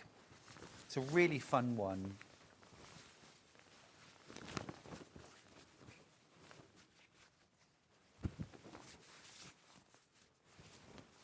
Now there's also a Christmas stocking. The Christmas stocking is printed, everything's printed on the panel. So you've got your template over here for your stocking. You've also got full instructions, actually over here. You've got your stocking, you've got your full instructions, and then you've got these gorgeous stripes and this gorgeous faux patchwork. And the idea, it's all written out in the instructions, the idea is that you cut this into strips. Now you don't have to cut just one strip of patchwork, you could join 2 or 3. You cut strips of plain and then you sew them together. You can sew them on the diagonal, you can sew them like a plait, you can sew some going one way, some going the other way, and you sew them to a foundation. So you end up with this completely unique pieced stocking. You've also got toes and heels to applique on, and a gorgeous scalloped cuff to go around the top, and labels so that you can label up your stocking before you gift it. Now I reckon if you were really careful, you could probably get 2 stockings out of this. You just use something like calico as your base. So if you bought that bolt of calico, there's another way you're going to use it. $19.99 for that. Okay, we're going to go to a break. When we come back, it's our final hour with Lynne Goldsworthy, and we are going to be doing the Autumn Leaves quilt. Can't wait. See you after this. Did you know at Sewing Street that on various products we offer split pay? That means on certain items you can spread the cost over 2, 3, 4 or sometimes even 5 interest-free monthly payments. Just pay the first instalment when you purchase and you're away. So shop your way with split pay.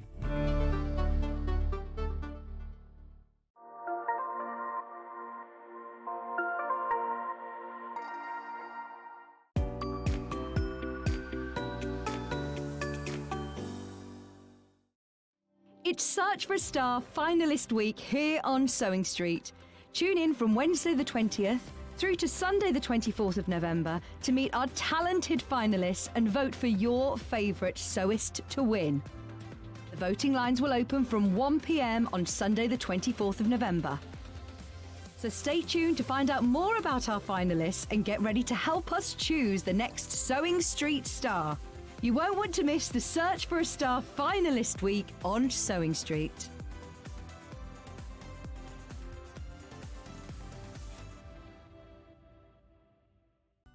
Never miss a show by watching on the go with the Sewing Street app. Head over to your App Store now and search Sewing Street and simply download to your smartphone or tablet. You can watch the shows live and see your favourite presenters and guests. Click on the Today button to shop all of the products that are featured in today's show. Want to know what's hot? Then click here to see today's bestsellers and highlights. Have you missed a show or want to watch one back?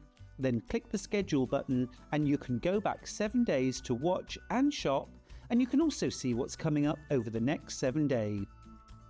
Want to say hello or ask a question to our guests? Then send a message to the studio. You can also keep in touch with all the latest news, events, product launches and much more by clicking here for our social media pages. Never miss a show by watching on the go with Sewing Street. Not only is Sewing Street live from 8 AM till 1 PM on Sky 670, Freeview Channel 73, YouTube and the Sewing Street app, now Virgin subscribers can watch on Channel 754, which means there are more ways to watch your way with Sewing Street. Did you know that we can deliver to over 20 different countries worldwide, spanning 4 continents from the UK to Australia? Check out our website for the list of countries and delivery costs. Sewing Street, stitching the world together. Shopping with Sewing Street couldn't be easier. You can shop via our website at www.sewingstreet.com, where you can watch our live shows and see all the products from that day. We also have a huge amount of products on our website, from your sewing room essentials to fabrics, sewing machines and much more.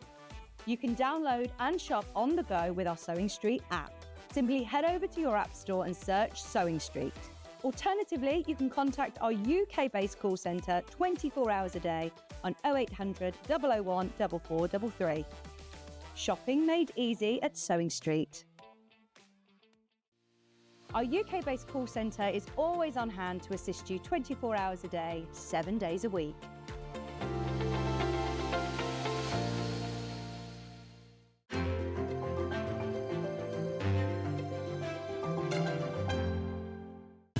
Keep up to date with what's on Sewing Street, as well as all the latest news and special offers by signing up to our email newsletter. Go to sewingstreet.com and scroll down to the bottom of the homepage. Type in your email address and click the envelope. That's it. You'll never miss out on the latest news and special offers ever again. Not only is Sewing Street live from 8 AM till 1 PM on Sky 670, Freeview Channel 73, YouTube and the Sewing Street app, now Virgin subscribers can watch on Channel 754, which means there are more ways to watch your way with Sewing Street.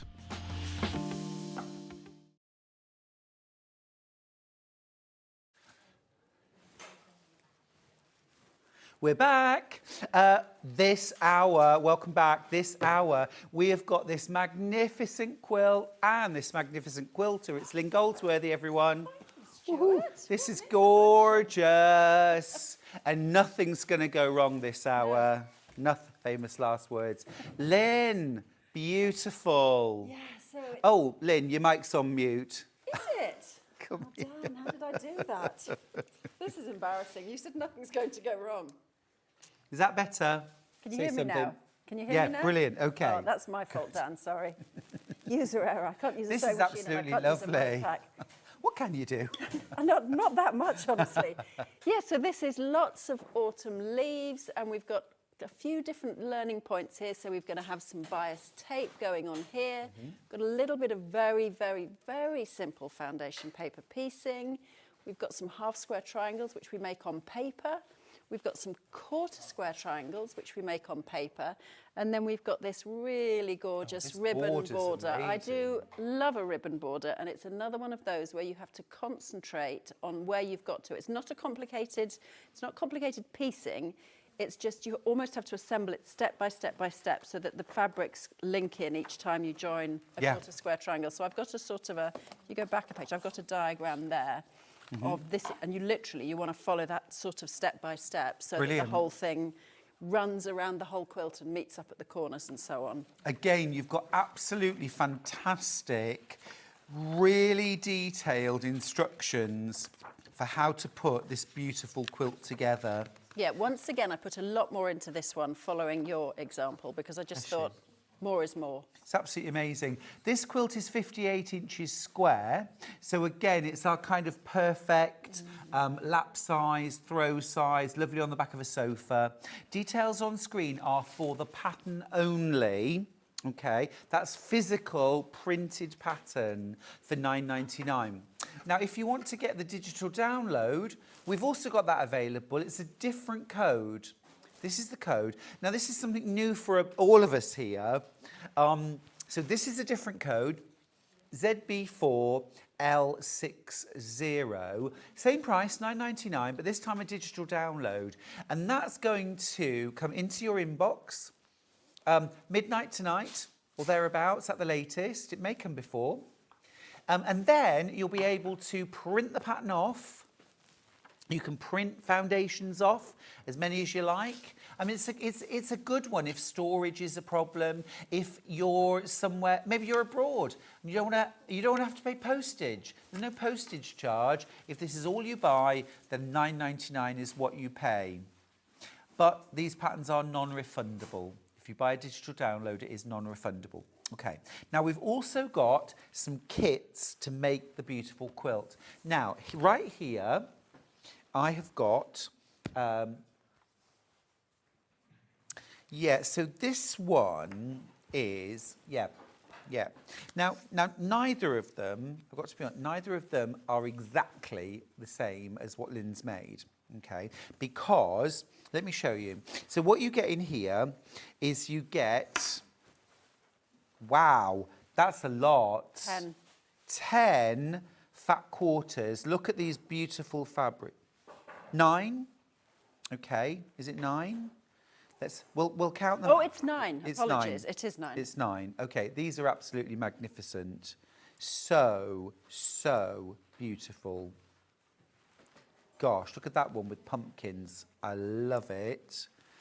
Right, 4, 9. So you get all those fat quarters.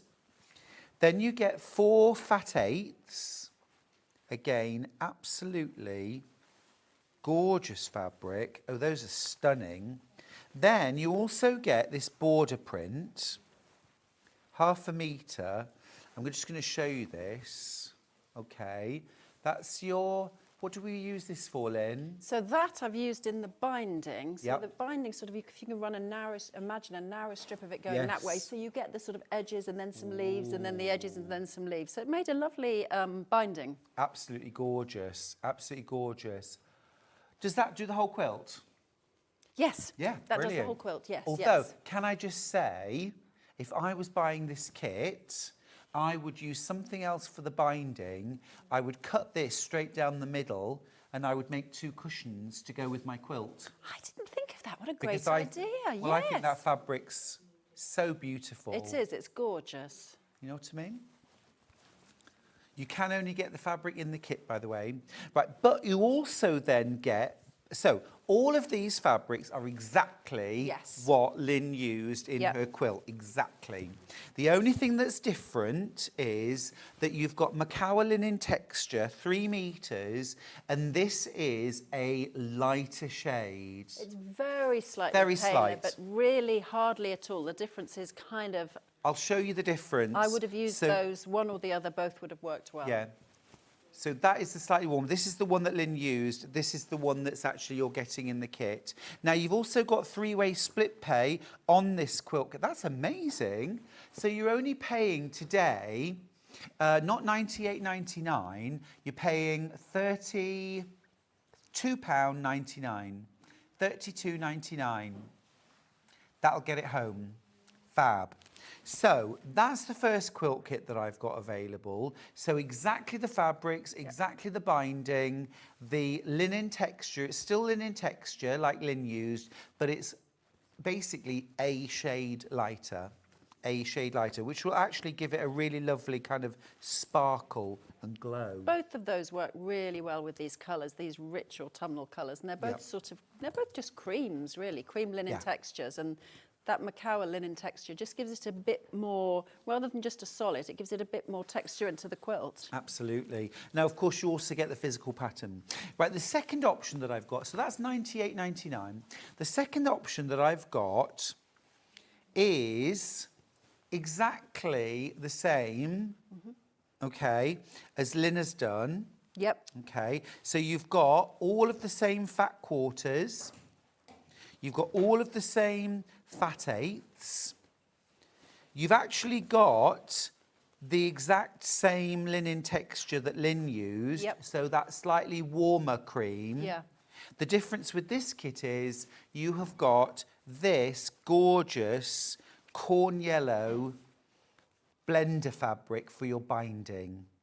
So you don't, so the difference is you don't get this border print. Okay. But as you say, you might not use that on the binding anyway. You might want to definitely use that wouldn't. for I'd use cushions. that for a cushion. I think they both work great as a binding. But the price here, $94.99, so you're saving £5 on this on this bundle. Gorgeous. Absolutely. This stunning. They're great fabrics. I mean, they scream out to be made into a sort of, to me, autumnal quilt. Absolutely. Very much this time of year. Gorgeous. Do you love autumn? I love autumn. Yeah, I do. I love all the seasons, honestly. Yeah, me too. I love that we live in a country where we get seasons. Me too. Yeah, I agree with you. Yeah. Sometimes I wish they were a little bit more warmer. Distinct. Yes. Sometimes I wish summer was more summer. Oh, yeah. Really. No arguments there. Yeah. Now, we've got two backing bundles. This is rather lovely. This is corn yellow. And you get 3.5 metres, which means you're just going to cut 2 panels out of this, seam them together. Yep. And that's going to be enough to back your quilt for $23.93. Fabulous price. Yeah, that's what I used on the back of mine. Yummy. Yeah, lovely. And colour. you save £4 buying the backing bundle. $23.93. The other option that we've got is to use light grey. Again, 3.5 metres. So cut 2 panels, just cut your piece of fabric in half. So you end up with 1 3/4 metres and 1 3/4 metres. Seam them together and you've got enough to back your quilt. I would just say the other option, just by the by, is get yourself the bolt of 60-inch wide calico. Yeah.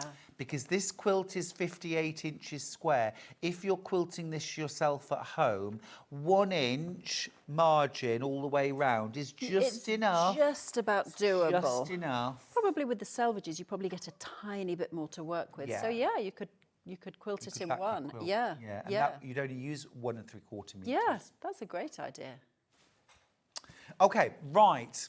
Amazing. Now, any particular tools that you used for this quilt? Okay, so shall we go over there? Oh, well, you've got them Got a here. couple of things here. So as you can see on the quilt, there are little curved stems which are made of bias tape. And for that, I used a bias tape maker, which we've got here.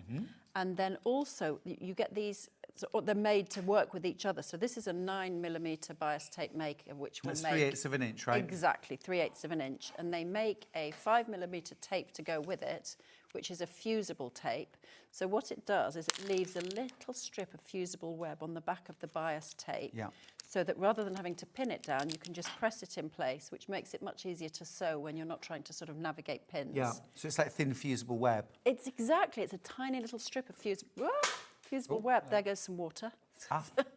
So your fusible tape maker, well, your tape maker is on screen at the moment. So this is $9.99 for the 3/8 of an inch or 9mm tape maker.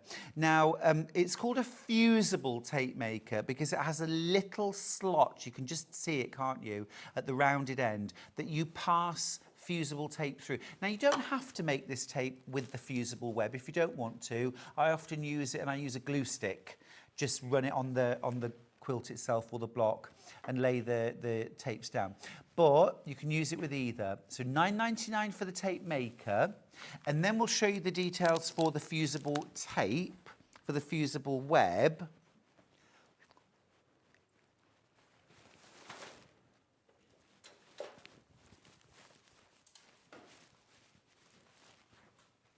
Okay, this is your fusible tape. It's 5mm wide. You get 25 meters in length. More than enough for the quilt. More than enough for the quilt. More than Yes. enough for a few quilts. Yes. Brilliant stuff. Okay, great. Any other equipment or things that we might need? So I like to use some kind of, flatter is ideal, some kind of starch or much better, a flatter spray, so that before you make these strips, you spray the strips with something that's going to hold the fabric a bit more strongly. Yeah. So that your bias strips hold in place when you've made them. So pre-spray with these, then run it through the bias tape maker, running your iron along as you go, and then when your strips are made, the edges will stay under better, whereas if you haven't pressed them with something, they tend to kind of roll themselves up a little bit and the bias tape will flatten more easily. So something like these flatters are brilliant because they just give the fabric a little bit of extra structure for you to work with when you're appliquing down the bias tape strips. Now, the one that we've got on screen is for the scentless, so if you don't like smelly products, this is the one to go for. You've just saved yourself £6. Don't worry if you'd already checked out your basket, you save £6 too. £13.99 per bottle. That's the scentless. And then the one that's currently next to my ironing board at home is Pineapple Grove. Smells Lynn, lovely. have a little. I think we smelt this last time. It smelt a bit like lilt to me. Oh, yeah. If you like pina coladas or getting caught It's in the singing day rain. today, isn't it? This is our It's third always song. singing day for Yeah, me. in fairness, it's always singing That's day. Pineapple Grove. That's Pineapple Grove. Absolutely gorgeous. Lovely. Right, shall we go over and make a quilt? Yes, let's get started Do and it. do a Come few on. little demos of the things that we're going to be doing. Amazing. Right, let me move in here and shall we start as we're on that spot? Shall we start with bias tape? Yeah, let's do that. Okay. Yeah, let's do that. So this fat eighth is the one I used for the bias tape because I thought it was the one that most looked like stems. And to make bias tape, you want to start by folding an angle like this. So as if you were folding a square, there's your 45-degree angle. And then we're going to cut strips parallel to that fold. Okay. They're going to be 3/4 of an inch wide. So whenever you're making bias tape, you want to make your cuts double the size, double the width of your strips. So we're making 3/8 of an inch, so we'll cut at 3/4 of an inch. Okay. So ruler. I tend to make like an initial little cut just to take the edge off here.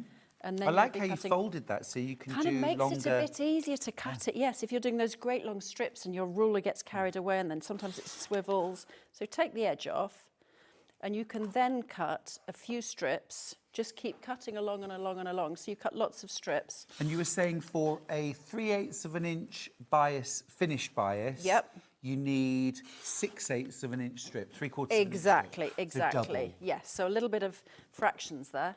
Love that. Simplification of fractions from Stuart Hillard on this hour. Right, let's move that to one side. So you'll cut a load of these, and at this stage, although they will be longer than you need, you could see you'll get 2 stems out of that. Yep. Leave them whole because they are easier to run through the bias tape maker the longer they are. So leave those whole. And I've got a bias tape maker here. And what you do is you just, don't know if you can see that, but you slot the tape in through the bias tape maker. I then tend to get a pin Yes. and slide that out so you get a little bit appearing at the end. If you wanted to add the fusible web, you tuck that into the bias tape maker at this stage. And if you're, normally if I was doing this, I would have pre-sprayed with flatter just so that the whole thing will hold together better. And if you haven't used one of these before, they are brilliant. They make making bias tape so much easier because all you do is you just slide the thing along, slide it the length of your tape. And you're basically keeping the tip of the iron against the tip of the tape maker. Exactly. You're not doing anything. It just does it for you automatically. They're so easy. Yeah, you don't want a gap there, though. Don't leave a gap between the iron and the tape maker. No, you're You want them right. literally nudged against each You're other. right. And there, look, how great is that? It just makes that beautiful bias tape. And then, as Stuart said, you could glue that on, you could pin it on, and we just applique that down onto those background squares with a bit of a curve. You can hand applique, you can machine applique. I've machined applique, but you couldn't tell, could you, if you look up close? Oh, I thought they were all sewn by hand. No. Genuinely. Yeah, Wow, yeah. great. So How you did can you make do that- that?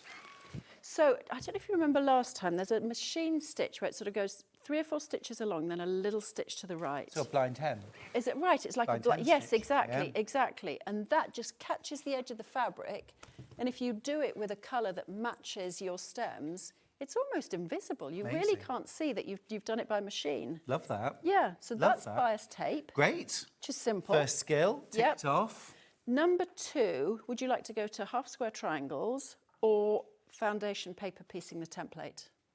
Let's do the foundation piecing first. Right, okay, so like the last time, when I came on earlier, what I've got is a template, you can see here, that is your first piece. So you've got these, this is your foundation paper piecing template. And you could cut, you know, can you, oh, you have it flat there, yeah, that's better. You know, you often will start with a rectangle or whatever. There's a lot of wastage, whereas this way, you pre-cut that first piece, line it up in place, and that makes the whole thing so much easier to do. So Yeah. I'm just going to cut that out. And you just cut it to the main line. There's no dashed lines or seam allowance on this. You're just going to cut it. Now, obviously, exact if you're size of the cutting template. out like the whole quilt, Yep. this is where you're not going to have any waste. You've cut a little rectangle for demo purposes. Yes, exactly. I mean, you're definitely minimising waste by Yeah. doing it this way. And yes, you can have them nesting together. Or what I've got in the pattern actually is a diagram for how you cut the whole fat quarter. I'll just show you. Oh, brilliant. Because you have to get quite a lot out of the fat quarter. So it'll show you that you've got to cut it into strips, and then your wedges come out of this final strip here. Gotcha. But it shows you what you cut where, because sometimes that can be confusing. If Yeah. you know, if you have that as written instructions, I find it easier if you've got it as a diagram that Yep. you can look at, and that makes it easier to. Sorry, I'm just sliding this about a little bit. It's because it's got these sticky bits on. Yes. And they're brilliant, but the paper does catch with them. So what I do now is I put this wedge onto the back of the template, and if you hold it up to the light, and I can't really do that now, but if you hold it up to the light, what you want to do is to have that piece cover the whole of section 1 plus about 1/4 of an inch all I round, think if you tilt that a little bit, like that. can we see? Oh, we can just. It's difficult to see. We need one of those see. glow lights, don't we, Yeah. to shine through it. There, you can just about see. You can just that. about see it through the paper. Yeah.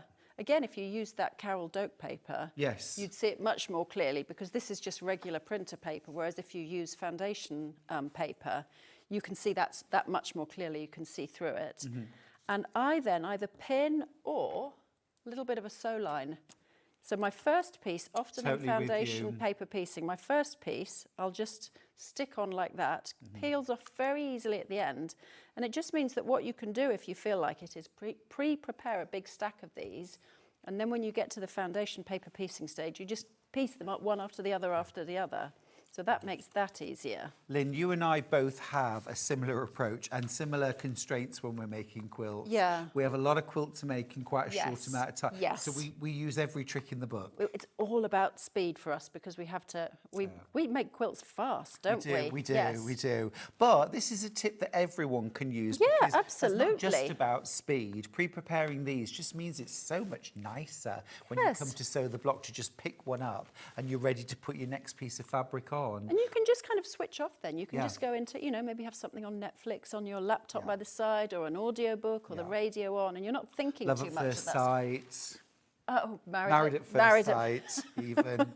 Yes, I don't think they care about the love, do they? It's just a TV I programme. mean, it's a TV programme. It's yeah.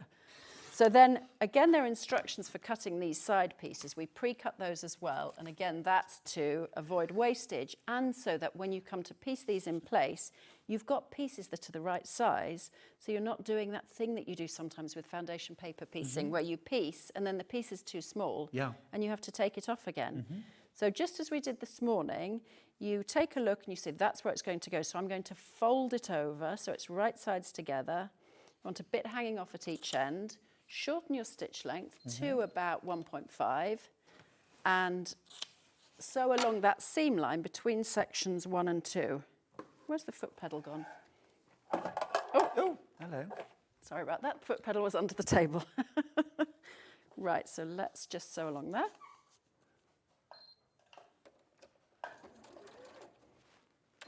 And just get that needle in the right place. Right, try again. Here we go, that's better.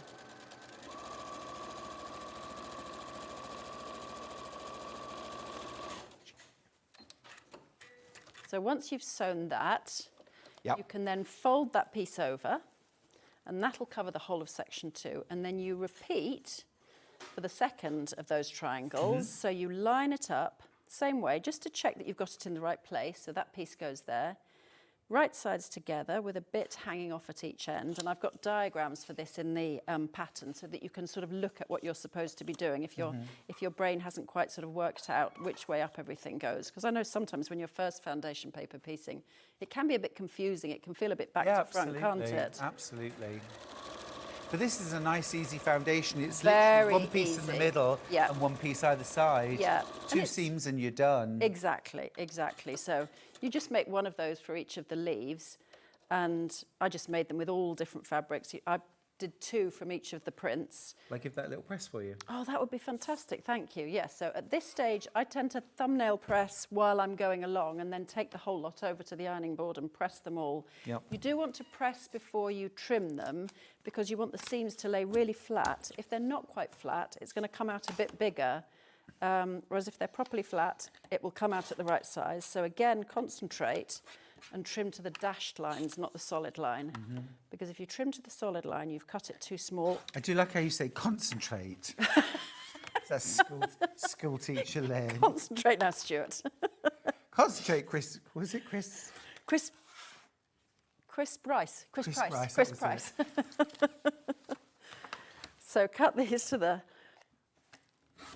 dashed lines, and then again I take off the papers at this stage. Now here's a top tip for you. If you've got, this is only 3 pieces, so it doesn't massively apply, but if you've got a template with, let's say, 20 pieces, take the paper off in reverse order that you attached it. So you start at 20, 19, 18, 17, and it'll come off a lot more easily that way. Oh, that's a fantastic tip. I've never heard that before. I think that's a Lynne Goldsworthy invention. Great. Yeah, We'll trademark it for you. We'll trademark that, thank you. Yes, the Lynne Goldsworthy removal of foundation paper. We've got you covered. Yeah, okay, thank you. The lawyers are working on it as we speak.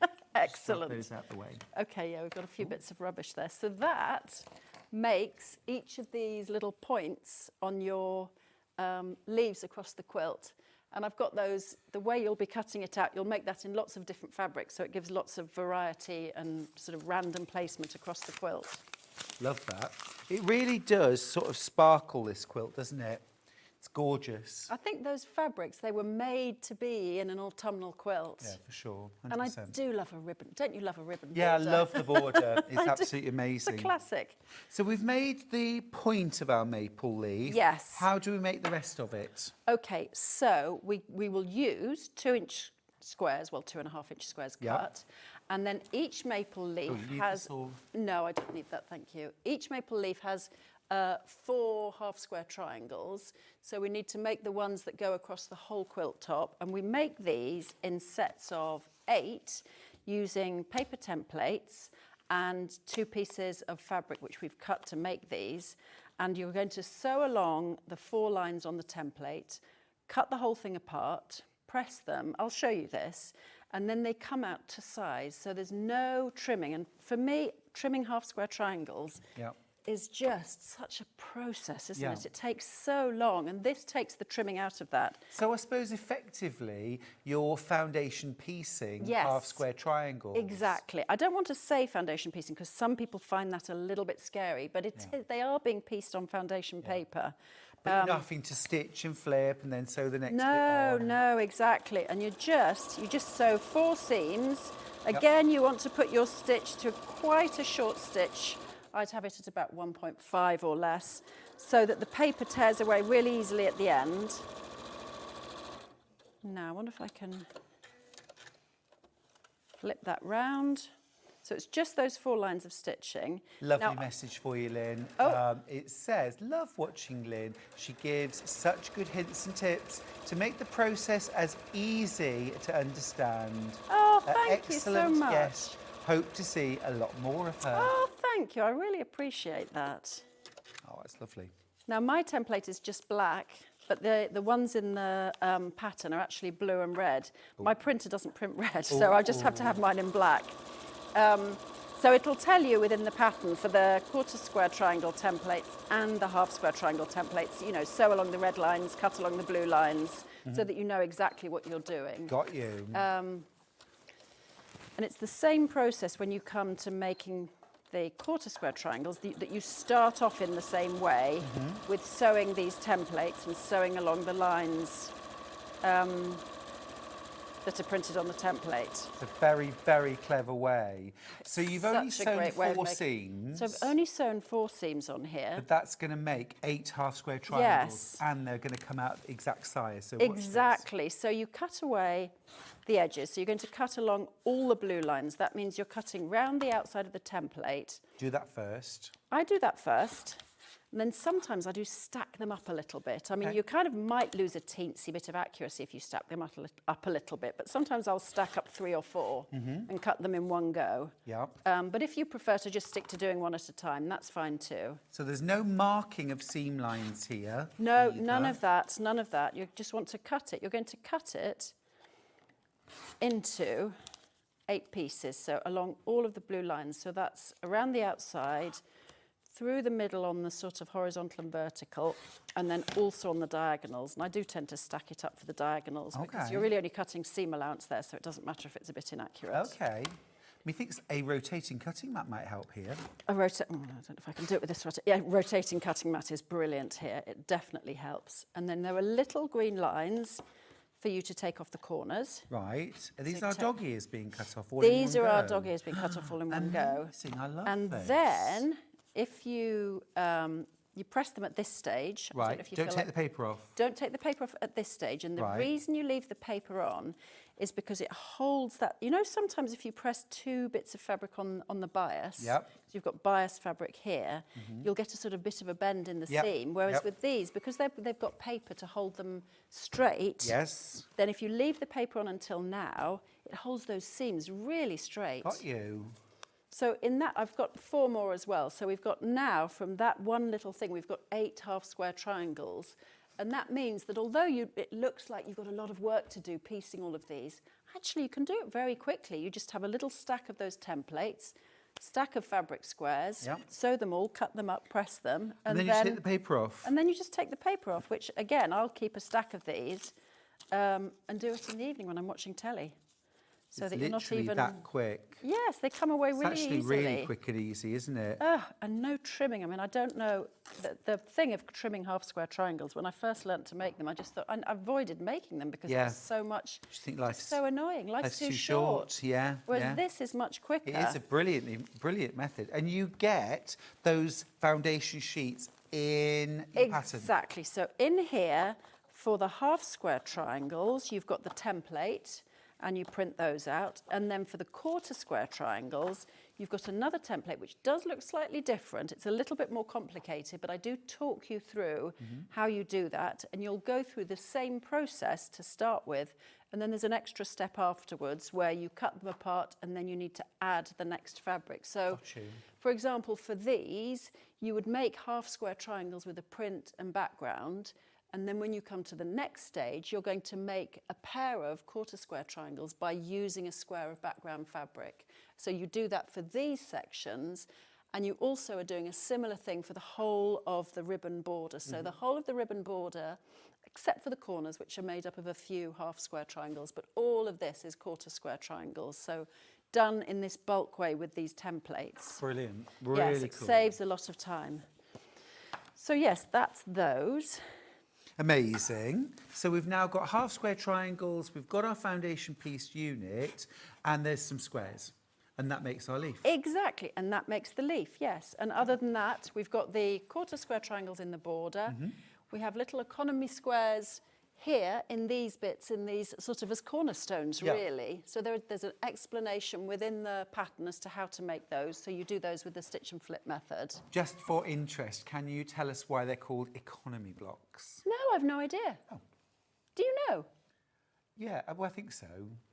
Oh, well, it was actually our producer said to me, why are they called economy blocks? So I thought No I'd ask idea. you. I have no idea. I think it's simply that they use tiny little bits of fabric. So you would make an economy block by starting with a square, putting little triangles on the corners, then more little triangles and building it up. Oh, I didn't know So it's that. economical. Yes, I didn't know that. I think so. No, yeah. I think so. Yeah.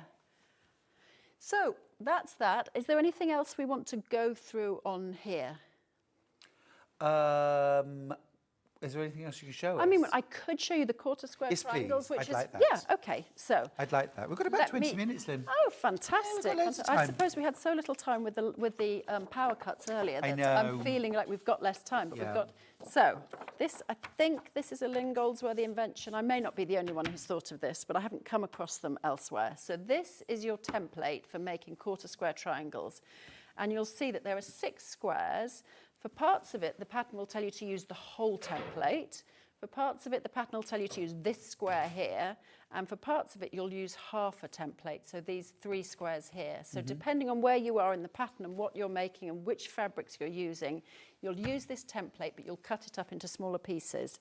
So I've got one of these, which is what we will use we actually use these for the border, for the border. I think we use these for the border. No, it's for these. It's for these. Oh, okay. So we use that for these, with the little half square triangles that sit around the economy squares. And we're going to sew along on this template all of the solid red lines, and we'll leave the dashed red lines for now. Interesting. Yeah, if you look at this, you can see you've got solid lines here. Yeah. And then dashed lines this way. So we're only sewing on the solid lines. Exactly. So we're sewing on the solid lines at this stage, and then we'll use the dashed lines at the next stage as a guide for turning quarter square triangles into, half square triangles into quarter square triangles. Very cool. And I've got a little top tip as well, because we have to cut squares at 2 7/8 of an inch. And I've just got a little top tip about that for anyone who finds the thought of cutting 2 7/8 a bit daunting. Yes, which because I think most of us do. I think a lot of people don't like cutting 8s. Yeah. Because it just feels like it's too fiddly and too fussy. But I just do have a little tip for that, just to avoid fear. Great. Yeah, We will take any and all of your top tips. Lynn. absolutely. Oh, okay, here's a top tip. Oh, here we go. When you're sewing at home, wear your jumper inside out, and then you get all the threads on your jumper, and then when you leave the house, whoosh, whoosh, put it the right way round, and then you go out thread-free. Lynn, where have you been for the last 30 years? It's genius. It's genius. When the kids were little, the other thing we used to do is if you're having spaghetti and you're wearing a white top, you have to wear it inside out and back to front. So you get the spaghetti sauce on the inside of the back, and then when you're done, back around again. Love that. It's not really a sewing tip, I suppose. Right, so I mean, it's difficult if you go to an Italian restaurant, Lynn, but I suppose you've been kicked out of a lot of those, haven't you? Oh, there's that woman again who turns her top on back to front. Please tell us she's not wearing white. As long as she's wearing red, we don't have to see that. Oh, Charlie and I now, we've got absolutely no shame. When we go to a restaurant, we literally, let me just grab a bit of fabric, we literally just do this. Do you? We just As if you're toddlers. just do that Basically, you're putting a bib on. in restaurants. With no shame, with no Well, shame. that's because you two wear very glamorous clothing. I mean, look We at that shirt you're wearing do. today. It's a stunner. It's very glamorous, Lynn. It's a gorgeous shirt. Thank you. Right, so I've done this sewing, and in fact, it is designed very well to go with the autumnal theme of today. It was all planned. Of course it was. Of course it was. So I've sewn. Shall I put it down or Yeah, face that's it? great. Yes. So I've sewn those lines, and we're going to do exactly the same as we did before, which is to cut out what we've sewn along the blue solid lines. Okay, right, okay, yep. So just the same. So it's just what if you're making this quilt and you make the half square triangles first. Just move that ribbon out of the way. You make the half square triangles first, then you'll get yourself into the zone of doing these. Yes. And then you can do these second. So and the you'll half be square more- triangles are the easy ones to start Yeah, with. because they're just kind of a one-step, whereas this is more of a two-step. I should really have cut around the outside. Well, I'll just do one of these. That's all we need, really. All right, yep. So, yes, cutting along the solid blue lines, including around the outside. And as Stuart said, a rotating cutting mat. I actually do use a rotating cutting mat for this at home. And then also along the solid blue line that makes that diagonal, we will then press these open. Okay, press open. Yes. Oh, sorry, not open seam, just Oh. press, just press. Just one way? Yes, yes, exactly. No problem. Yeah. Yeah, I can do that. So while Stuart's doing that, I'm just going to give you a little top tip about cutting, because we have to pair these with squares that are 2 and 7/8 of an inch. And I know for some people that's a kind of a weird thing to cut. So the way you think of it, just line your ruler up with the 3 inches and then just slide it 1 notch across. That's all you have to think of. So start at 3 inches and then slide 1 notch across, and you've got 2 7/8. Just for me, that's how I think of it. To be honest, that's exactly what I do Yeah, too. yeah. I do 3 and then back Back one, exactly, exactly. So you have these squares, and you'll be doing the same thing when you're making the quarter square triangles for the ribbon border, but just pairing different fabrics together, and you'll see that in the pattern. So you're going to place these right sides together, and what you do is over on this side, you've got your guidelines. So you've got the lines that you're going to start with.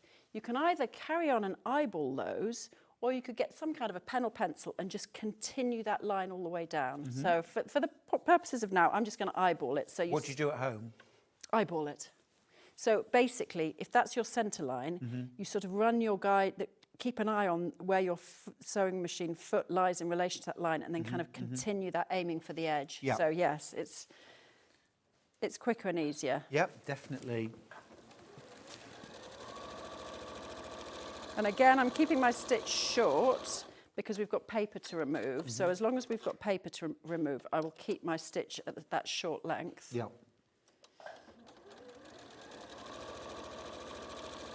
One of the things I love about Lynne is you are, sewing and quilting in the real world. You take into account all the things that challenge us, and you find a way around them. Well, it's just you want to I love make that. things easier, don't you? You want to make them... So here we'll press those open, And look at that, yes. and then we can take off the dog ears and... Let me do the pressing for you. Thank and then I you. will go and recap the kits. Cool. Because we are now running out of time. Really? Well, we've got 15 minutes till we disappear and Hobbymaker appear. Oh, 10 okay. minutes, 10 minutes. Oh, OK, so we're actually going to lose our slot. It's a bit like when you're on a plane and you lose your slot. Oh, no, it won't. That would It never won't be happen. like that. No, no. No. We'd never be kicked off the runway. Okay. I'll leave you to finish that off, Lynne. OK, so I'm just going to trim off my corners. And then I will remove the papers from the back. So because you've sewn those with lovely short seams, those are relatively easy to remove from the back. Yep. It's a little bit more work than for the half square triangles, but not much more. And you can see that then within the space of the quilt, these go around these little economy squares, so they make these kind of interesting cornerstones across the quilt. So you'll make a whole set of these, and you'll make these out of all of the print fabrics, all of the 9 fat quarters. They will all go into those. So you get a lot of random and a lot of fabrics across the quilt. Whereas when you're doing the ribbon border, you'll be using those 3 spare fat eighths of much paler fabrics, and they'll be the flip side of the ribbon. And then you'll be pairing those with those main prints, and they'll be, as it were, the top side of the ribbon. So that's how that's made. Exactly the same, still quarter square triangles, but just a different combination of fabrics. Absolutely gorgeous. Now, if you want to get this quilt kit home, I have 2 options. I'm going to show you this one first. Okay, so what you have here is your Macawa linen texture background, 3.5 meters of that. You've also got 9 fat quarters of this gorgeous autumn range of fabrics. You've got 4 fat eighths as well, and then you've got this absolutely beautiful piece of fabric to create your binding from, that's going to create almost a striped binding. How cool is that? Or do what I do, sneaky little so-and-so that I am, cut it in half, quilt those panels, make yourself 2 matching cushions to go with your quilt. 3-way split pay is available on this kit. You can pay $32.99 today and get this kit home. You get your full written instructions, printed instructions included, and it's absolutely beautiful. Everything's explained in so much wonderful detail from a quilter, a designer who really understands the challenges that we're all up against: time, skill, you know, how do I do this? Lynne thinks of everything, making everything easier, more successful, more professional looking. I love her approach. That's our first kit. All right, my second kit is really very similar, couple of differences. You've still got all those beautiful fat quarters, exactly the same, all of those beautiful fat quarters. You've still got all of those beautiful fat 8s. Your linen texture is a gorgeous warm cream. Your only substitution is your binding fabric. And I mean, actually, I would use this as the binding. The other one I would use for cushions. I wouldn't use it for the binding anyway, so I'd have to buy an extra binding fabric. But that's okay. This is our gorgeous corn yellow blender fabric. It's got this gorgeous mottle, almost like a marbled fabric, plus your physical printed instructions. Now, I do only have 3 of these kits left up for grabs. The rest are in baskets all checked out. So if you want this kit, do please check out. All right, now I've got backing bundles available for the quilts. 2 options. There's 3.5 meters in each. This is corn yellow solid. Excuse me, a really, really economical way of backing your quilt. This is regular width, quilt weight cotton. So you're going to cut 2 panels that are each 1 3/4 meters in length, then sew them together. Take off your seam allowances and you're done. $23.93. You're saving £4 on that, and that will back your quilt. That centre seam, by the way, make sure you press it open, not to one side. You want to reduce the bulk on your backing. And it doesn't matter whether that seam runs vertically or horizontally. Such an economical way of backing a quilt. The second option that you've got is light grey. So, to some extent, I would say, decide on the backing colour based on how you think you might quilt this. So if you're going to use something like a really warm, rich, creamy yellow, perhaps, or a tan to quilt your quilt, I would go corn yellow and then use the same colour in the bobbin. If you want to use a really like a white or a really pale colour, again, use the same in the bobbin and go for the grey. $23.93. You make that £4 saving. Instructions on their own. Physical printed instructions for the Falling Leaves quilt by Lynne Goldsworthy. 58-inch square. You've got all of your foundations. You've even got layouts for how to get best value out of your fat quarters. Lynne's really gone the extra mile on these patterns. Absolutely brilliant. Top tip, don't be daunted. I love that. I love that. Now, we've also got the PDF download instructions, $9.99, but no postage to pay for these. These will drop into your inbox by midnight tonight, and you'll be able to print everything off. Just remember, when you print off the foundations, print at full size, 100% no scaling, okay? At $9.99. They're non-refundable as well if you get the digital download. Amazing. Now, don't forget there were a few notions that are really, really useful. You've got your Clover bias tape maker. This is for 3/8 of an inch wide. For me, for applique quilts, this is my go-to size. Yep. You can get 1/4 inch wide ones on most quilts. That is a little bit thin, a bit skinny. I agree. 3/8 is a much nicer proportion. Yep. $9.99. It's Clover, in my opinion, the best. I've used all sorts of tape makers. I've never had an issue with Clover. Never. Totally agree. Love them. Yeah? Yeah, totally agree. And then you can use that tape maker with a very, very narrow fusible tape, which you run through the tape maker as you make the binding, or as you make your bias tape rather. And it puts a thin strip of fusible web on the back of your tape, so that then when you come to put it on your quilt, you just lay it down in shape, iron it, and it's fused, and then you've just got to top stitch it. £10.99 for 25 metres. One last great buy. I love it when we've got these because everybody needs this. A 12.5-inch square ruler. So useful. I always say, Lynn, once you've got your 6x24 ruler, your next purchase should be a square. I agree. Do you? Yeah, Why? totally. Because for squaring up 12-inch blocks. Yeah. Trimming your quilts when you've quilted them, trimming the corners, you know, cutting background squares. If you do trim up half square and quarter square triangles, this is the tool you need. Just a great purchase. £23.99 for that.